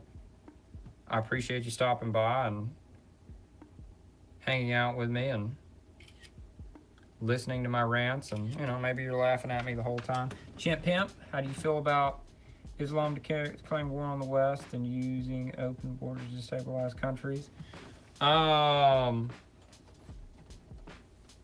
do you mean? They've always been doing that. What are you talking about? Do I think that it's a nice thing? Not really. I personally, I have issues with that, and I have issues with a certain other country controlling people from the very top. To be totally honest with you, I have issues with two separate countries and battling religions that both want to infiltrate the West and destroy us. I'd like the Middle East to just stay in the Middle East, if I'm being honest. Quit trying to infiltrate the West. Leave us alone. Stop it. Get some help. Do you feel like America will be like Britain? That's a good question. Yes and no. I don't think you can ever fully disarm America. So there'll always be some aspect and amount of people who will at least continue to, at minimum, bluff that they're not going to allow things to happen to them. So it is still scary for both of those people, or both of those ideologies. And in a way, no, because a lot of people are willingly choosing to give up their rights. Hey, I guess it is morning, isn't it, dog? It is morning, Kevin. And Lakeland, Florida. Hey, man, what part of Florida is that? What major city are you close to? Lakeland, Florida. Is that near Tampa? So I say yes and no, Chimp Pimp. I think no. We'll never get to the point of where Britain is inherently because of we have the Second Amendment and the First Amendment. I don't see it going anytime soon. There are enough people who know that that's not something we need to get rid of. Hey, I appreciate it. No, I definitely am, man. I love this country. I wouldn't say that I am the definition of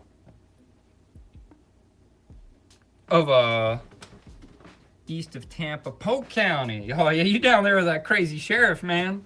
You down there with a Polk County sheriff, man. What they call that guy? What's his? Grady. Isn't it Grady? Yeah, something like that. I think it is. I'll tell you what. He'll say what he wants to say, don't he? I've been to Tampa a few times. I like Tampa pretty good, man. I'll tell you what I miss out of Tampa. I really, really, really, really miss. There was, I think it was called there's two places. It was the Silver Dollar Cafe, I think. I don't know, they just had really good food there. And then I miss Colombian food, dude. I miss Colombian food. Legit Colombian food from the Colombians was amazing. I enjoyed the crap out of that. My company I used to work for a while ago was based out of Tampa, and all the big stores were in Tampa. And when they trained people, they sent you to Tampa. And man, I missed that. I was there for like 3 weeks, and I ate the crap out of they had a plate at this one particular Colombian restaurant. I couldn't even order from there. Oh, I had to go with my trainer was from Colombia or Brazil or something like that. She could speak fluently what they were saying, and she would order for me because she loved the place too. She wanted to take me there to enjoy it, and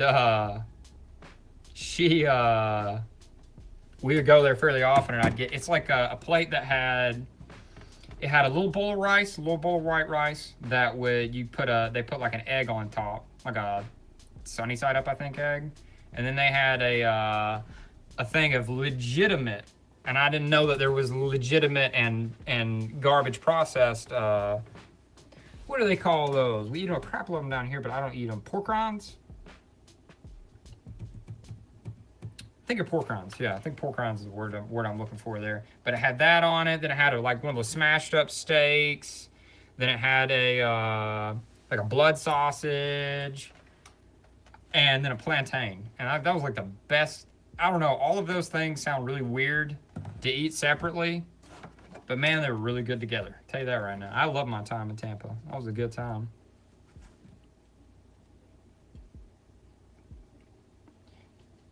Tampa was a nice joint. I love Florida, man. I gotta be honest with you. I'd love to live in Florida. I don't know what kind of a situation you're in or how you do it, or if you were just there before it got crazy, but Florida's expensive to live in now, man. You can't get land. You can't live in Florida, like get an apartment in Florida for anything reasonable. In my opinion, from what I looked at. Shoot, you can't do it in South Alabama. South Alabama's then gotten to the point of where it's wildly expensive compared to everywhere else. I was living down in South Alabama. I was in a, I would consider it to be, at the time, it has gotten far worse and is not, to my understanding, the rent has continued to increase, and yet the conditions around there have gotten worse and worse. But I was paying back in even before COVID hit. It was in Daphne, Alabama. I was paying up to, when we left, $1,600 for a 2-bedroom apartment. That wasn't including utilities or anything. That was nothing included but rent. That was it. That's all that I included. I had to pay utilities separate. I had to pay water, power, internet. I didn't get cable or nothing like that. But renters, all that was separate. And that got, man, I was paying a couple $1,000s a month just in bills like that. That didn't include my phone bill or nothing else like that.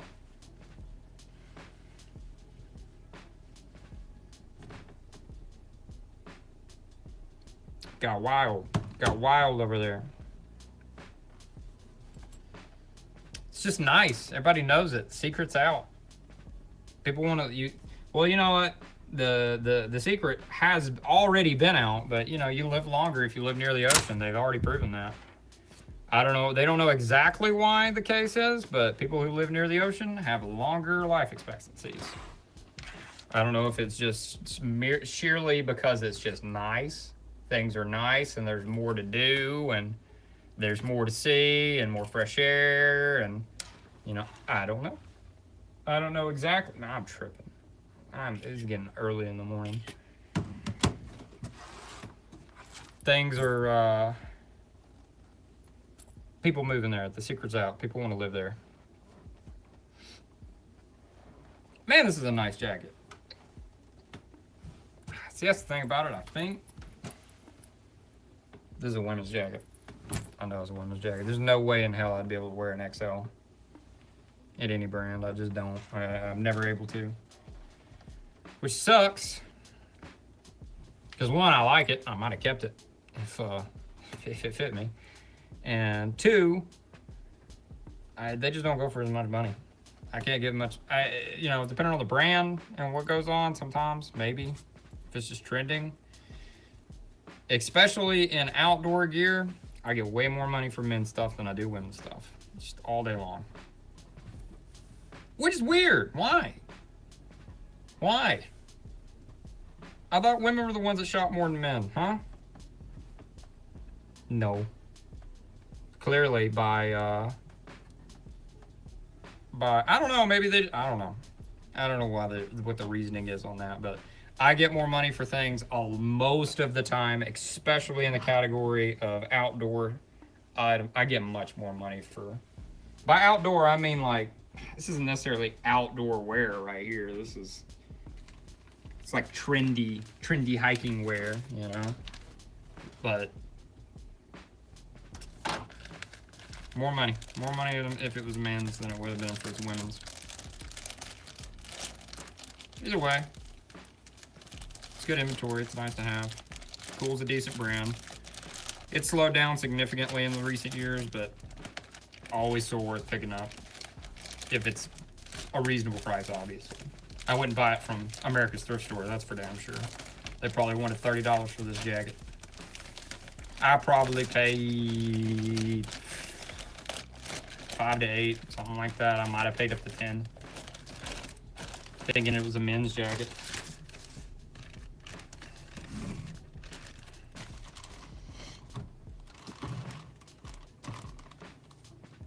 If it was a men's jacket, I'd have definitely paid 10 and wouldn't even questioned it. Because you can get, man, on some of those cool jackets, you can get some good money. You get some real good money. Some real tasty resale money. All right, I'm thinking this could be, I could be Dunsky. I could be Dunsky on this one, guys. I could be tuckered out. Could be. It's possible.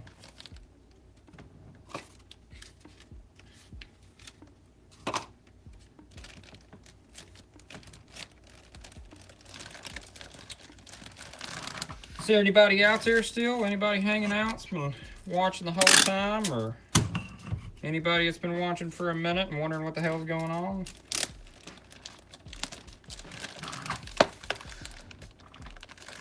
And if you don't want to say anything and you have been, hey, I appreciate you. I really do.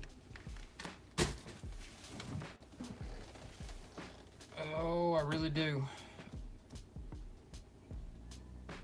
It's nice to hang out and conversate and have somebody to chatter at and get a little feedback on and see the world a little bit through a different lens. It's nice. It's nice to do that. Baby 108. 108.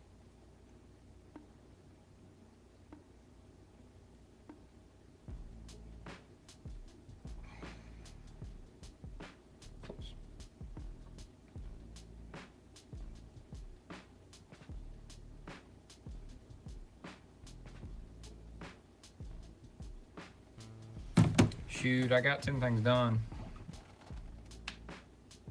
I jabbered a lot and was nowhere near as efficient as could have been. That's okay. I do consider doing streaming and trying to build the YouTube thing. I do consider it somewhat of an investment as well as somewhat therapeutic. Just to vent and talk to people. So I'm fine with sacrificing a pinch of productivity to not be horrifically bored in this filthy oven that I currently live in or work in.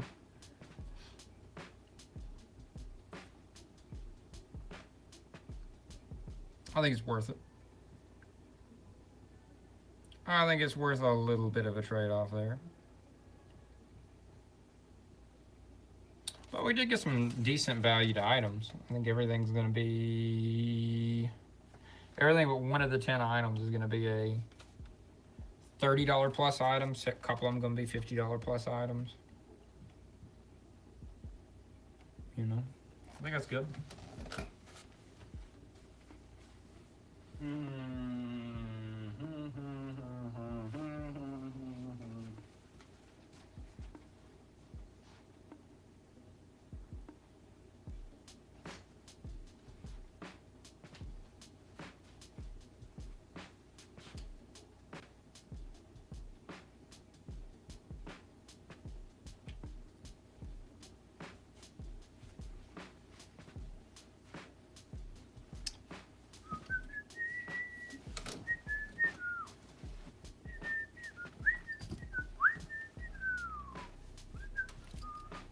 Got a bunch of chinchillas, man. Got a bunch of chinchillas. I think I got a lot of them, but a couple of lots I bought a while back. A lot of them came from 1 or 2 lots. Is this a full zip? It's a full zip. This is a good one. This is a good one. It's not chinchilla branded, so it's newer-ish. It's 2013. So yeah, it's after they ended the chinchilla line. Oh, shit, it's got... I don't know if it's my stinky dog ran past it and touched it. I don't know, but it's got some hair on it. I might end up going ahead because this could be a potentially decent sell. I might end up going ahead and instead of just saying, hey, it needs to be washed, I might just go ahead and wash it. 25476.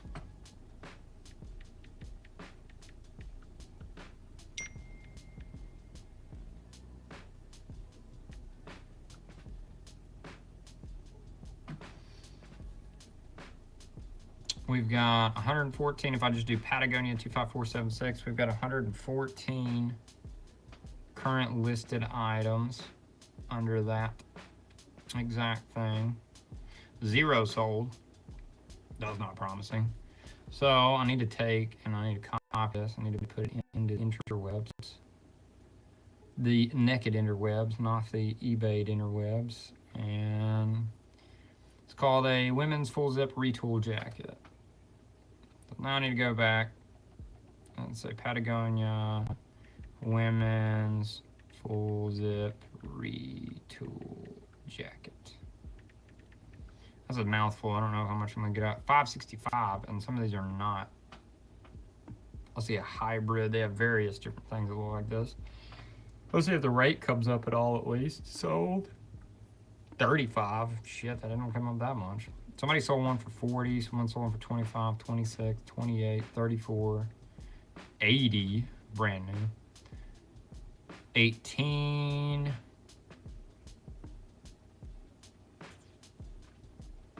22, 24, 35. I'm thinking this one probably will be somewhere in the $35 to $40 range, which isn't an insane amount of money, but I mean, hey, I probably been $5 into this alongside everything else.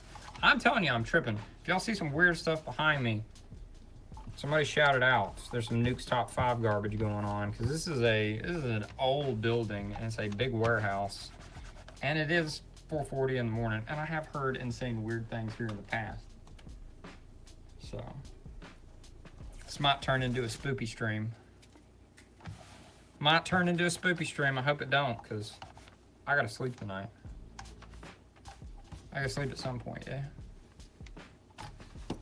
I'm gonna be watching Nuke's Top 5 or Biz Boob sometime this week. And see my ass on there. Did you see that? No, I didn't want to see that. Keep it to yourself. I have to deal with this place. I have to be here. I have to work here. Spend a bunch of time here. I don't want to see spooks. I don't want to see spooky crap. I want to act like that crap don't exist where I live and where I stay. And move the hell on. No spook for me. No spook for you. I've heard weird things around here, though. I've been very, very, very late in the night. There's a weird creaking that occurs in one particular part of the building that is just will make your skin crawl. It only happens early in the morning. And then I've heard random things like crashing kind of noises off between the arcade games, because there's rows and rows and rows and rows of arcade games on the floor behind me. Used to be a skate floor. It's no longer a skate floor, but it's covered with like 300 arcade games. And I've never heard anything that was like specifically and obviously ghost-like or something along those lines, or supernatural, I think is the better way to put it. Never seen anything that's directly just like, ooh. Don't prove me right, anything and anyone. You're not welcome here. But I have early in the morning, which makes sense. Dadgummit. Might be why somebody, oh no, never mind. Might be why somebody got rid of this one. I just feel like the zipper is a bit, maybe it's just a spot. The zipper's just a bit much. It's a bit much to deal with. It keeps getting hung. I don't know if that's just like the style here, because it is a deep pile jacket. So things are kind of getting caught here and there. Nah, this ain't right. Something ain't right here. It ain't right. It just ain't right. But I don't know. I think it's maybe a lot of it is due to being up too late at night, having too much caffeine, too much during the day, and paranoia. Just plain and simple paranoia. There is a thing, you know, normal people can hallucinate under the right situations, the right circumstances. That's a 18-wheeler Jake breaking. I know that sound. It's just so loud, it reverberates so loud.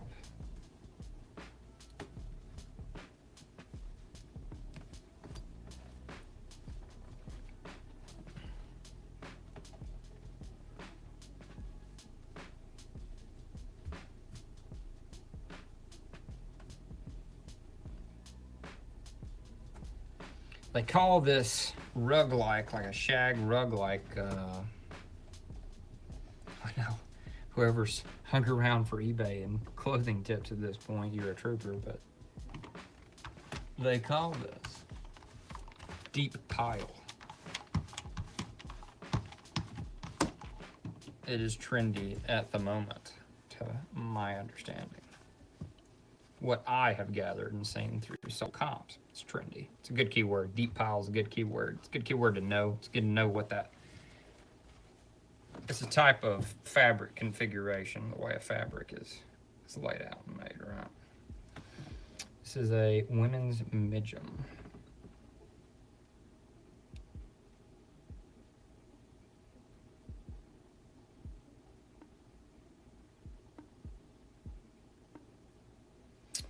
Well, gosh darn it.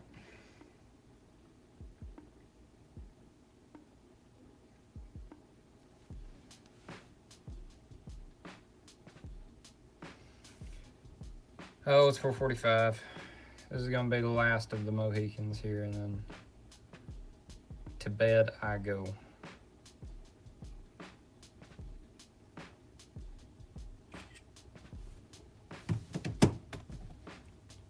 Well, for some wild reason, if you've decided to watch this after the fact, closing statements, if you skipped around, I think we should talk about things that people get upset talking about.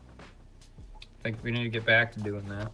I think we do need to take the advice of the nut job. I think he may have got it from somewhere else, but Ross Creations has a very good motto. I think he's a nut job. I think he does nutty things, but his motto, last I saw, was seek first to understand before expecting to be understood. And you know, that doesn't say that you have to see somebody's point of view. You have to understand somebody's point of view.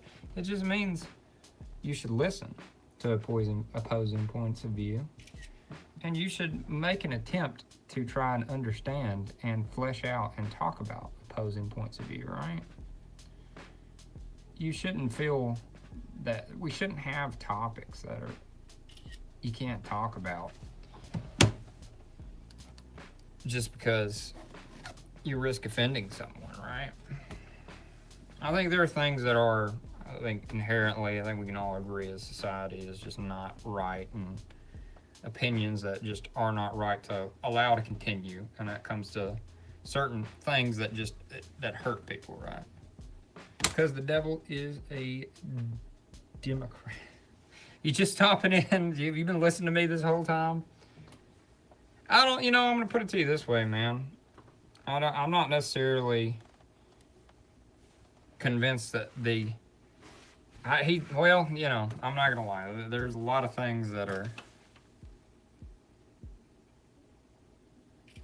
it's hard to not deny that there is a lot of evil things that are associated with that ideology at the moment. But I'm not saying that I don't think people who are Democrats are the devil. We're going to go with that. That's what we're going to say. By no means do I believe that in any capacity. I think there's a lot of great people. They're just, the life they've walked is different than mine. I may not necessarily can understand it. The experiences they've had are different. I definitely can see that being the case, but I think there are things that are inherently evil, and I think unfortunately things are skewing heavily in one direction on certain ideologies, but you know.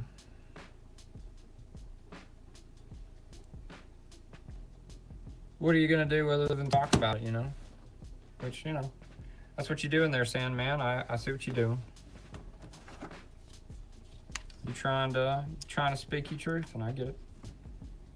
I don't necessarily full-heartedly disagree that that's not, you know, like I said, I don't think it's people who are that, but I think overwhelmingly at this point, I do believe that there's some bad coming out of that. What a thing to end with, yeah. I think in what I was saying before is I think we should talk.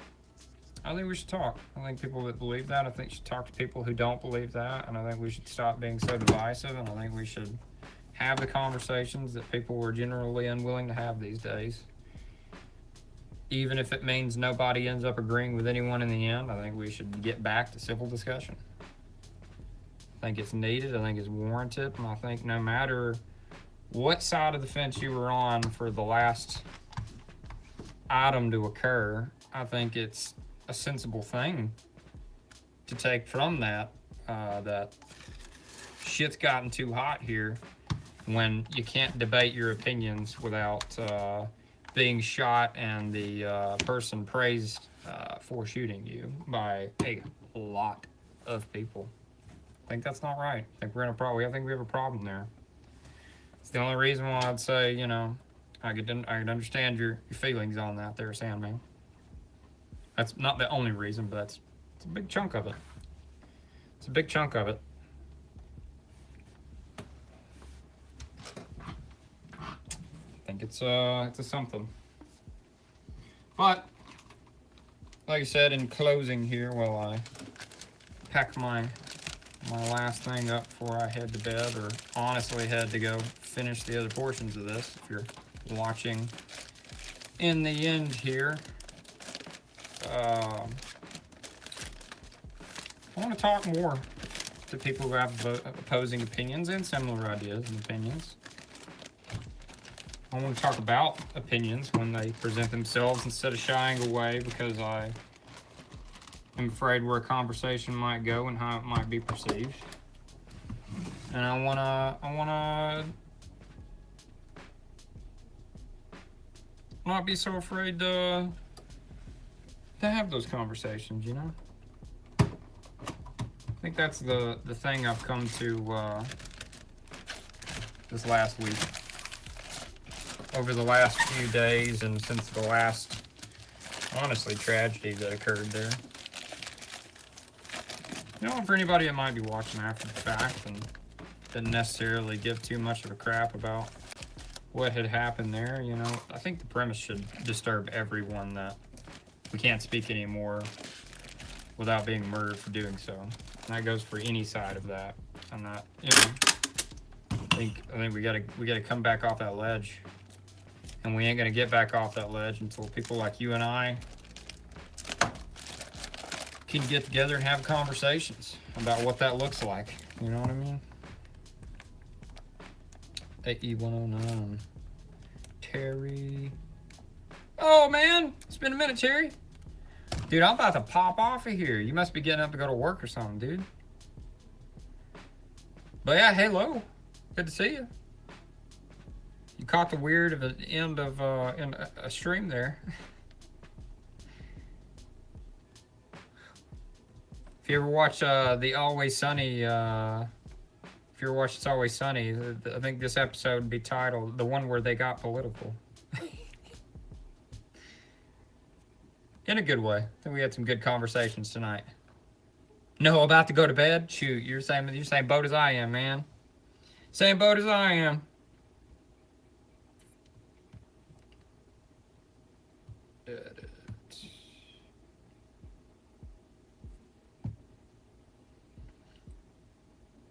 Yeah, I just didn't shy away from as many questions and conversations as I normally do. And it's good. It's been fun. We've had some opposing opinions and some different points of view, and it's been cool. It's been cool talking to people.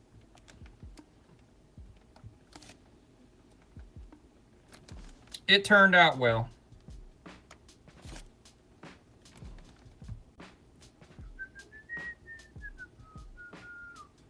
Yay, I got all the photos the first time. Oh,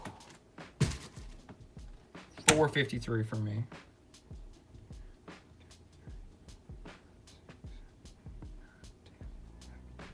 $11 done. Nah, you good. It'll happen again. The whole. I think the thing I've come to realize recently in the last few days is, if we don't talk about things, we don't. I had a very long story short to all that. I've had some very surprising conversations with local people on my Facebook about local politics, and it really got me realizing that things are so dang divisive these days that we got to get back to talking about things. We can't shy away from it. You know what I mean? We got to get back to the point of where we're not at each other's throats as a society just because we have opposing opinions and afraid to speak about things that are, hot topics that people want to talk about, that people want to flesh out. There's a reason why it's made its way into politics and whatnot. Nothing in particular on saying anything about that, but because this is pretty much anything and everything tonight. People will stop by and ask me a billion questions. But was actually the local politics got me fired up was about our sheriff being a terrible, terrible sheriff, and we've got a county of people that are just like, how dare you speak ill of the sheriff? He can do no wrong. And I pointed out, and these are people that like to call themselves, I'll put it this way, people that like to call themselves very conservative and act like they're very America first, and you should be able to talk, their profiles act like they are, everything about them is, the very pompous way of it, and you should see the things that people told me when I voiced my opinion of, I don't think he's a very good sheriff, and I don't think we should vote for him again. You should see the things that some of these people said to me that I was just like, oh man, you're the reason why. You're the reason why people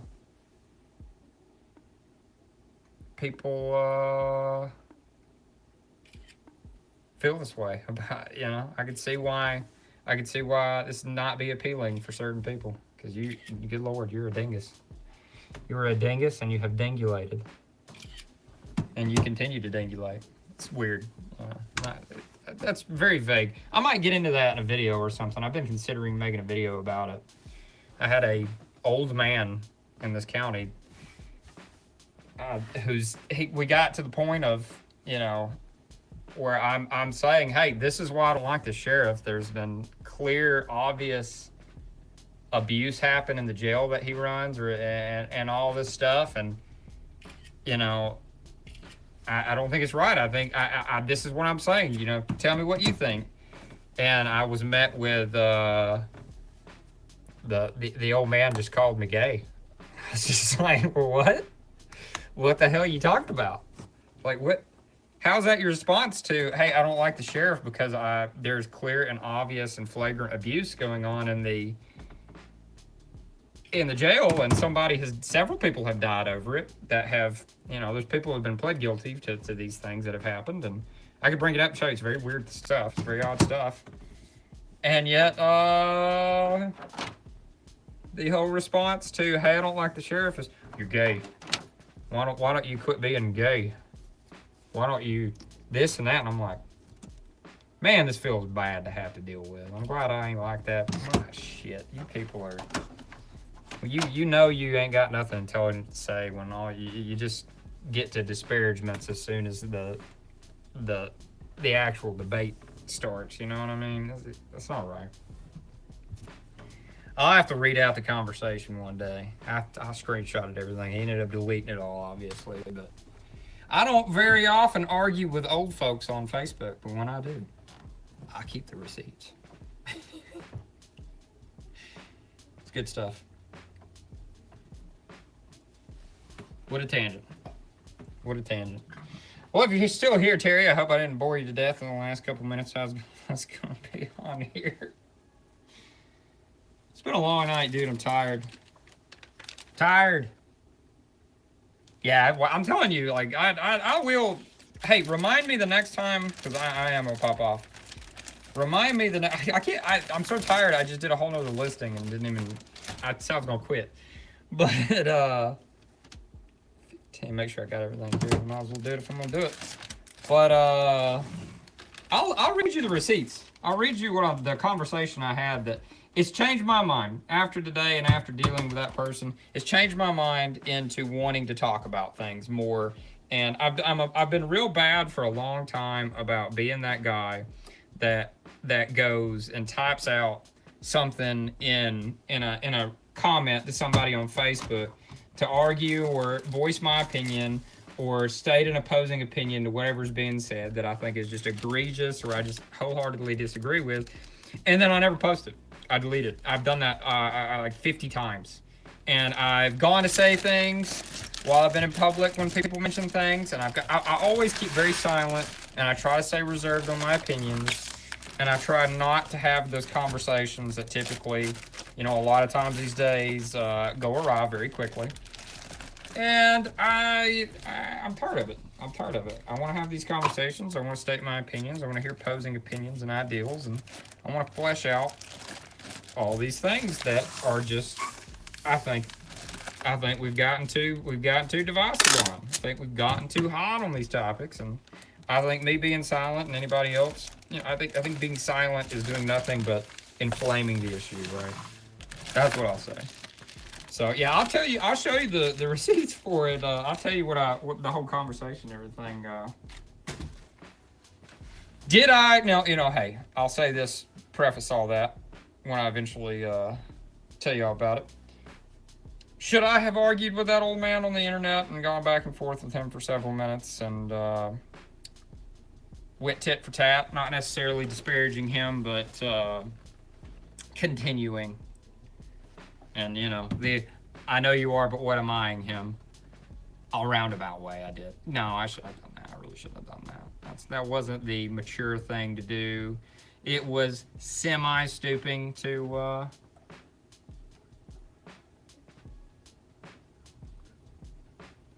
it's the best way to be. It really is. I think there is a difference between being calm, cool, and collected, though, and avoiding things because I have been. I've been avoiding conversations because I'm afraid of where they might go and how heated things might get. And I think I think it's good to be calm, cool, and collected and still have the conversations, Still voice your opinion and talk about things because, hell, I'm first, I'll tell you, I changed my mind. My mind is not set. If you can give me a compelling argument, hey, I'm open to it. You know what I mean? I'm open to changing my opinion in my mind. I don't believe what I believe now. I didn't believe it 5 years ago. I don't feel the way I feel 5 years ago, 5 years before that. You got to change. You got to evolve. You got to move on with your ideals and constantly listen and at least seek to understand people. You know what I mean? Well, that is 12. I didn't get a lot. I didn't get enough to have some fallback listings for excuse me. It's good to hear all the angles. It really is. As long as everybody's being cordial and not just straight up name calling. It's good to hear all the angles. I'm telling you, remind me. I'm going to try to stream tomorrow night. I'm probably not going to stream Saturday, and I probably will stream Sunday. Try to not stream so late in the night. Probably start it maybe 10 at the latest. Maybe still go to as late. But catch me and remind me. Say, hey, tell me about that that run-in with that old guy. that yeah, tell me. I gotta tell you about all that. That's wild. That's wild stuff. It's wild stuff. I'll pull up my receipts while I'm at it. That's wild stuff. Never. It's been a while since I had to face third grade me. You know. You ain't got nothing good to say. You go, you're gay. You know. Good Lord.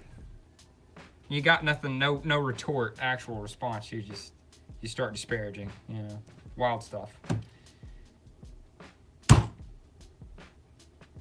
Thank you for coming by. Thank everybody for coming by, that came by. If you're watching this in post, thank you very much. I appreciate it. I'm flipping tired. I got about another 30 minutes worth of work, and it's 5 o'clock in the morning, and I'm gonna try to rack out that for 30. It's computer work, so I'm not gonna be able to do it right here anyway. And then I'm gonna go have a nap before my kid wakes up at like 10 o'clock in the morning, and this whole thing starts over, right? But always good to see you, Terry. Come on back by. We'll see you again soon. Anybody else that's still hanging out, sub and like, and come on back. Let's hang out. Let's talk about stuff. Try to make some money. Try to help each other out and keep each other entertained. Anything, whatever you come here for. Y'all have a good one. Good night.